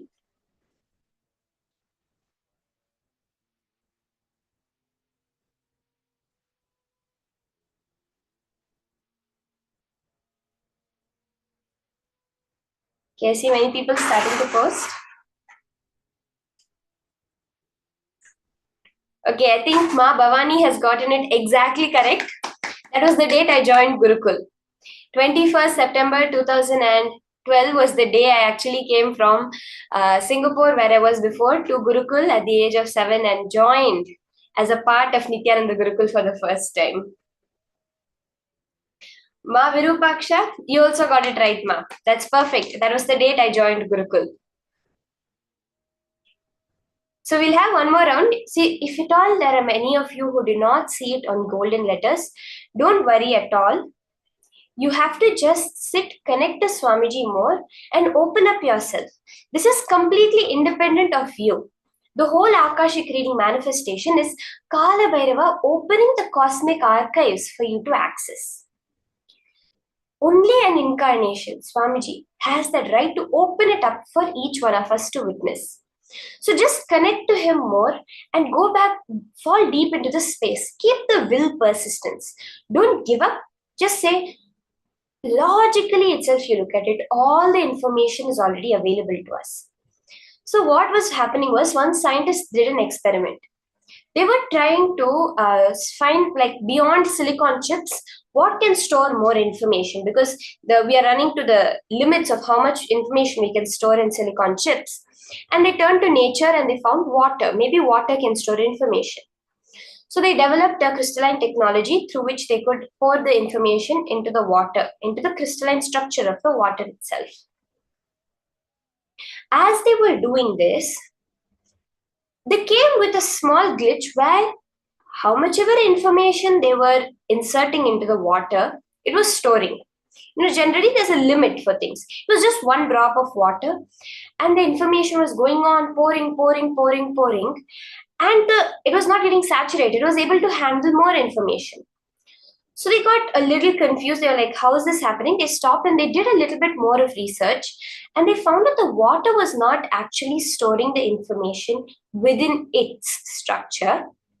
It was acting like an antenna to access the information it was storing in a field around it. Further experiments prove very clearly that even the neurons in our brain are only accessing that cosmic field of information. Everything else is just, we are accessing that field. The neurons are not containing the information. When they do research, where is the color red, the identification of the color blue stored in the human brain, they're not able to find it. Where is the memory of for example, my day of joining Gurukul stored in the brain? They're not able to find it. They're only able to find a region which corresponds to that antenna which is accessing the field where the information is, which clearly says that any information is present in that field. When we say rewiring our brain, we are rewiring the antennas, the circuits in our brain to tune to that frequency and receive that information. Now, all you're doing is you're opening up yourself for the cosmic archives to be downloaded within you through the Atma Murti of Swamiji. So let's take a few minutes. I have another date for each and every one of you. 11th of May 2018. Okay, this is another date that happened in my life. You're going to be scanning on the 11th of May 2018. Can I request each and every one of you to start scanning? So don't worry if you do not see anything in the first round. Just connect to Swamiji. Now the manifestation will clearly start happening. Ma Virupaksha, no issues, ma. It will happen. More and more you sit for the power manifestation, Swamiji will reveal. It will start off with just a golden light. Many times it just starts off like a golden light coming, and within that you see some forms, some images, and you say. Within Swamiji's Atmamurti, just vaguely you see the words. But the more and more you do it, you tune yourself into that frequency. It's like, the olden days TV box. You have to tune the antenna or else it'll just give you static. That's all. Right now we're receiving the static. All we have to do is tune a little bit through the detox, through the Mahavakya, through unclutching to receive the cosmic frequency. So let's all start the scanning. You can chant the Mahavakya Om Nithyananda Paramashivoham intensely and scan what happened in my life on the date of 11th of May 2018.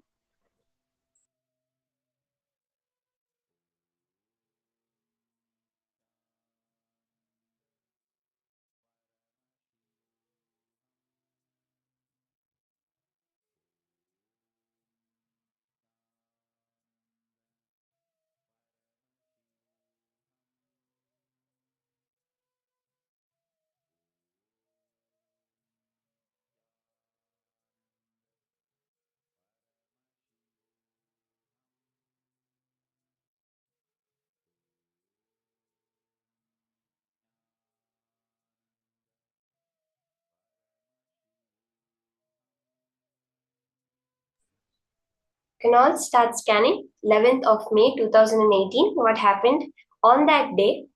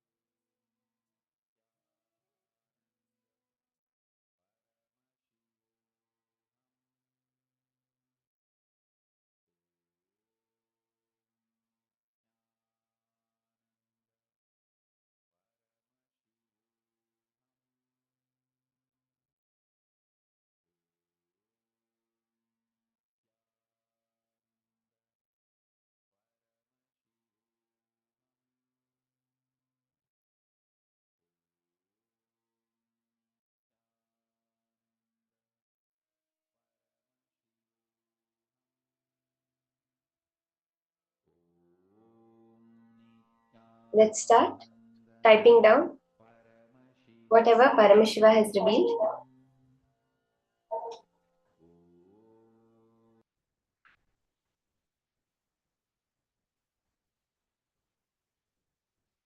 As it is appearing in the Atmamurti, can go on posting it in the chat.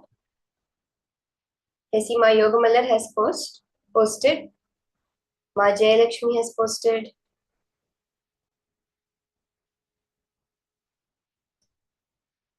Anyone else has anything that's Paramashiva is very clearly.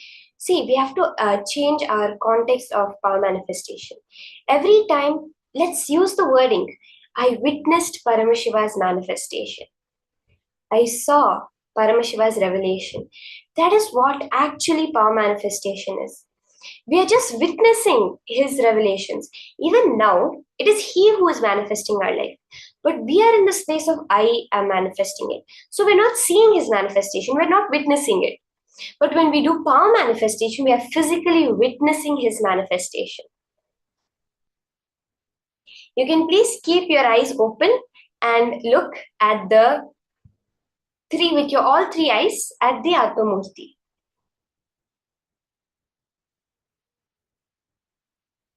Okay, so let me tell you what happened on the date of 11th of May 2018. So this was the date that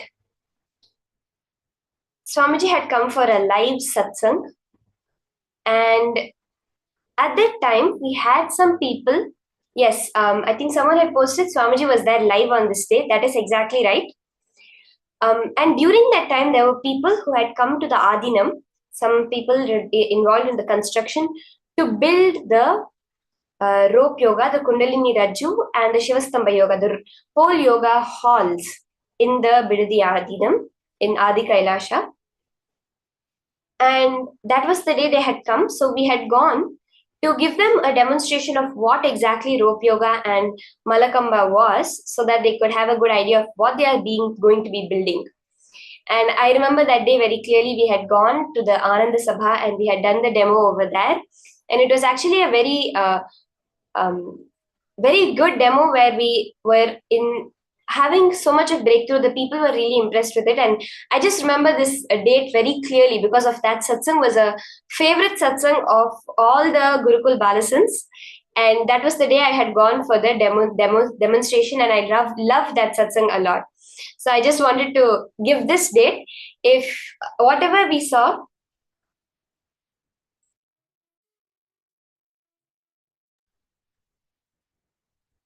so in that satsang, Swamiji very clearly reveals that your will is not a broomstick to clean the bathrooms, but it's a sengol, it's a rolling staff for you to rule. So use your will not to beat yourself, but to make yourself powerful. Your will is Sadashiva's will, which is ultimately the source of all power manifestation. So this was the date that I had asked for all of you.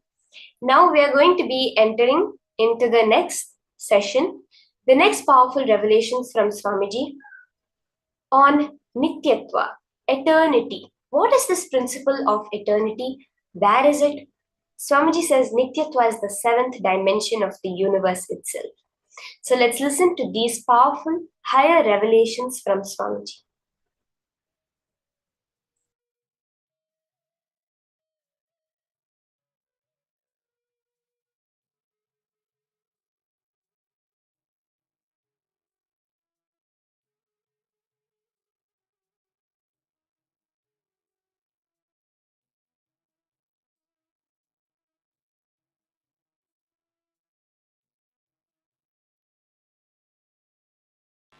What is incompletion?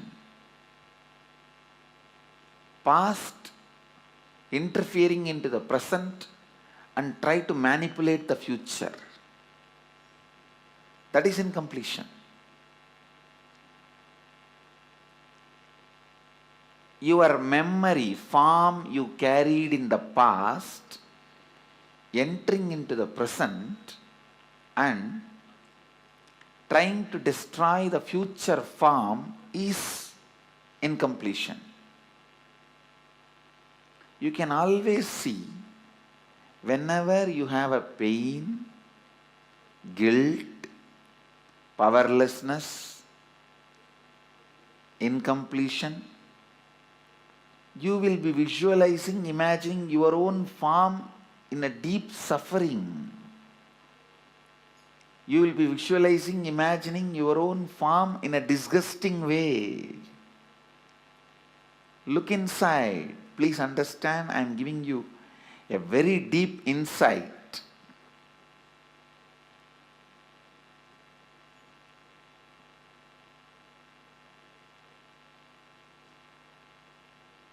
Whenever you are powerless, angry, violent, incomplete, look in, you will be remembering your own form from the past, which is actually you will be flashing your own photograph in your screen. Let me talk in the language of computer, you will understand.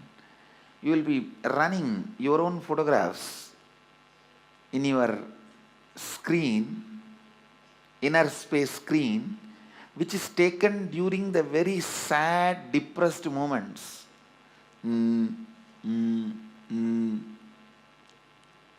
What can I do? Lost, over. That kind of the photographs which you have taken at the wrong moment and preserved, stored in high resolution, in a stupid way, in your inner space, you will go on be replaying them. See, whenever you are powerless, you are not going to remember the full smile photograph of you, or the ecstatic photograph of you. When you remember that, you are going to be in the space of completion.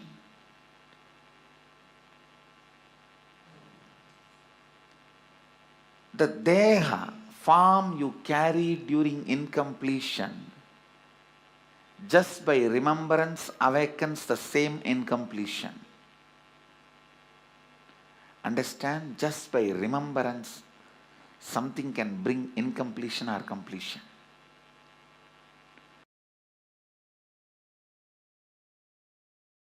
The moment one incompletion is triggered by somebody, then that's all. You don't see the world anymore.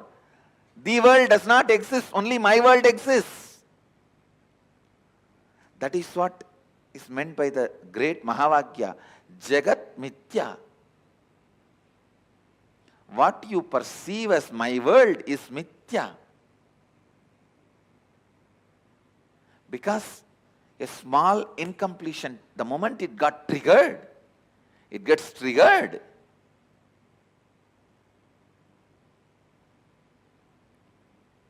A small incompletion, the moment it gets triggered,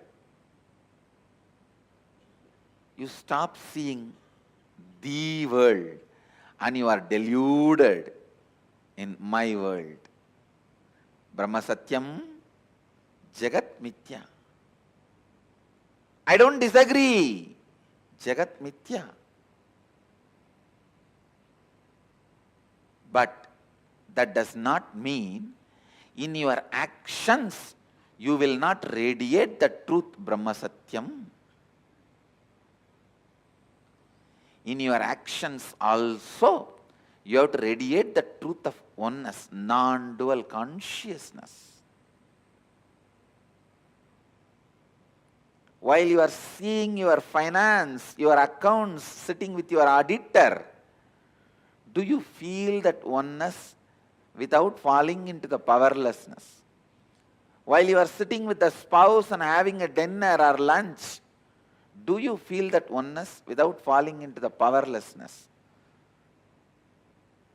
When you are sitting with your team and discussing your corporate strategy, your office strategy, your consciousness, does your consciousness be established in that oneness and non-duality without falling into the powerlessness.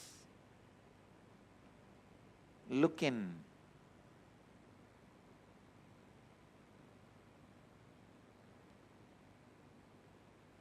Just your back pain disappearing is not the result of Advaita. All the pain which you have hidden in your back should disappear. Not just back pain disappearing. All the pains which you have put it in back has to disappear. Suddha Advaita Sugabodha Jnanam. The pure Advaitas, joyful influence and the wisdom which comes out of joyful influence. Please understand, the joyful influence of Advaita is what I call completion. The joyful influence of Advaita is what I call perpetual completion. The joyful influence of Advaita is what I call Sahaja Samadhi.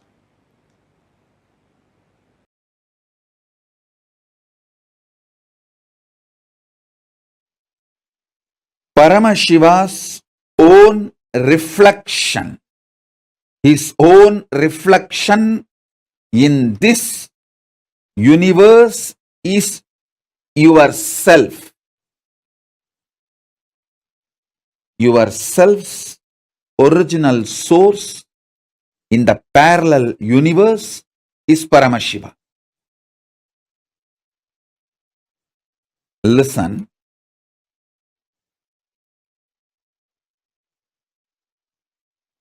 Understand this example. A swan, Paramahamsa, flying on the sky, is just floating in the sky. His reflection falling on a swimming pool. The reflection is you. The swan is Paramashiva.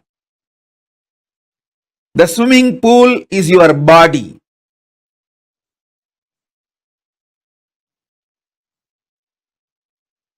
Understand,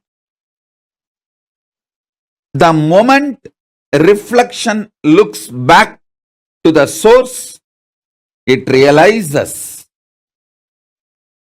it was, it is, it will be forever Paramashiva. Sometimes the reflection feels it is being hurt by the waves in the swimming pool.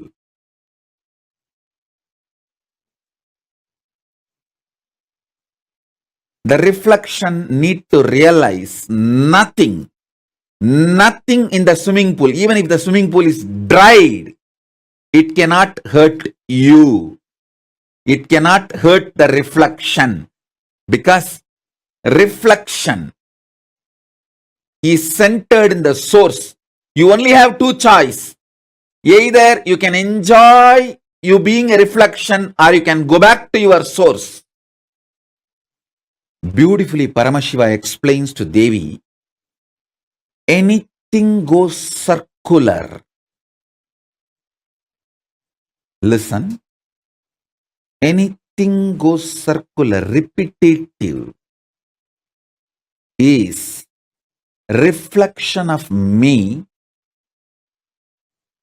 Even when it believes it is suffering, it cannot suffer. It can only forget its existence. In the delusion, it can force itself and imagine itself as if it is suffering.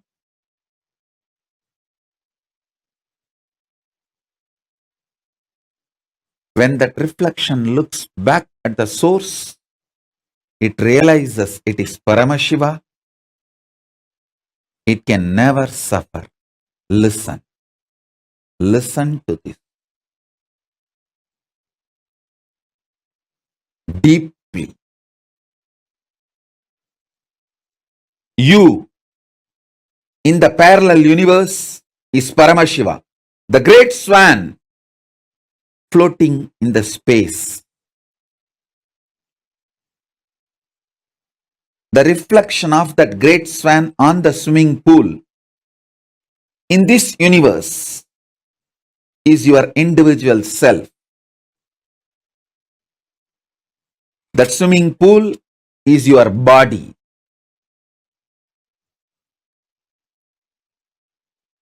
Anything which goes round, listen. Paramashiva explains so beautifully. I'll tell you in the modern language, whether it's an atom or known universes, everything goes round it is in circular motion in the space, in Chitagasha, conscious space.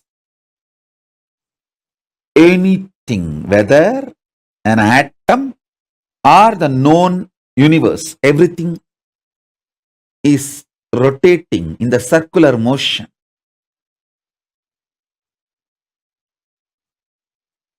What is created in the circular motion is called circular time.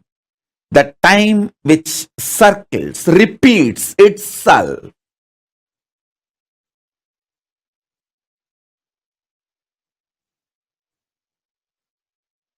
You can see in your body, your hunger repeats itself. Your number 1, number 2, number 3 repeats itself. Your sleep repeats itself. Your patterns repeat themselves.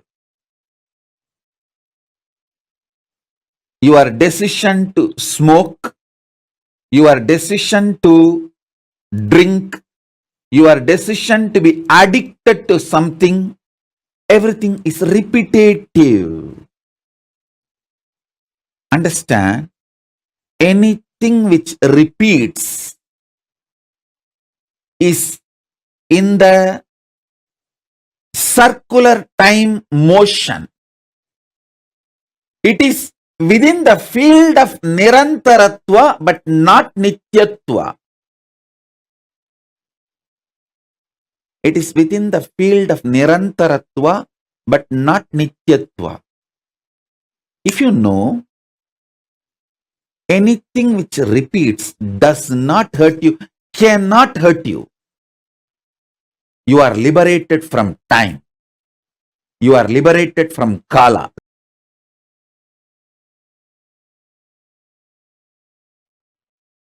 Among the 7 dimensions of the time,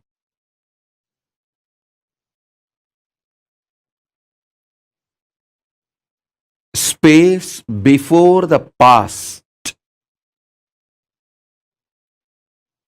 past merging into the present, present evolving as future, future merging into the space beyond future. So totally in these 7, the space before the past and the space after the future is established in Nityatva, eternity. Past, present, see, listen.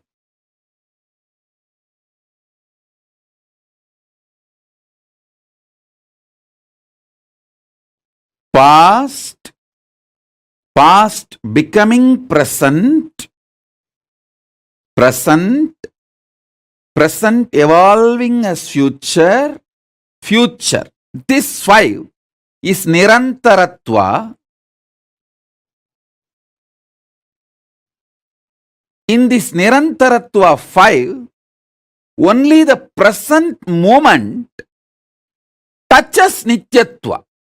So, if you want to enter into Nityatva, voluntarily, if you want to break this Kaala Chakra consciously, the door is open only in the present. The cumulative effect of all the practices you did and the initiations you received enters into the present.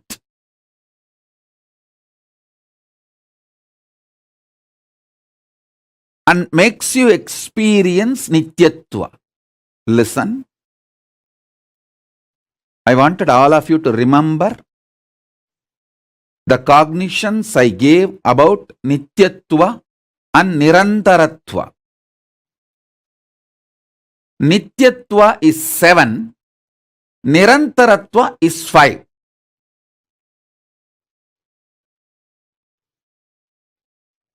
Nityatva is all the 7 put together. Nirantaratva is this 5. In this 5, only in the present moment you touch eternity. Before the past, if you enter into that space, you can touch eternity. Through completing with all your past, you can reach that. Sometimes it may take even few janmas to reach that.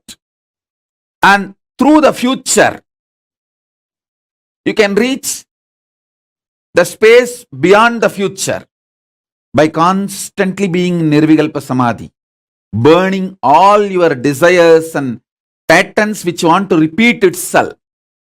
You can reach. Again, that also sometimes may take few janmas. But entering into that Nityatva can happen in the present moment just through initiation.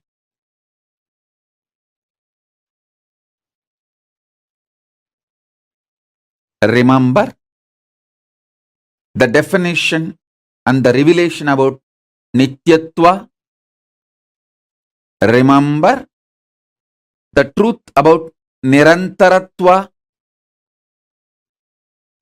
Remember the next statement I made. You can reach into Nityatva by going before the past. You may need to complete the past.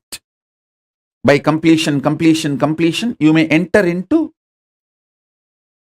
the space before the past. You can enter that way. That is also one path. There is another one path where you can enter into the Nityatva by exhausting all your future.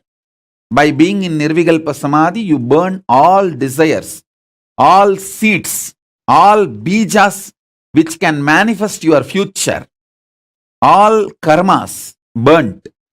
And then you enter the beyond future space, Nityatva. That is also possible. But both will take few births to achieve. At present, in this very moment, through initiation, I can put you into eternity, Nityatva. In this present, 3 things are going on inside you. The identity default you cherish. And the identity you consciously want to manifest. And the struggle between these two identity, your doubts, hatred, denial,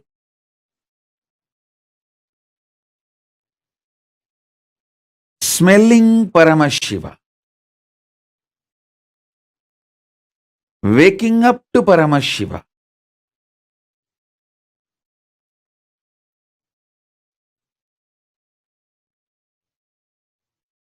waking up to this highest. In this moment present, it can be done through the initiation.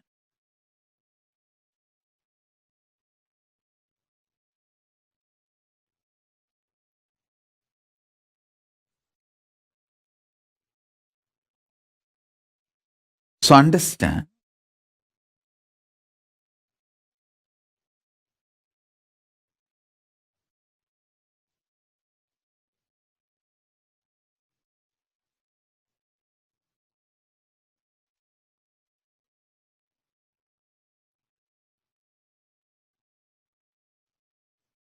that is why always the ultimate manifests through initiation. Small things you can achieve on your own through tapas. But the ultimate is done only through initiation. It is only the transmission of lamp from fire. The fire is lit. From a lamp, living lamp, another lamp is lit. So, smelling Paramashiva, waking up to Paramashiva,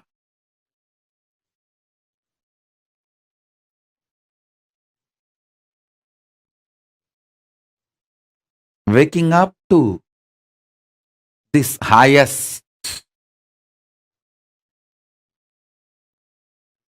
In this moment present, it can be done through the initiation.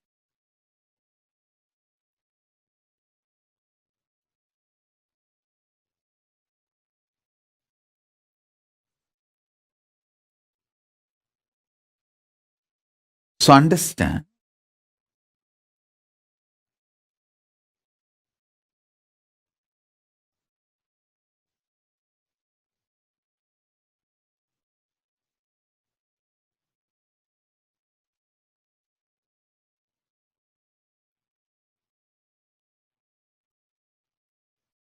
that is why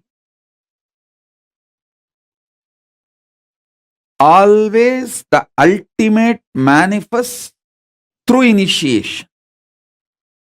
Small things you can achieve on your own through tapas.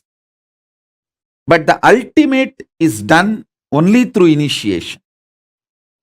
It is only the transmission of lamp from fire. The fire is lit. From a lamp, living lamp, another lamp is lit.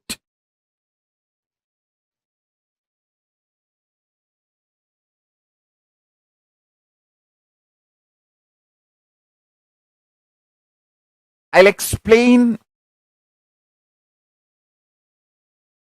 this eternal, the truth of eternity. Understand? Many of your patterns, sufferings, fears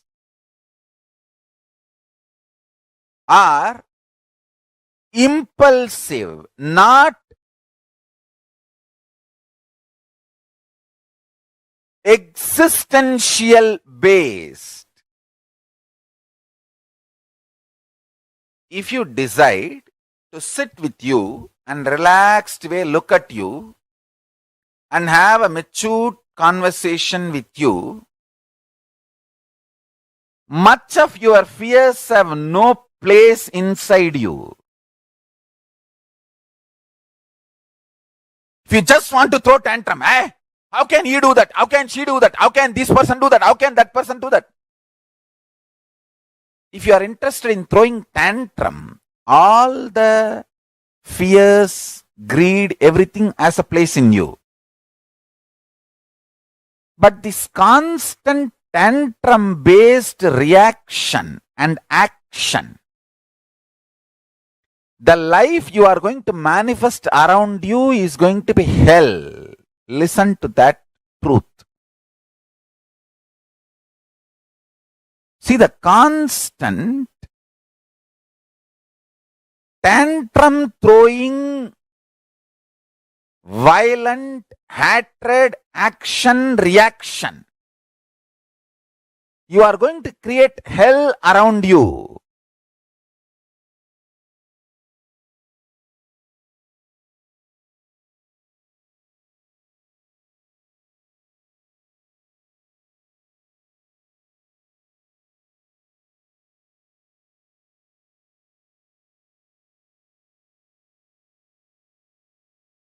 Nityatva.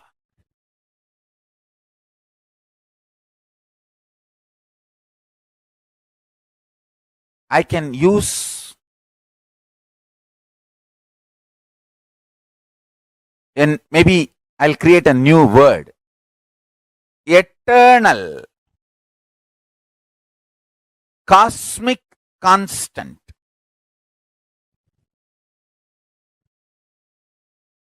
It is actually one of the dimension of the universe. One of the fundamental quality you need to access the eternal dimension of you is having restful, matured conversation with you. What am I doing? Where am I going? I am going to be eternally alive. Am I planning and building my life for that? Or am I just agitated, tantrum throwing child, thinking that there is no tomorrow? When it comes, let me face. Understand? All suffering is nothing but having this attitude. When it comes, let me face, and when it comes, you will not be able to face. That is a suffering. Understand? This is too important statement I am making. All suffering in your life is because of that blind spot you have. When it comes, let me face, and when it actually comes, you won't be able to face.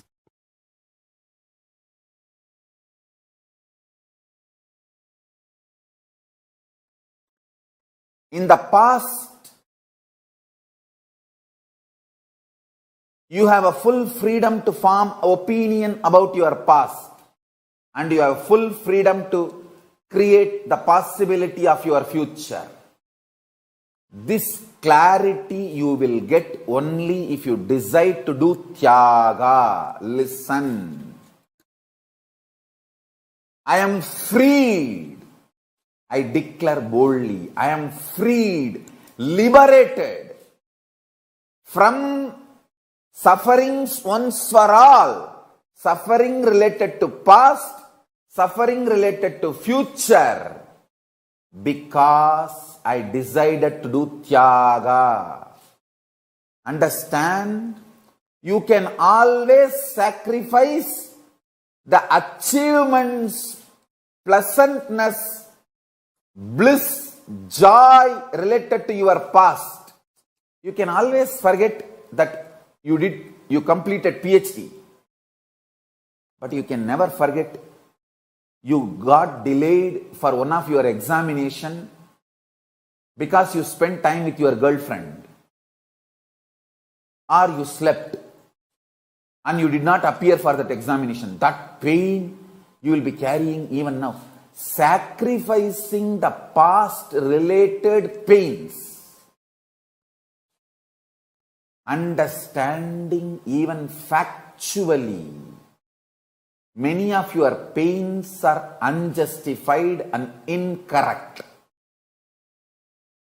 Understanding even factually, your pains are not supported, justified by the reality, real happening is completion. I'm repeating. Even factually, as per the real happening, what has happened, if you look what has happened from all dimension,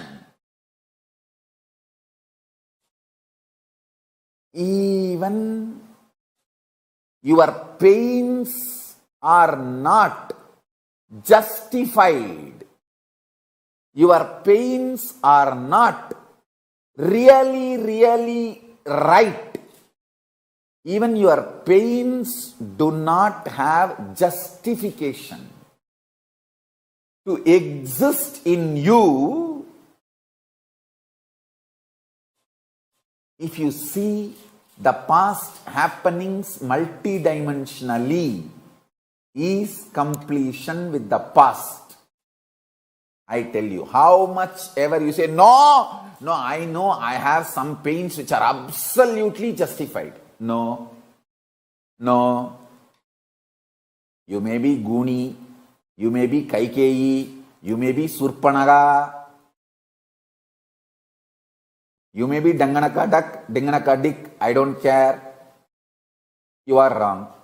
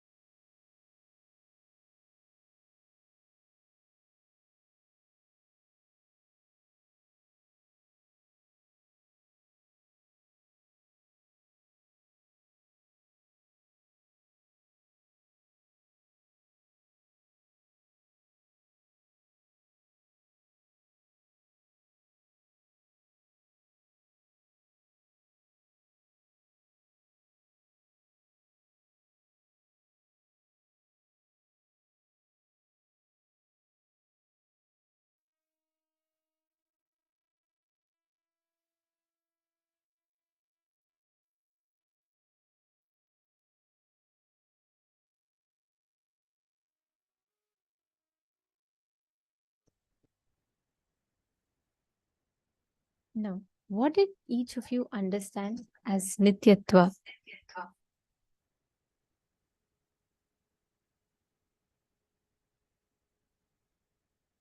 Can I request all the participants to please post?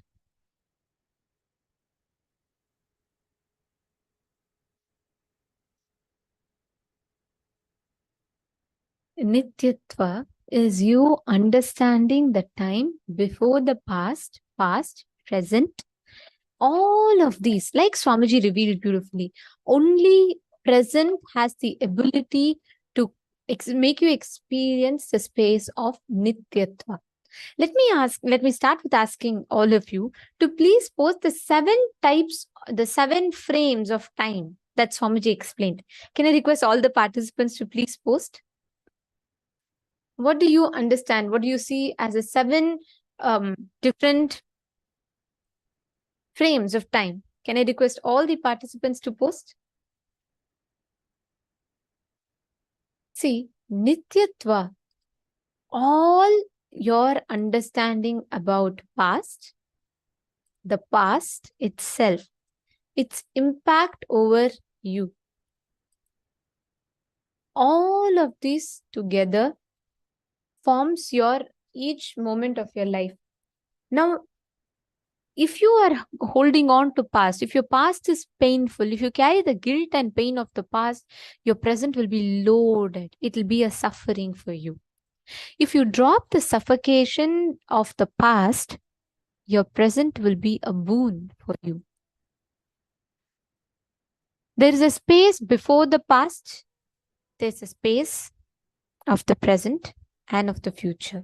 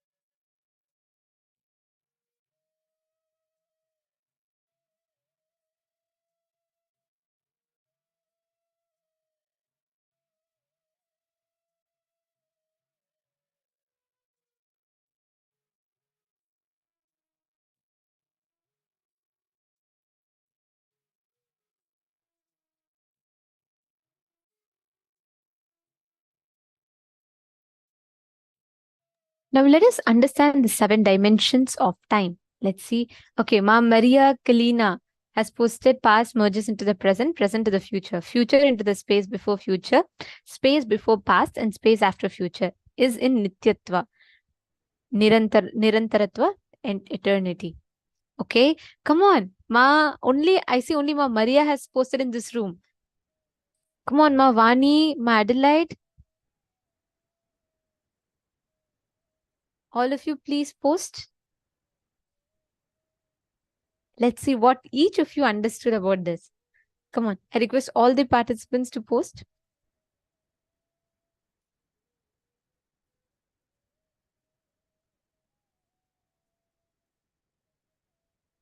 Very nice. Ma Florence, you're asking about Rahu and Ketu. Ma, Rahu and Ketu do not come in this. See, they are a different dimension altogether. They are part of the Navagrahas. Ma Parameshwara, that's right. And Ma Jennifer Poirier, Ma Krista Heltman. Okay, great. I see many of you have posted. Okay, perfect. See, please understand what you see, what you understand as past, present, and future. There exists a time before what we understand as past. There exists a time after what we understand as future ends. There was a space before the past and there's a space after the future. This identifying this difference, understanding this existence beyond the past, present, and future is Nityatva. See, one of you had posted Nirantaratva as eternity, Nityatva as eternity. Nirantaratva is within that time where only you think past, present, future exists. That is Nirantaratva. Nityatva is the space before the past and the space after the future, the whole loop, that whole circle of time. That entire time, that fragment is Nityatva.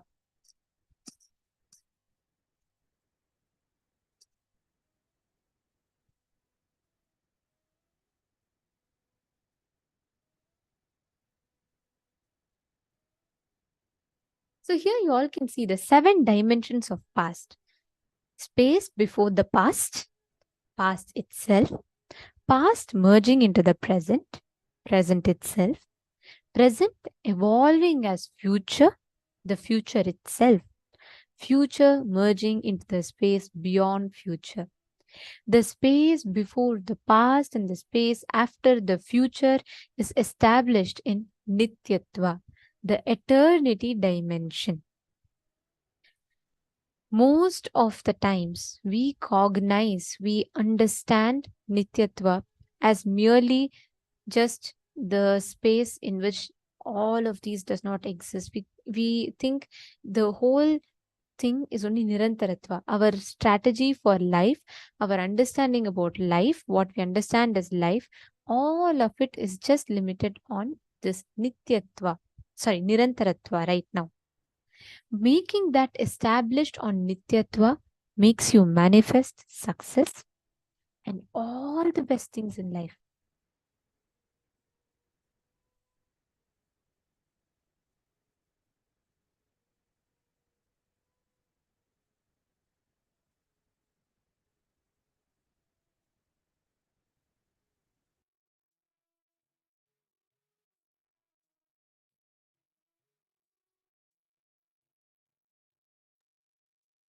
Yes. Now, this understanding is what is going to raise us to experiencing the reality dimension in life. If you just understand this Nityatva, Nirantaratva, when you complete all your past, you can reach the space of eternity. Understand one key thing. There is a way to reach eternity dimension of Nityatva through going through all your past and completing. But like Swamiji said, it can take even births together for you to reach that space. The only way for you to access the eternity dimension is in the present moment by constantly being in Nirvikalpa Samadhi, burning all desires and patterns which wants to repeat itself. You may reach that space. But entering into Nityatva can happen in the present moment just through initiation. When you are in this current moment, when you are just in the present moment as is, just through initiation, you can reach Nityatva. That dimension opens up for you. The Sarvajnanottara Agama, the Vidyapada beautifully says, Sarvarupam yathashvaryam nitya yukto hyaparayat pratopi sadvidha bhavi purna bhavamapanayunat pragayatyena parikshena kshiyat papasya karmanaha. It says, the yogi who has elevated himself, the supreme state of Svarupa, becomes all-pervasive form of Shiva and is established in eternity and is endowed with the extraordinary powers of Shiva, the Aishwaryas, Shiva Aishwaryas, to see all the forms of the worlds within his own self. See, Swamiji gave that example of a swan, right? Swamiji said, when a Paramahamsa bird, a swan is flying in the sky, and you see the reflection of the swan in the water, the waves in the water does not touch the swan because it's only the reflection that is in the pond. Same way, yourself's original source in parallel universe is Paramashiva. Paramashiva's own reflection in this universe is you. Just like how a swan flying high in the sky, when its reflection falls in the pond, it is not touched. Nothing can touch it. Because the swan in itself that you see in the pond is only a reflection of the original swan. If you think the swan is reality, then you're caught in Maya, delusion. Yourself's original source in parallel universe is Paramashiva. Paramashiva's own reflection in this universe is yourself. Understand, sometimes even reflection feels like it is being hurt by the waves in the swimming pool. But the truth is, the reflection just needs to realize even when the swimming pool is dry, it cannot hurt the reflection because reflection is centered into the source. That supreme swan, which is eternally established in bliss, Paramadvaita, that Paramashiva space, that is your true existence. Life is all about you understanding and discovering how you are that supreme swan. The space of that Paramahamsa, the bird that you see flying above in the sky.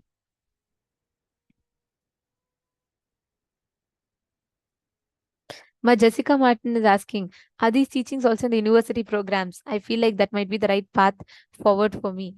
Yes, we have Kailasa's Nithyananda Hindu University. All these revelations from Swamiji is available, ma. You can take the course and you can apply for it. So yes, it's available in Nithyananda Hindu University. Actually, ma, these sciences are too precious. It is not easily conceivable by the human mind unless an avatar decodes it. And I'll tell you one thing, all these sciences are not something new.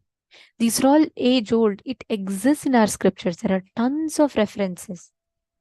So these sciences exist in our scripture and is accessible to us only because of Swamiji.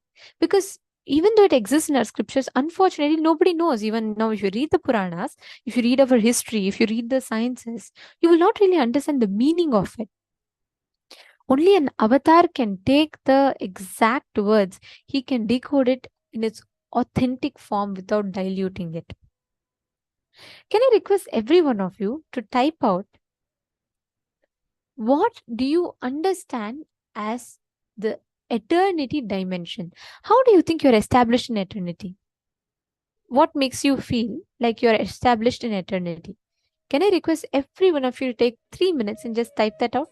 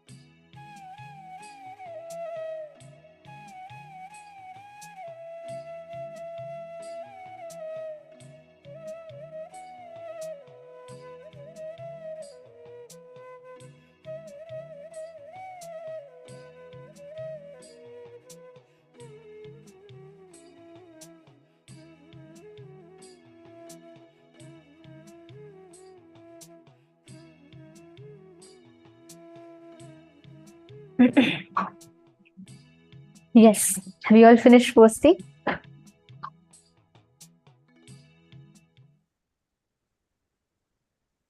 Beautiful. Now, I see so many participants have posted, each of you have posted your understanding. Now, with this understanding about time, what you understand as time, Kaala, and how the Nityatva and the Nirantaratva dimensions manifest, how time is occurring to you right now. It is with this understanding that we are all going to be learning the science of going beyond time.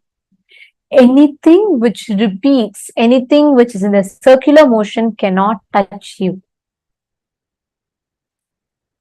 Because you are beyond this time frame, you are beyond these limitations of whatever is that, from the past, present, future, however things appear, you're beyond that.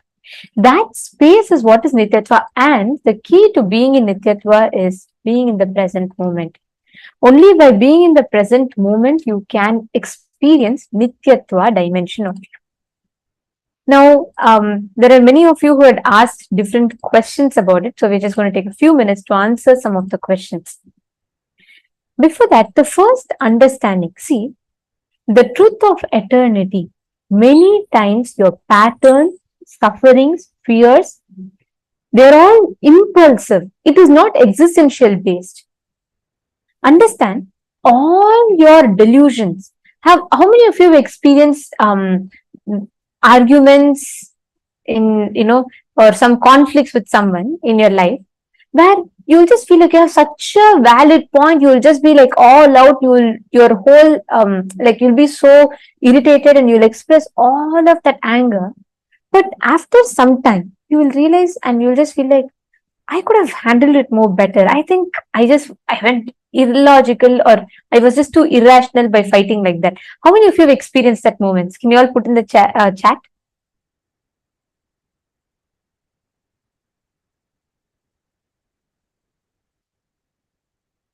How many of you have experienced those moments?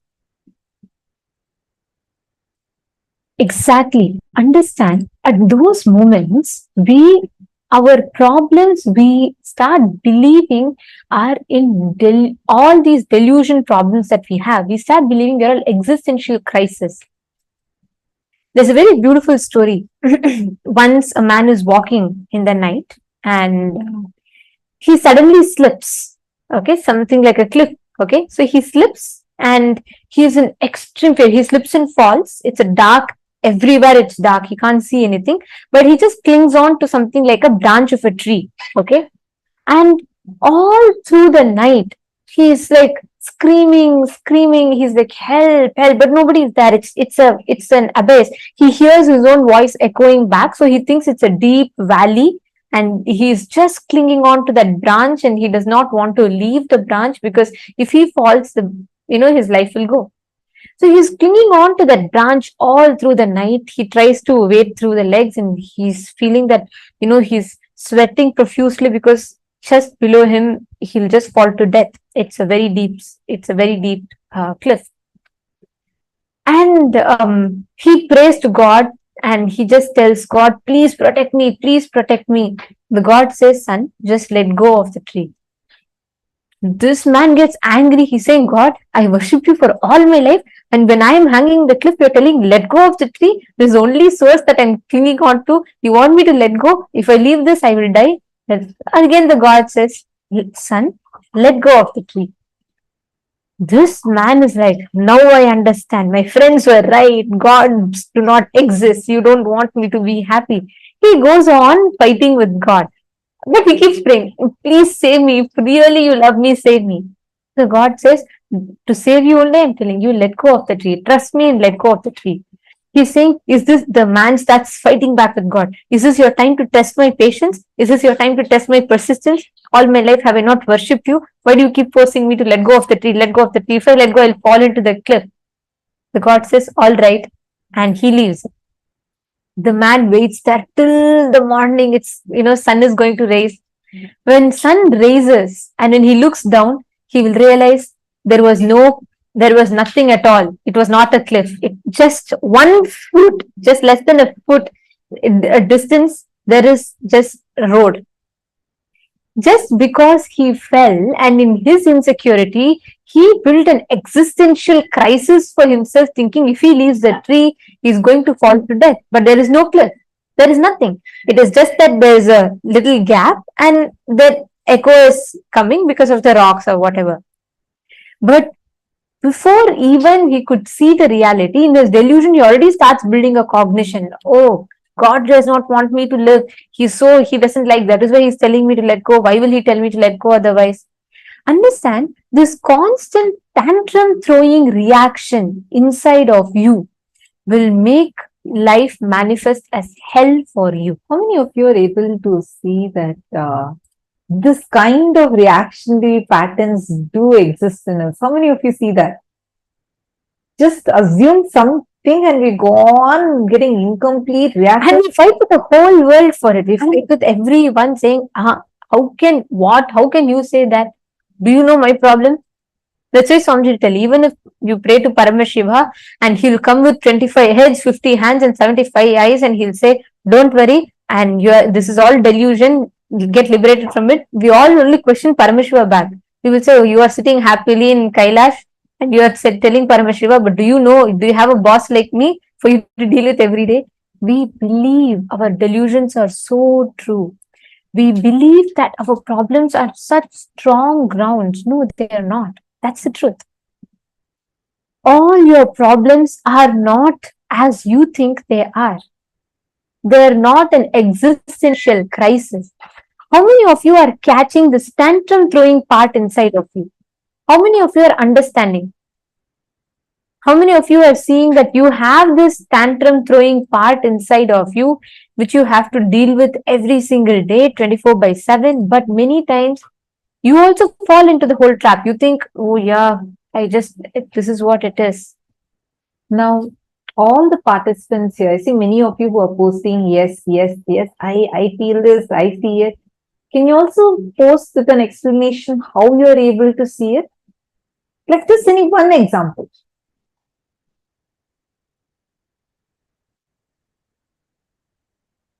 People who are watching us on YouTube, I request all of you also to post. Take a few minutes and all of you post. Okay, Arjun Ravishankaraya has posted that, yes, he's understanding. Shane Aya, Jian Chang, Geronimus Aya, and and Sandeep Sahu Aya, Nithyanandam Sandeep Aya. Okay, I also have a question from one of the participants, which I'm just going to take.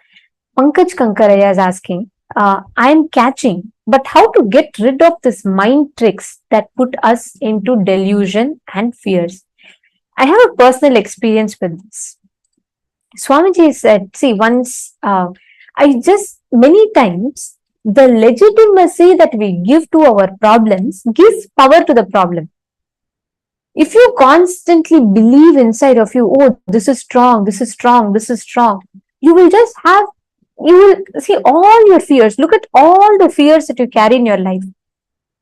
All of it, you always give strength to it, thinking it is so legitimate, it is so real. And because you think it is so real, you just get stuck to it. You don't do it at all. You don't even try to break it because you believe inside of you deeply that it is real. Like, I have a very strong experience with this, and I should say a very beautiful experience. From my young age, I used to be afraid of water. It may sound a little weird, but true. Like, I used to have so much of fear of water. Like, even if there's like a pond or there's some, lake, river, I used to not like to go around it much at all. I used to have the fear that, I'll just drown and I can't go. And I used to have so much of resistance. And even if I have to go to coastal cities, right, I'll literally like throw a tantrum and say, no, I'll never come. If I come, tsunami will happen and I will drown. I will not come. And it may sound very funny. I mean, it is sounding very funny for me right now, but at that time, it was so valid. It was such a strong fear in me. And I'll tell you how I broke this fear and how I overcame of this fear. When I had this deep fear inside of me, what happened was, I started resisting so much. I never enjoyed going with next to water bodies. And it so happened that one day, once we were all we were all traveling for a demo, and the Gurukul principal, she said I had to go to Chennai, and you all should know Chennai is a coastal city. It's in India, right? And I was like, no way, I am not going. But with Swamiji, no patterns will work. So correctly, somehow I was chosen and I had to go. And she said, like, there's no choice. You have to go. Are you going to choose your fear? And then I was like, I had no answer, so I had to go. And then when I went there, it doesn't end here. To add more, spice to this whole thing, the place that I went to in Chennai, I gave a condition that I will come to Chennai, but I should not stay next to the ocean. I should stay somewhere deep within the city. So right after I went to Chennai, the place that I ended up staying in was a beach house. And Like literally the waves crashed at the house, like it's that close. And ironically, that part is the deepest point in the Chennai, the deepest point of the ocean. So all this only added up to my fears, and I just wanted to literally leave and run back to Vidadi from that place. But somehow I ended up being there. And once I reached there, I realized that Swamiji had also been there for a program. Swamiji was conducting a program in that place. And what happened was, we were just there, and right after I knew that Swamiji was there, I was a little settled, but I was extremely afraid of the water. Just how this fear broke was a very beautiful thing. Swamiji told Swamiji after a day had passed, Swamiji had gone to the beach, okay, and whenever Swamiji is there with any water body, Swamiji celebrates nature. He just sits there, he will just sit, and he will sit next to the ocean, he'll sip a cup of tea, coffee, and Swamiji will be revealing to us some so extraordinary truths. What happened at that moment was, that day Swamiji took everyone to the ocean, all the Gurukul kids, all the sannyasis, everyone went there. And I absolutely had fear. I literally started suffocating. I said, I'll not come to the beach and all. I'll stand at the gate because Swamiji is there. So Swamiji and all the Adinavasis, everyone are in the beach next to the waters. It was such a scene to describe, but I'm just going to put it very short. So there were a lot of miracles that happened. Swamiji got rain, and the waves started coming just to touch Swamiji's feet. There were a lot of things beautifully happening. Everyone were enjoying it. I wanted to enjoy it, but I could not. I was just standing at the entrance of the beach, okay, and they're all enjoying inside. And I was so afraid to go inside. Correctly, Swamiji caught it. Swamiji looked amongst all the other people that were there. Swamiji looked at me and Swamiji asked, why is that kid not coming in the waters and playing? I'm observing that she's standing. And these Gurukul kids, my other friends, they got a good chance. So they told Swamiji, she's afraid of water and she doesn't go next to waters at all. She has fear of water bodies. I was like, oh my God, I felt so embarrassed when I was standing there. And Swamiji called me and Swamiji asked just one question. Swamiji looked at me and asked, how can you have fear of water? And Swamiji said, you should know, you are my daughter. You should know that you are daughter of Paramashivam, Mahadeva. That means, how can something outside cause fear in you? Inside me, I was like, oh my God, I never asked this question to myself. I never cognized it this way. I never thought about it this way. In fact, I never even addressed why is that fear even there. I never tried to find a logical understanding to it, because I would try avoiding it as much as possible. And I had missed out so many things because of it. At that moment, I just stood, I had no answer. I was just looking at Swamiji. Swamiji it was a very beautiful scene. Swamiji said, go stand next to the water. I went and stood, and in front of me was my biggest fear, ocean. Right next to me was my biggest strength, Swamiji. Swamiji stood right next to me and Swamiji said, all right, from now, because you are my daughter, I will completely, the moment I said yes, like I have this fear, I just said yes, I just kept nodding my head to Swamiji. I didn't have words in my mouth to speak. Swamiji looked at the ocean and Swamiji said, I hereby command the ocean that whenever she is there, whenever I am there, that there should be not just no high waves, there should be no waves that cause fear in me, and the ocean should completely listen to me. And Swamiji said, as Mahadeva, this is my ordainment to the ocean. The ocean has to listen. And Swamiji looked at me and said, Swamiji said, you should know the whole world, just because as my daughter, you can change anything on the outside, but nothing outside can cause fear in you. I just had tears of gratitude in my eyes. I had no words because what was my biggest fear now became a power for me. Swamiji is so beautifully, Swamiji didn't scold me. He didn't say, hey, it's so silly. How can you have that fear? But Swamiji logically walked me through, and Swamiji broke that fear, the pattern, and made that pattern into a power for me. Actually, And it doesn't end here. Swamiji said, hey, don't stop with this. Now go test. Don't simply because I said don't think it is like that. Go test if ocean is actually listening to you or not. I went, I stood next to the ocean. High waves would come, but exactly at the point that I'm standing, it'll just reduce, it'll just come, touch my leg, and it'll go. And you'll not believe, for the next whole night, I played with the waters. I played like I've never done before with so much of completion. I started experiencing a tremendous friendliness with the ocean. Like I started experiencing that, okay, ocean is a friend. It's an extension of me. What was my biggest fear became a power for me. I was able to start playing with it. actually, this doesn't end here also. Like, I think 3-4 years after this incident, we both had gone for a world tour in Trinidad. So I still remember so clearly. We went to the world tour, and there's this beautiful beach in Trinidad, and we both were standing, and that area that we went to, the waves were literally, like, the waves were very wild, like they're quite big, and the place where people sit, etc., was much more inside than usual. So there's like a lot of gap between the area where you sit and where the beach waters are coming, right? So we were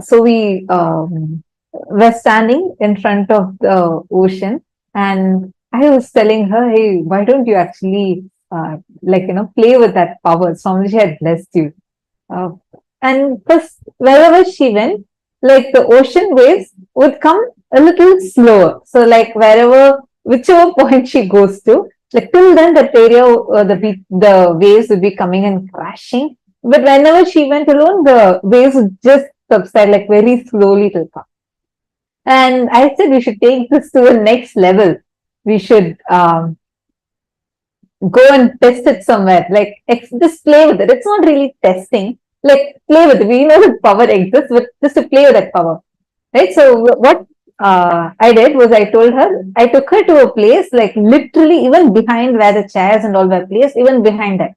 It was completely dry. Like, there's zero water that enters over there. So I told her, now if water can come till here, till this point, then it's like a real power. It's like actually manifesting. It's like beyond doubt it is manifesting. So then she declared, less than what, about like 30 seconds.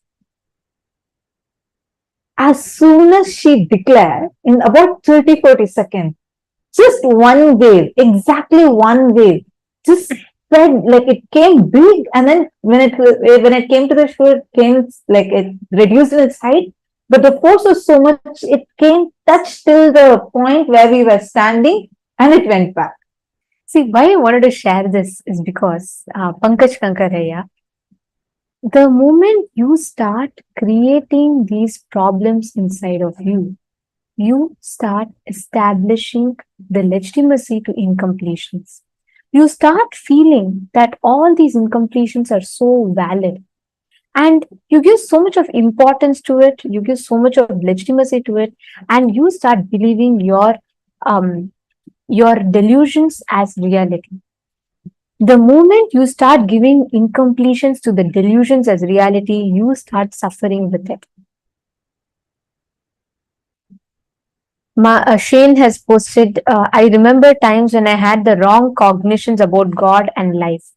I can see it because when it happened, it also feels ungrounded.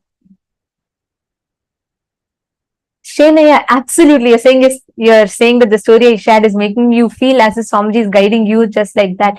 Swamiji is guiding each of us like that. Understand, so many times we give so much of, we lose so many things in life just because of our delusional fears, delusional thought patterns, thinking that is reality. We don't even try it. You don't take that extra step to try it. You start deciding, okay, it is done, it can't happen, and it will not work out like this. You start giving so much of legitimacy to that reality, sorry, to the delusion as reality. You lose what reality has to gift to you. That is what Swamiji is exactly bridging. That gap is what Swamiji is precisely bridging in this. Swamiji is saying, because you are that Paramashiva, that your existence never ever can interfere in your reality. Krista has posted, I read your message, Ma. See, understand, the legitimacy that you give to the past, first thing, the first key for you to start breaking free from delusion is stop respecting your problems as something legitimate. Swamiji always tells us, we all will take some big problem to Swamiji and go, Swamiji, this Swamiji like this, Swamiji, it is not happening, it's impossible, we can't set this up, this cannot happen, it is impossible to set up a big Annadan in 24 hours. So the first thing Swamiji will say is, relax. Treat all your problems cheap.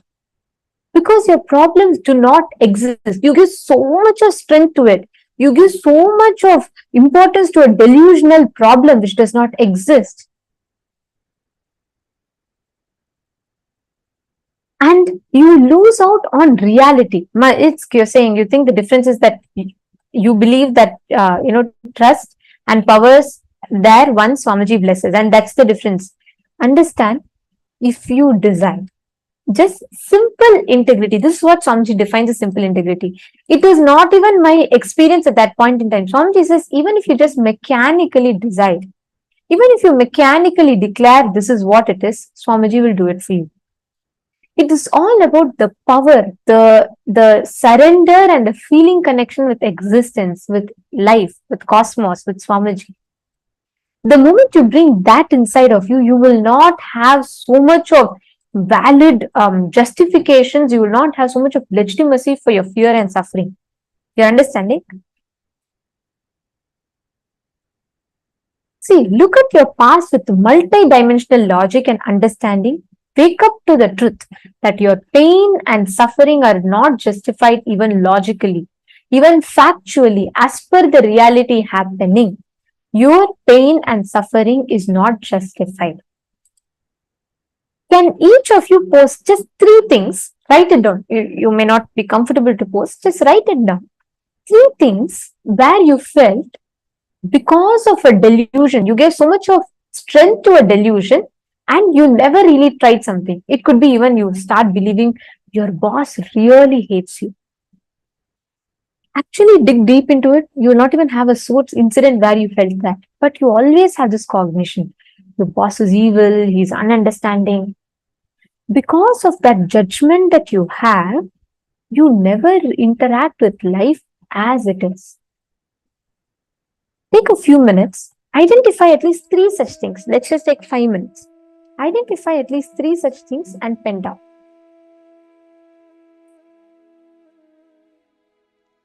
Every one of you, just 3.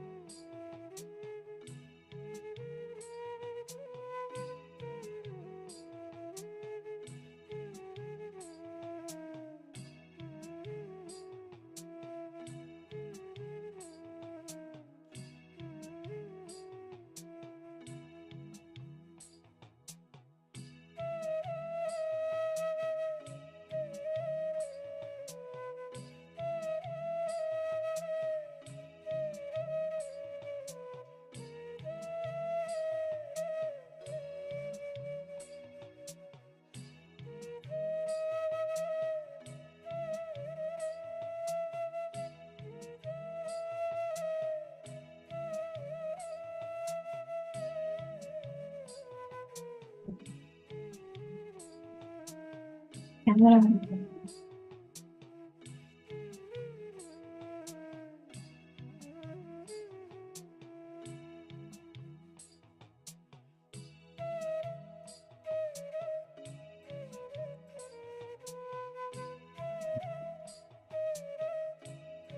Yes. Hope all of you have finished writing. Have you all finished? It's just a quick few minutes. Even if you've identified one or two, that's enough. It is just to have that basic, understanding. Now, when you realize, the moment you realize how we exaggerate the delusions, we start tuning in to the present moment. And when you start tuning into the present moment, you start experiencing completion. You start experiencing Nityatva. With this understanding, let's all enter into a power manifestation session. And in this round, we're going to do a very, very super cool power. In this particular day, in this particular round of power, we're going to be identifying all the details about a person, right? A short bio, like when was their birth, date of birth, date of death, the major events in their life, accomplishments, etc. And you're going to be just connecting, just seeing a person, and through Akashic readings, you're going to be able to identify the details about that person. Okay? So listen very carefully. For this power, when you transcend the time, see what is time? There's a past, there's a present, and there's a future. Our idea and understanding about the past, our idea and understanding about the future is very limited if you just are in the Nirantaratva dimension. When you expand yourself to the Nityatva dimension, you start you have access to much more larger data. Right? Understanding? Okay, so shall we enter into this round of power manifestation? Great. Now we will be showing you the different images.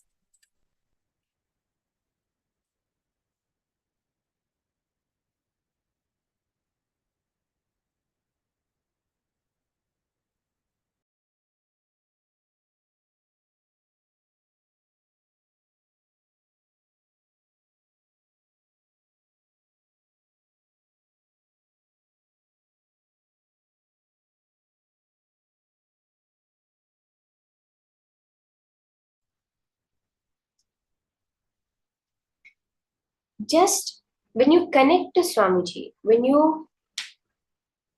Swamiji is that space, right? He's the physical embodiment of that which is beyond form and formless. He's the formless in form. There are so many ways we describe it. Literally, he is that Paramashiva, that space taken a physical form. So that dimension of Nityatva in a physical form, we can say is Nithyananda, is Swamiji. When we connect to Swamiji, when we go into that space of oneness with Swamiji, that is when we manifest this Nityatva dimension. Swamiji, as a physical incarnation of Paramashiva himself, has opened up the cosmic archives to all of us with the blessings of Bhagavan Kaala Bhairava. Now, all you need to do is connect to Swamiji, unclutch, which is the most important thing. You can only access the time beyond the time beyond the future and the time before the past, the space beyond the future and the space before the past through the present moment. So now the key is to get into the present moment, which happens only when you are thoughtless. Because what are your thoughts? Nothing but you jumping from the past to the future, from the past to the future. That is all his thoughts, Swamiji describes. Now, when you reduce the thoughts per second, you slowly are coming closer to the present and you can see more of the past and more of the future. Because Swamiji is established in the space of no thoughts per second, he can see the infinite past and the infinite future. Now, all you have to do is he's the supercomputer. You just need to hook on to that. You don't have to be functioning with your limited thing as a PC, waiting for every upgrade to come before you can become a supercomputer. You have an available supercomputer. You just need to remote log in to that. That is what is the Mahavakya. You chant the Om Nithyananda Paramashivoham. You're kicking away all your existing limited software by unclutching. You're tuning in, connecting into that ultimate software, the supercomputer of Swamiji's, through the Mahavakya, that password, and letting him flow through you when you establish yourself in that feeling connection. So now we'll start this round. We will have an image of a person projected on screen. And you're going to intensely connect to Swamiji and gaze at the image of Swamiji that you have, the Atmamurti of Swamiji. If you have any of the,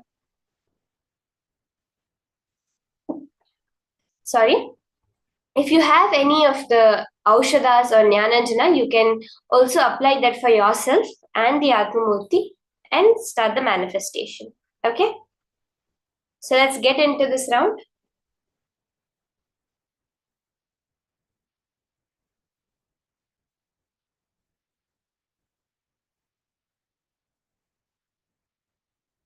We have an image projected on screen for all of you now. You're going to just connect to Swamiji and scan whatever details are appearing in your third eye about this particular person. Go into utmost detail. His date of birth, his date of death, how long he lived, where he is from, any anniversaries that happened in his life, what are his major contributions, how many kids he had. All these details, whatever Paramashiva is revealing to you, start noting it down. And also chant the Mahavakya intensely.